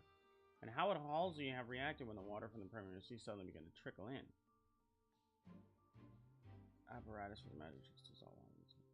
Halsey has appeared lately unharmed before all of our eyes. Brianna's conjecture no longer holds water. Halsey dissolved. Okay, well, we know what this one is. It was the vase. Yeah. The flower vase was not broken to cover anything up, but it was smashed during the struggle between Lillian and Cowell. Yeah. Damn. Cowell planned to use the prepared apparatus for the magic trick.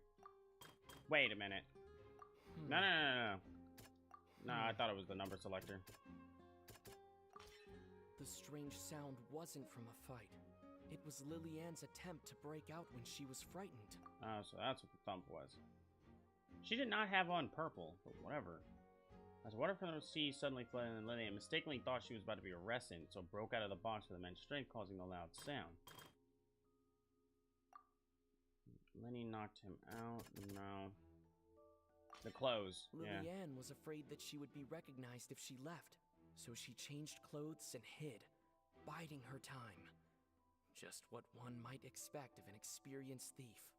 Yeah, that's it. And then the shit falling. And it's Ace Detective Paimon time! That's my ears. Having been selected out of the blue, Lillian panicked.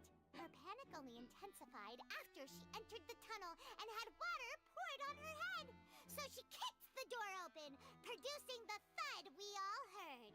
Hearing the commotion, Cowell leapt into the tunnel, only to discover that Lillian had not dissolved. He did not know that Lillian was not from Fontaine, but was a thief who made her way in by stealing a ticket. Mistakenly believing that the water from the primordial sea needed time to take effect, he tried to force Lillian back into the box. The two broke the flower vase during the struggle, but Lillian came out on top, knocking Cowell out and putting him in the box. Which is crazy. With no way of escaping, she changed her clothes and hid in the costume trunk until the performance ended. Mm-hmm.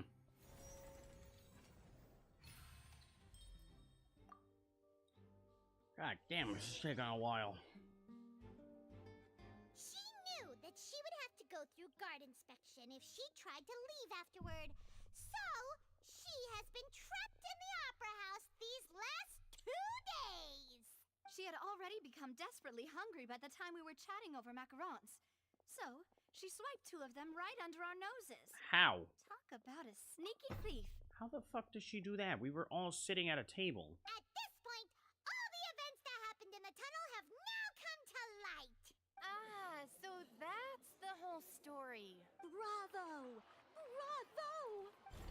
Yeah, you want to give me that side back, please? Bitch. Now then, Lady Farina, do you wish to speak against the defense's statements? No, I don't think you will. No. No. Please answer the question, Lady Farina. Also, if I may add, the trial has not yet ended. As such, I request that the prosecution not leave the room before the proceedings have concluded. Got her ass. What? Are you reading my mind now? No. I have no further arguments. I admit defeat. Dumbass. But really, could you at least have left me with some dignity? Wow. Look at that. She's like a deflated balloon now. If there are no objections, then as the Chief Justice of Fontaine, I shall once again repeat the full sequence of events. The actual perpetrator of the serial disappearances, Cowell, selected his next victim from the audience reservation list. With some modifications to the selector, he could ensure that the pre-selected young woman would be chosen. To cover up any evidence while committing the deed, Cowell thought of allowing the water tank to fall, which would conceal the water left behind after the young woman was dissolved. The fact that that was held up with rope is fucking ridiculous. He also tampered with the rope suspending the water tank, using the fireworks at the end of the performance to cause the tank to drop and hide the watermarks. Yeah, I was gonna say, those fireworks, no way in hell burn that. He poured the water from the primordial sea into a balloon during the preparation of the magic box, and stuck it to the box's lid. Finally, he passed the prepared hook on a rope through the gap in the magic box's door when bringing the young woman to said box. When the magic trick officially began, the box containing the woman was lowered into the tunnel, tightening the hook rope and bursting the balloon containing the water. If all had gone to plan, the young woman would be dissolved at this time. However, Lillian was not from Fontaine, and thus fled the box with a loud noise. So that's why it didn't work. My bad. I didn't really get that at Realizing first. that there was trouble, Cowell entered the tunnel and met Lillian. Thinking that the waters had not yet taken effect, he decided to proceed. How the fuck did she fight back? However, his opponent was more capable than he thought, and he was overcome, knocked unconscious, and placed into the magic box. She said, "Step up, bitch." Became his own final victim. Okay, Lillian, I see you. Lillian, according to her own statements, then changed clothes and hid until the performance ended, before hiding in other parts of the opera house. As for Linny, he was in the underground structures within the opera house, and was thus ignorant of these happenings. But that doesn't explain why... From this reconstruction of events, we can conclude that Linny, the accused, is in fact innocent. No, shit. But that doesn't explain why you guys are Fatui. While there is much in Linny and Lillian's conduct that should still be investigated separately, yeah, this case, at least, can be handed over to the Oratrice to make the final decision. What the hell? I didn't like that. That looked exactly like Honkai Star Rail. What the fuck just happened? As such, Linny and Lynette are officially declared not guilty. Watch that shit. Watch Great work, partners. Watch that shit. Still would have said guilty. Thank you all. Thank you so much. Yeah, let's not celebrate just yet. Next, I think we deserve an explanation, Guard Vaughn. For? How did you find the water from the primordial sea in Linny's baggage? Right! Your discovery caused me to make a serious mistake, you know. Or was that not a discovery, but false evidence that you dared to bring before this court? I suspect that the accomplice mentioned in Cowell's notes was not Linny, but you, yes? I'm sure you know what you must do to lessen your sentence. Speak quickly! Unless you want to earn yourself a one-way ticket to Coupon Town. What? I was just following orders. We were supposed to place blame for the serial disappearances onto Linny, and thus cause suspicion to fall on the Fatui. The higher-ups said this was the best opportunity to do so. And now that your plan has fallen through, and the secrets of the water have been revealed, you have become a liability to said higher-ups, yes? Therefore, you would be wise to tell everything you know, and seek the protection of the guards. He just deceived the guards. Why would he? Yes! I'll tell you everything I know. Our boss discovered that the water can cause people to dissolve. It can also be made into a potion, which when extremely diluted, can cause people to experience unforgettable exhilaration. We've been in this business for a while now, and have made decent mora off it. The disappearances were also the boss's idea. I mean, this is the boss we're talking about. What the fucking hell?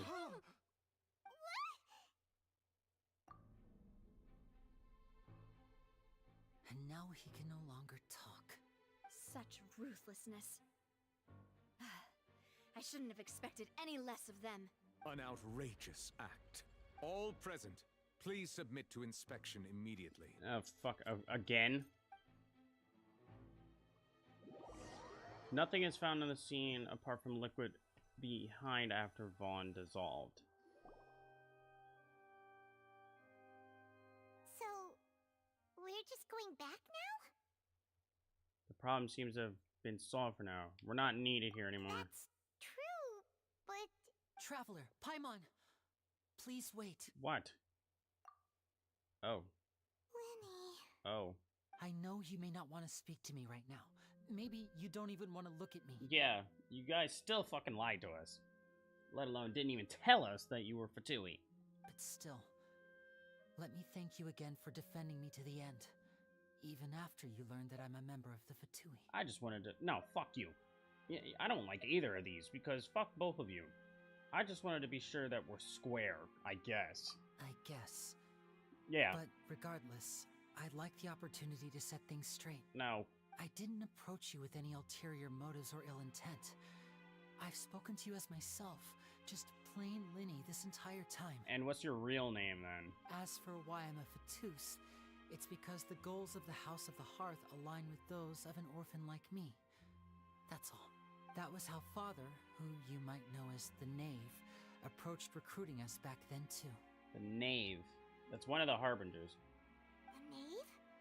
The one who controls the House of the Hearth? She's your father? Oh, is that Arlenchino? That's right. And since we're here, I was wondering... Oh, God. Would you mind hearing a story? No. But it's about my past. Is it a cutscene? Back when our parents first died, Lynette and I were left wandering the streets. See, I feel bad for Lynette, mainly in this. To survive, I took to surreptitiously observing an older street performer who did magic. It took me several days to figure out how he pulled off his amazing tricks. I took my sister through several streets until we found a crowded corner, and we began to perform magic tricks there. To my surprise, we proved to be pretty popular, and we could at least stop worrying about where our next meal would come from for a time. But I didn't want my sister to remain a street rat together with me forever. Before long, an aristocrat came to me and claimed that he wished to take us in after watching my performances. So you went from orphans to nobility just like that? That was how we felt at first, too. As if fate was on our side and we could say goodbye to those painful days. But I gradually discovered that while we were called foster children, he was really after my talent for magic tricks. He would constantly take me to all sorts of banquets to garner attention, which he would then use to expand his social circles. Okay. That doesn't seem too bad either. Better than roaming the streets at any rate. Where's this going exactly? It took a while for me to realize just how dark his heart really was. It's a Fatui, I could have told you that. After one particular performance at a banquet, I discovered that Lynette was not on the same return vehicle as me. I waited a long time after we returned home, but she did not come back. I went to that noble's bedroom and asked him about her whereabouts. The answer he gave me was, she caught the eye of the most eminent person at the banquet, so I sent her over as a gift. I mean, you'll be able to perform your magic regardless of who your assistant is, yes? Oh no. Oh. So he was gonna... But wouldn't Fontaine's laws deal with such people? Weren't you not As in far as Fontaine? outsiders are concerned, this is a relationship akin to adoption or foster care, and they have their ways of escaping the eye of the law. Yeah, and what happened after that? I managed to ferret out the location of the mansion of that so-called eminent person and hurried through the night. But by the time I leaped over the walls, avoided the guards, and made my way in, all I saw was the moonlit ground covered in blood, and the knave standing there in the darkness. Hold on, I just want... She'd already taken care of that guy. Yeah, that's...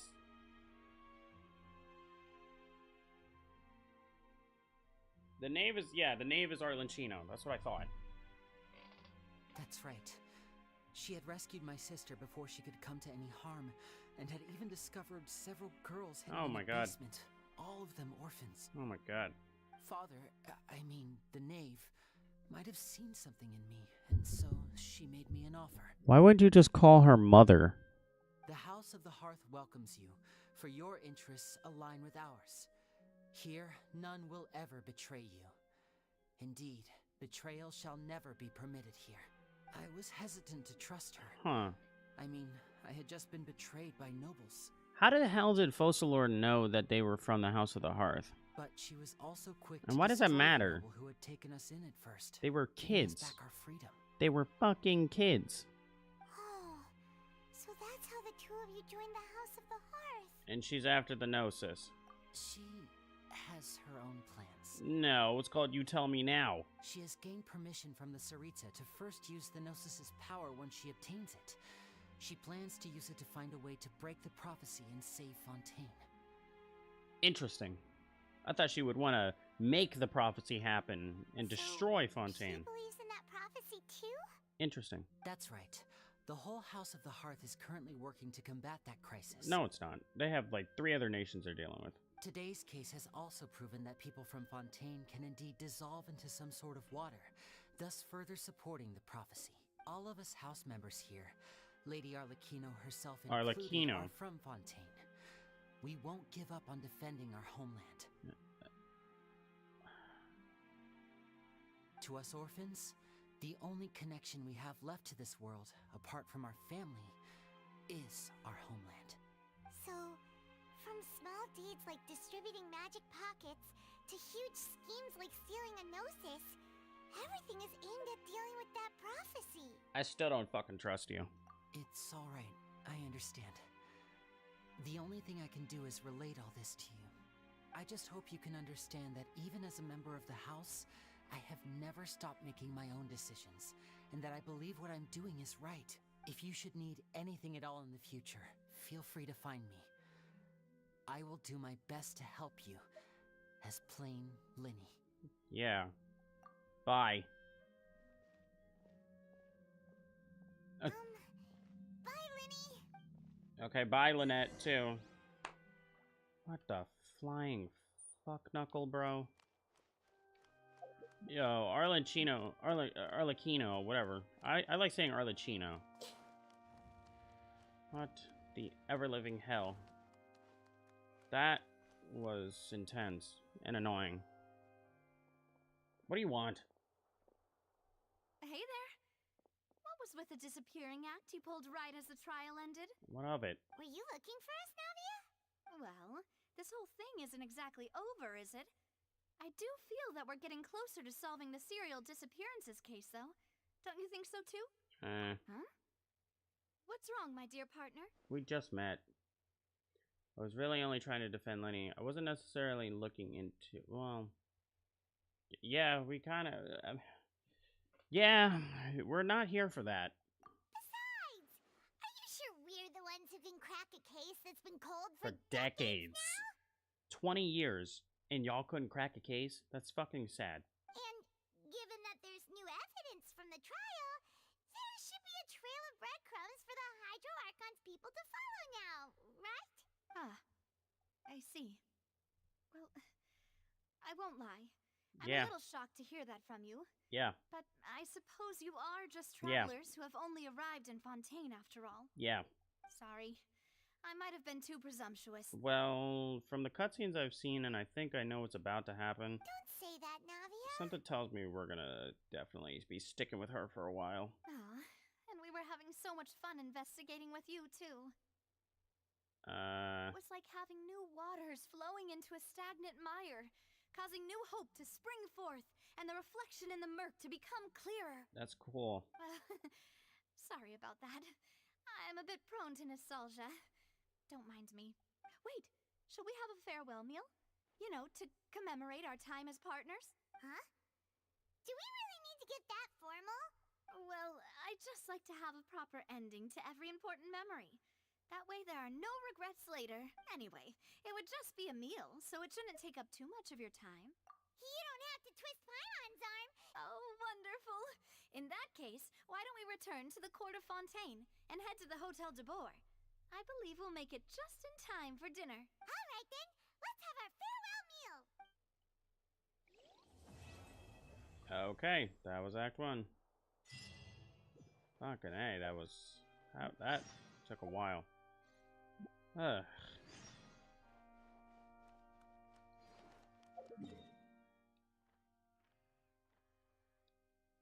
Alright. I was expecting the scene where the mechs are all outside or something, but no. That was crazy. What the hell? I really want to try the underwater first before I go, though. What the fuck?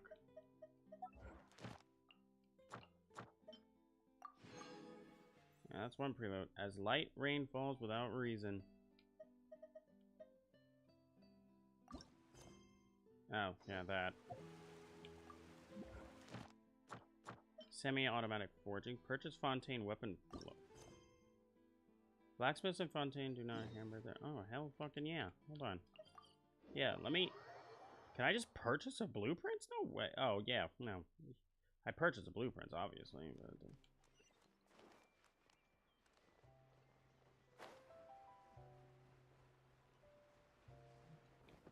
Isn't this the same workshop we were at? Yes, it is.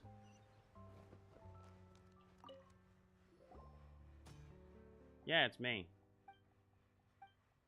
Yeah, I'm not reading this. That hinders on how well the autosmith can perform. Yeah, show me the recipes.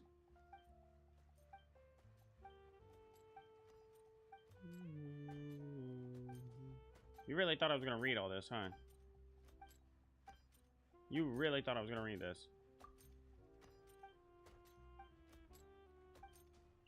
My boys. Jesus Christ. Like, I was not gonna read any of that. It's just for a shop. Like, come on. What the fucking shit?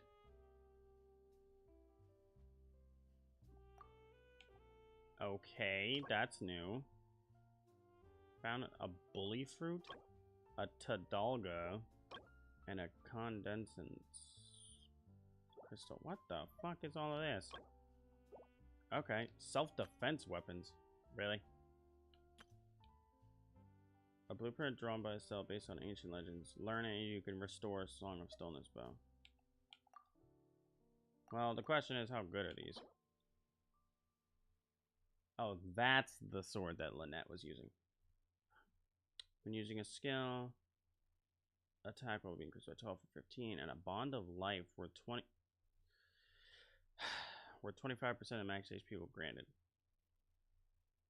The bond of life is cleared, a maximum of 115 attack will gain based on... Okay.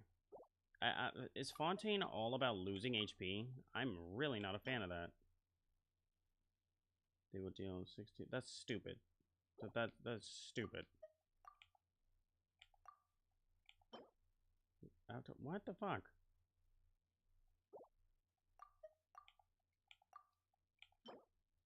Scale all elemental bonus increased by 8, 15. Okay, these are really bad. Every at that. Yeah, these are fucking stupid. I'm gonna be honest. Okay, it all has to do with being healed. No. Okay, Focalor must be a healer if everything is about healing. Like, what is going on? The fuck? Okay.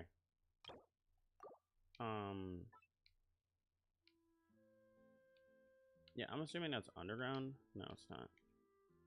Yeah, that bitch is underground right here. Oh, wait. There we go. Okay, I could check that before. Oh, man, that, yeah, that was something. Oh, wait, they're that close? That these bitches are just chilling here. The dialogue choices selected determine the challenge and the reward attributes? What?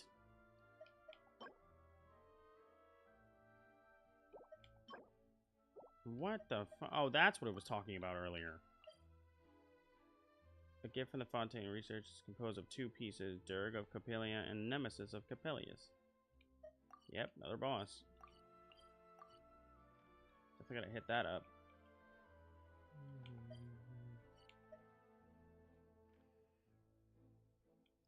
Not sure. I was gonna say, why is this not working?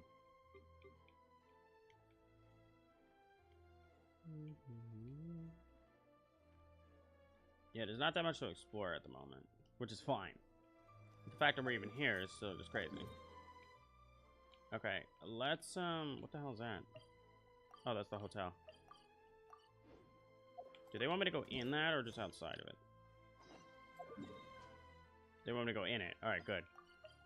I was making sure I don't trigger it by going, like, on the outside or something. Alright, beautiful. Wow. Okay. So, let's see here. What the shit? Wow, that took us a far-ass way. Okay, so this is, like, the closest area. for me to just jump my ass in this water. Is it a gadget I have to put on, or does it just, like, immediately stay on? No, from what I'm seeing, it's just on. Everyone hold hands.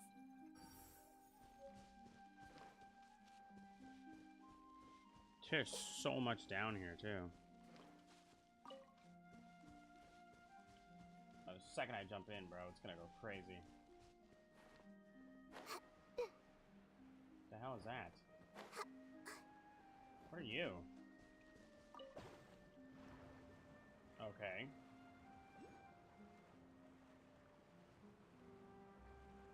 Okay.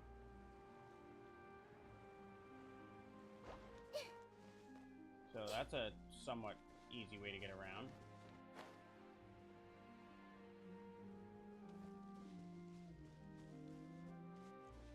The fact that they built this all on a waterfall is crazy.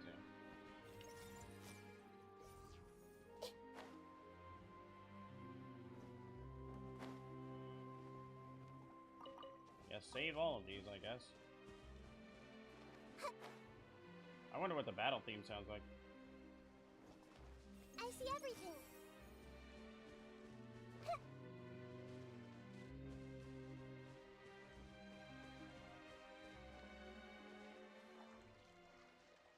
Dive. Oh my god. Oh, this is fucking fire.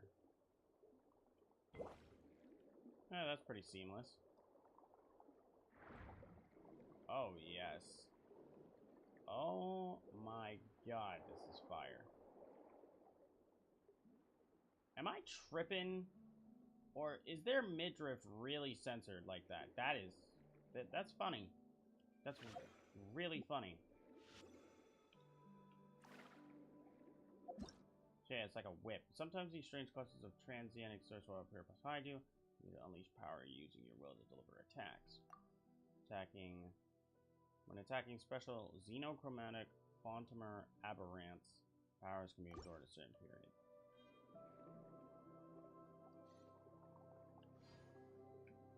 This shit is crazy. Creates a heavily armed shield capable of releasing shockwaves that can shatter stones. Holding it down will continuously expand the shield, and when you release the skill, it will release shockwaves in the direction you're aiming.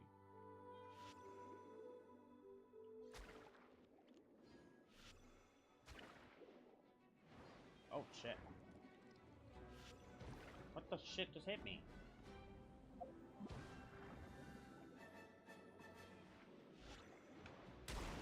Okay.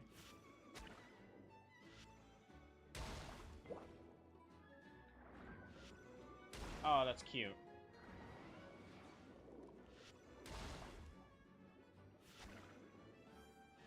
Bitch.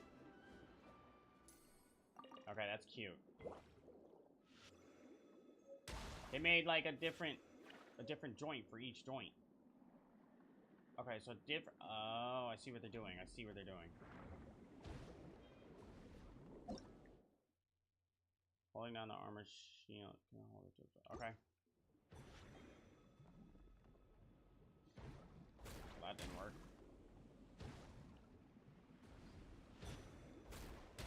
Got it.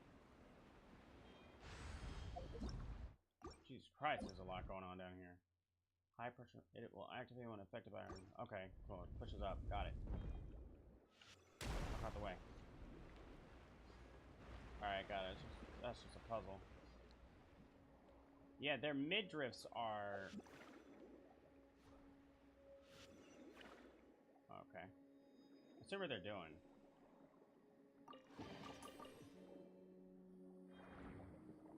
Oh, don't start with the vocalizing. Oh my god, I love this music.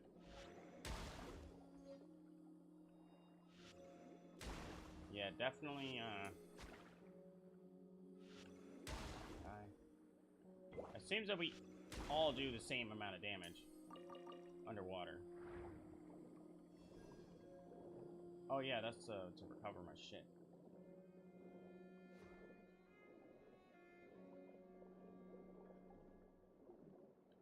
Oh, this is so fucking... This is fire. Oh, this is so nice. Oh, you have no idea how much I love this right now. Like, I could just do this all day.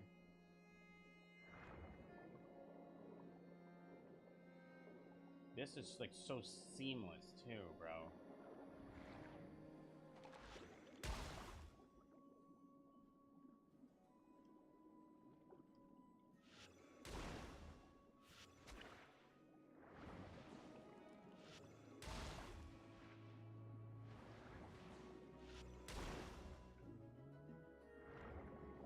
Hold on. Die. Bitch. Oh, the closer the better. I was like right on him. Die, bitch. Getting the controls down is a little bit of a bitch. But oh, get the hell off of me. I felt what seemed like a bug on me. Oh yeah, what does this one do? That's cute. That's very cute. What do you do? Yeah, this is what we saw in the trailer. To cut the weak sections of the Fontaine or seagrass can destroy them. Okay. Oh, I have 2 charges with that. That might be better.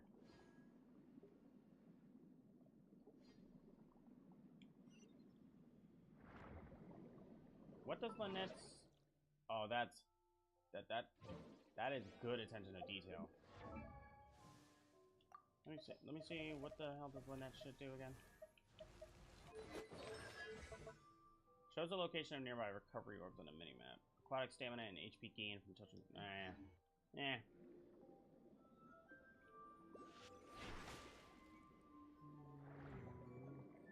This is fun.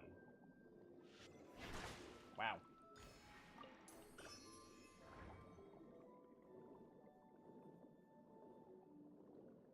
This is amazing. Oh yeah, because I can't heal normally down here, so it's kind of...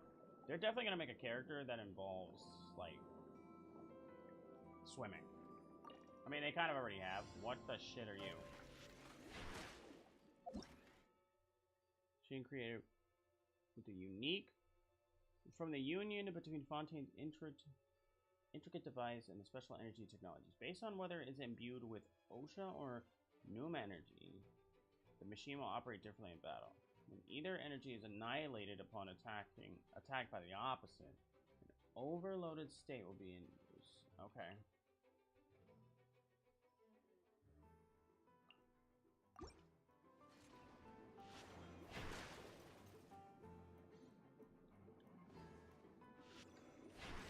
Yeah, that does good ass damage. Some weak sections of the Fontaine seagrass will shine with special light. These must all be completely white using water blaze or they will grow. There is so much to explore down here. It's actually fucking insane. Oh my god, this is fire.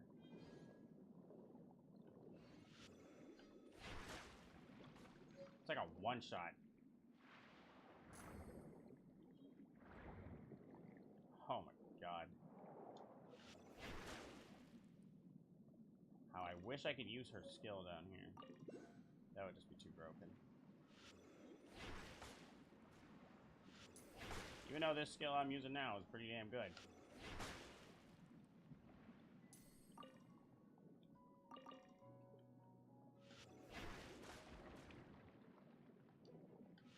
Die.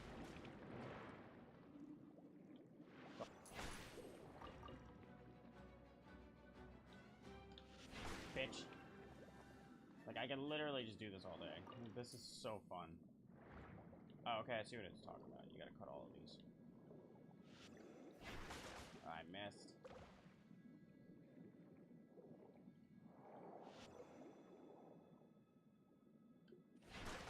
Got it.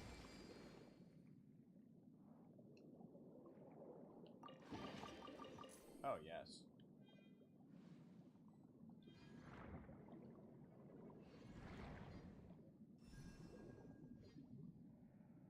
Having bead going up An A going down is really throwing me off.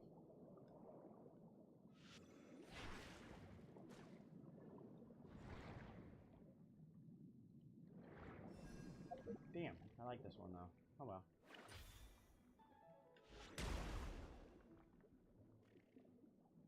Yeah, this is very fun. Oh, you move very fast on here.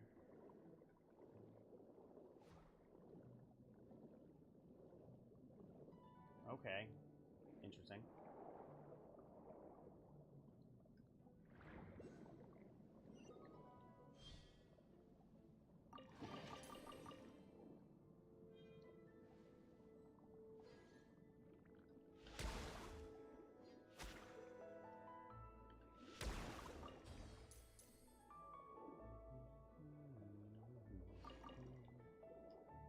They did a good job with this update. The only one thing that I definitely hope that they change is how fucking annoying Fossilor is. It's like actually annoying.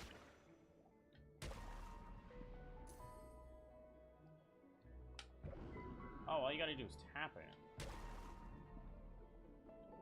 Oh, that is actually kind of broken. It's so much better than the hold. What the shit?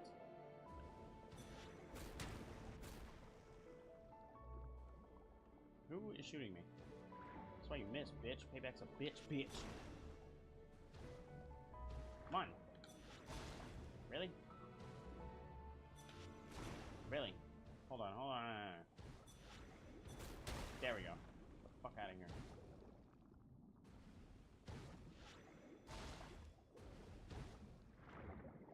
Well, I can still eat, which doesn't make any sense.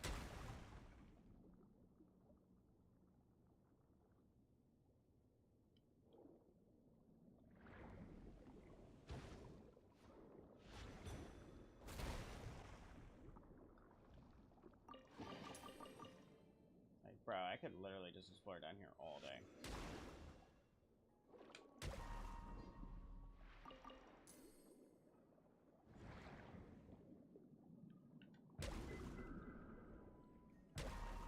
The fuck is trying to target me?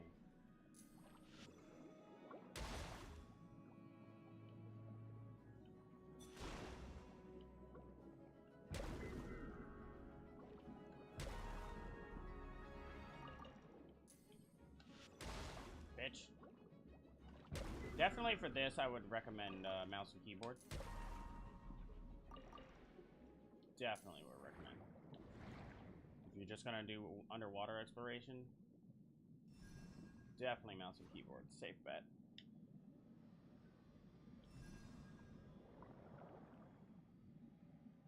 Yeah, now these.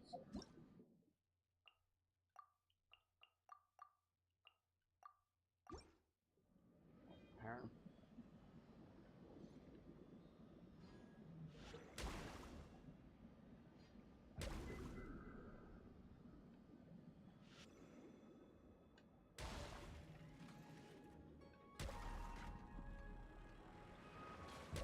Bitch. I was gonna say, you gotta drop anything? Oh, we found a domain down here.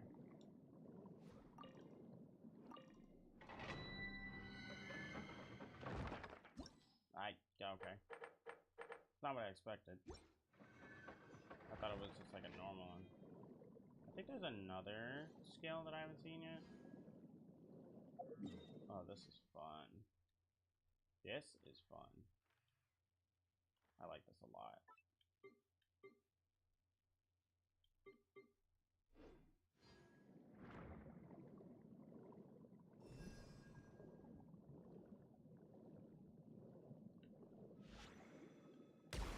Bitch.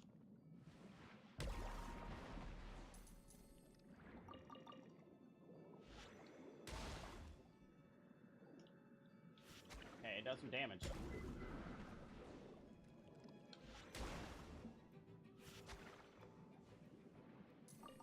Yeah, there's definitely gonna be. I think Freminent might play underwater.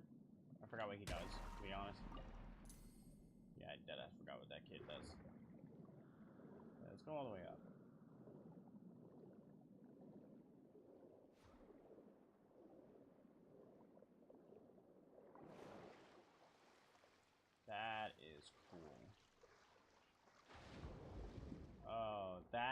the submerging part is so cool. So wait, now I have 2? What the hell are hilichurls just sitting on buoys? Oh my god. We can swim forever now. Oh my god. Like, this submerging effect when you go underwater is fucking amazing. Oh my god, like the lighting change looks so good. Oh yes. This is good. Are these fungi? Oh no, this is a Tildilga. Tidalga. Okay.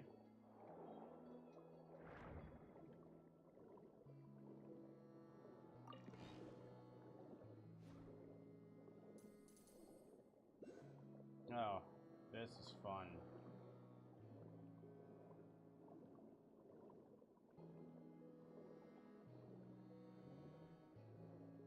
My question is, can you upgrade your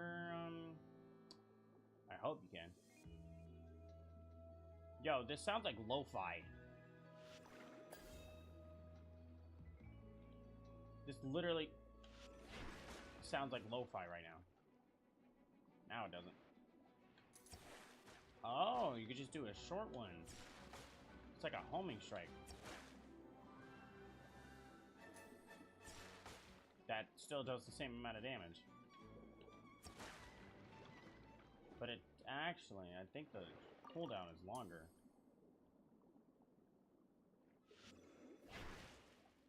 Nah, it's a cooldown.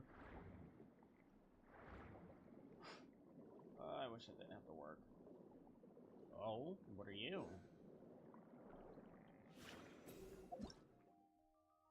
Sonar wave the detection base will allow you to aim while continuously releasing sound waves. Someone tells me that's a continuous joint. Oh, wow.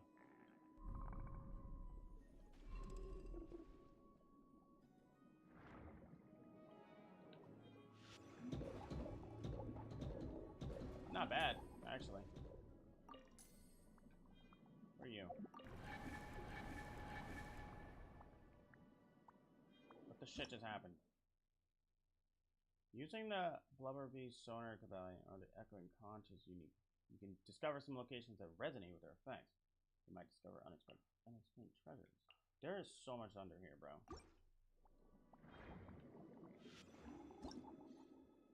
Dude, there's so much down here. Yeah, and this whole Numa and whatever the hell is very Numa balanced in ocean. I am very confused on that still. They haven't explained it.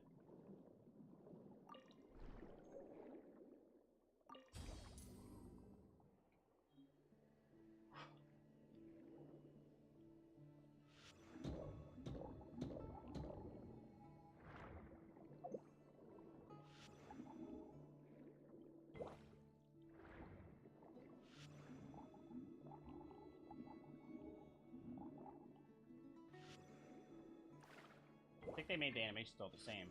Yeah, for the tall characters. Well, I have all 3 models right here. I got tall, normal, and whatever the fuck. I wonder, how does it look for the girls? Oh, and the tall men too. Yeah.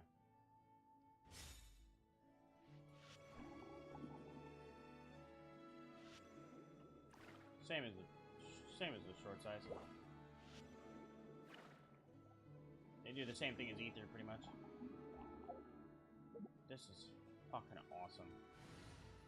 This alone is amazing, too. I cannot... Oh, this looks so good.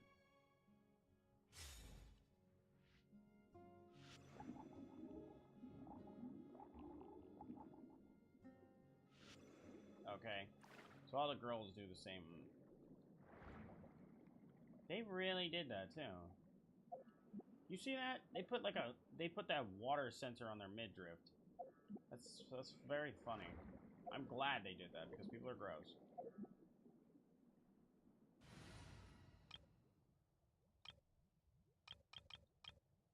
That is funny.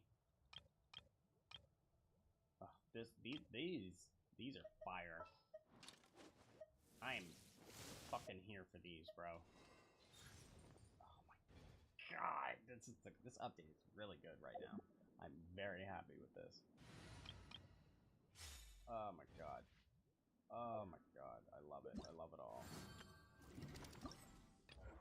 Well, that was fast. Oh my god, yes.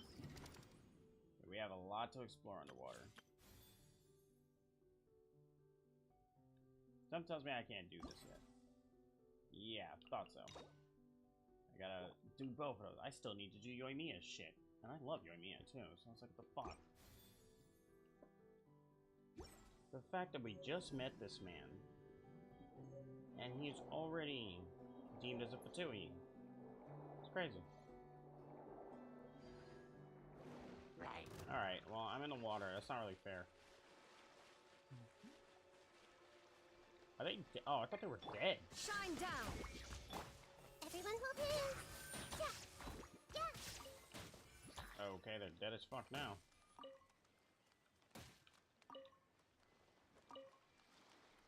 Alright, well, we're gonna call it quits here. I already know damn well there's one individual who is streaming this right now that I'm about to raid. Oh, yes. Yeah, I already knew Bwap was gonna be playing this shit too. I'm not surprised. Alright, well, I'm gonna call it quits because I sadly have work at fucking in about 6 hours. But we're gonna go ahead and raid my girl Pika Chica, as she said she was gonna do this update after playing some Star Rail, which she is. Alright. This update is fucking phenomenal. Like, phenomenal. So, yeah. This is gonna be great. This is a really good update so far. False alert is absolutely annoying. There's no questioning that. But I will see y'all definitely later today. Well, after work. To play more of this shit. Absolutely. Oh, I'll see y'all. What's good, though?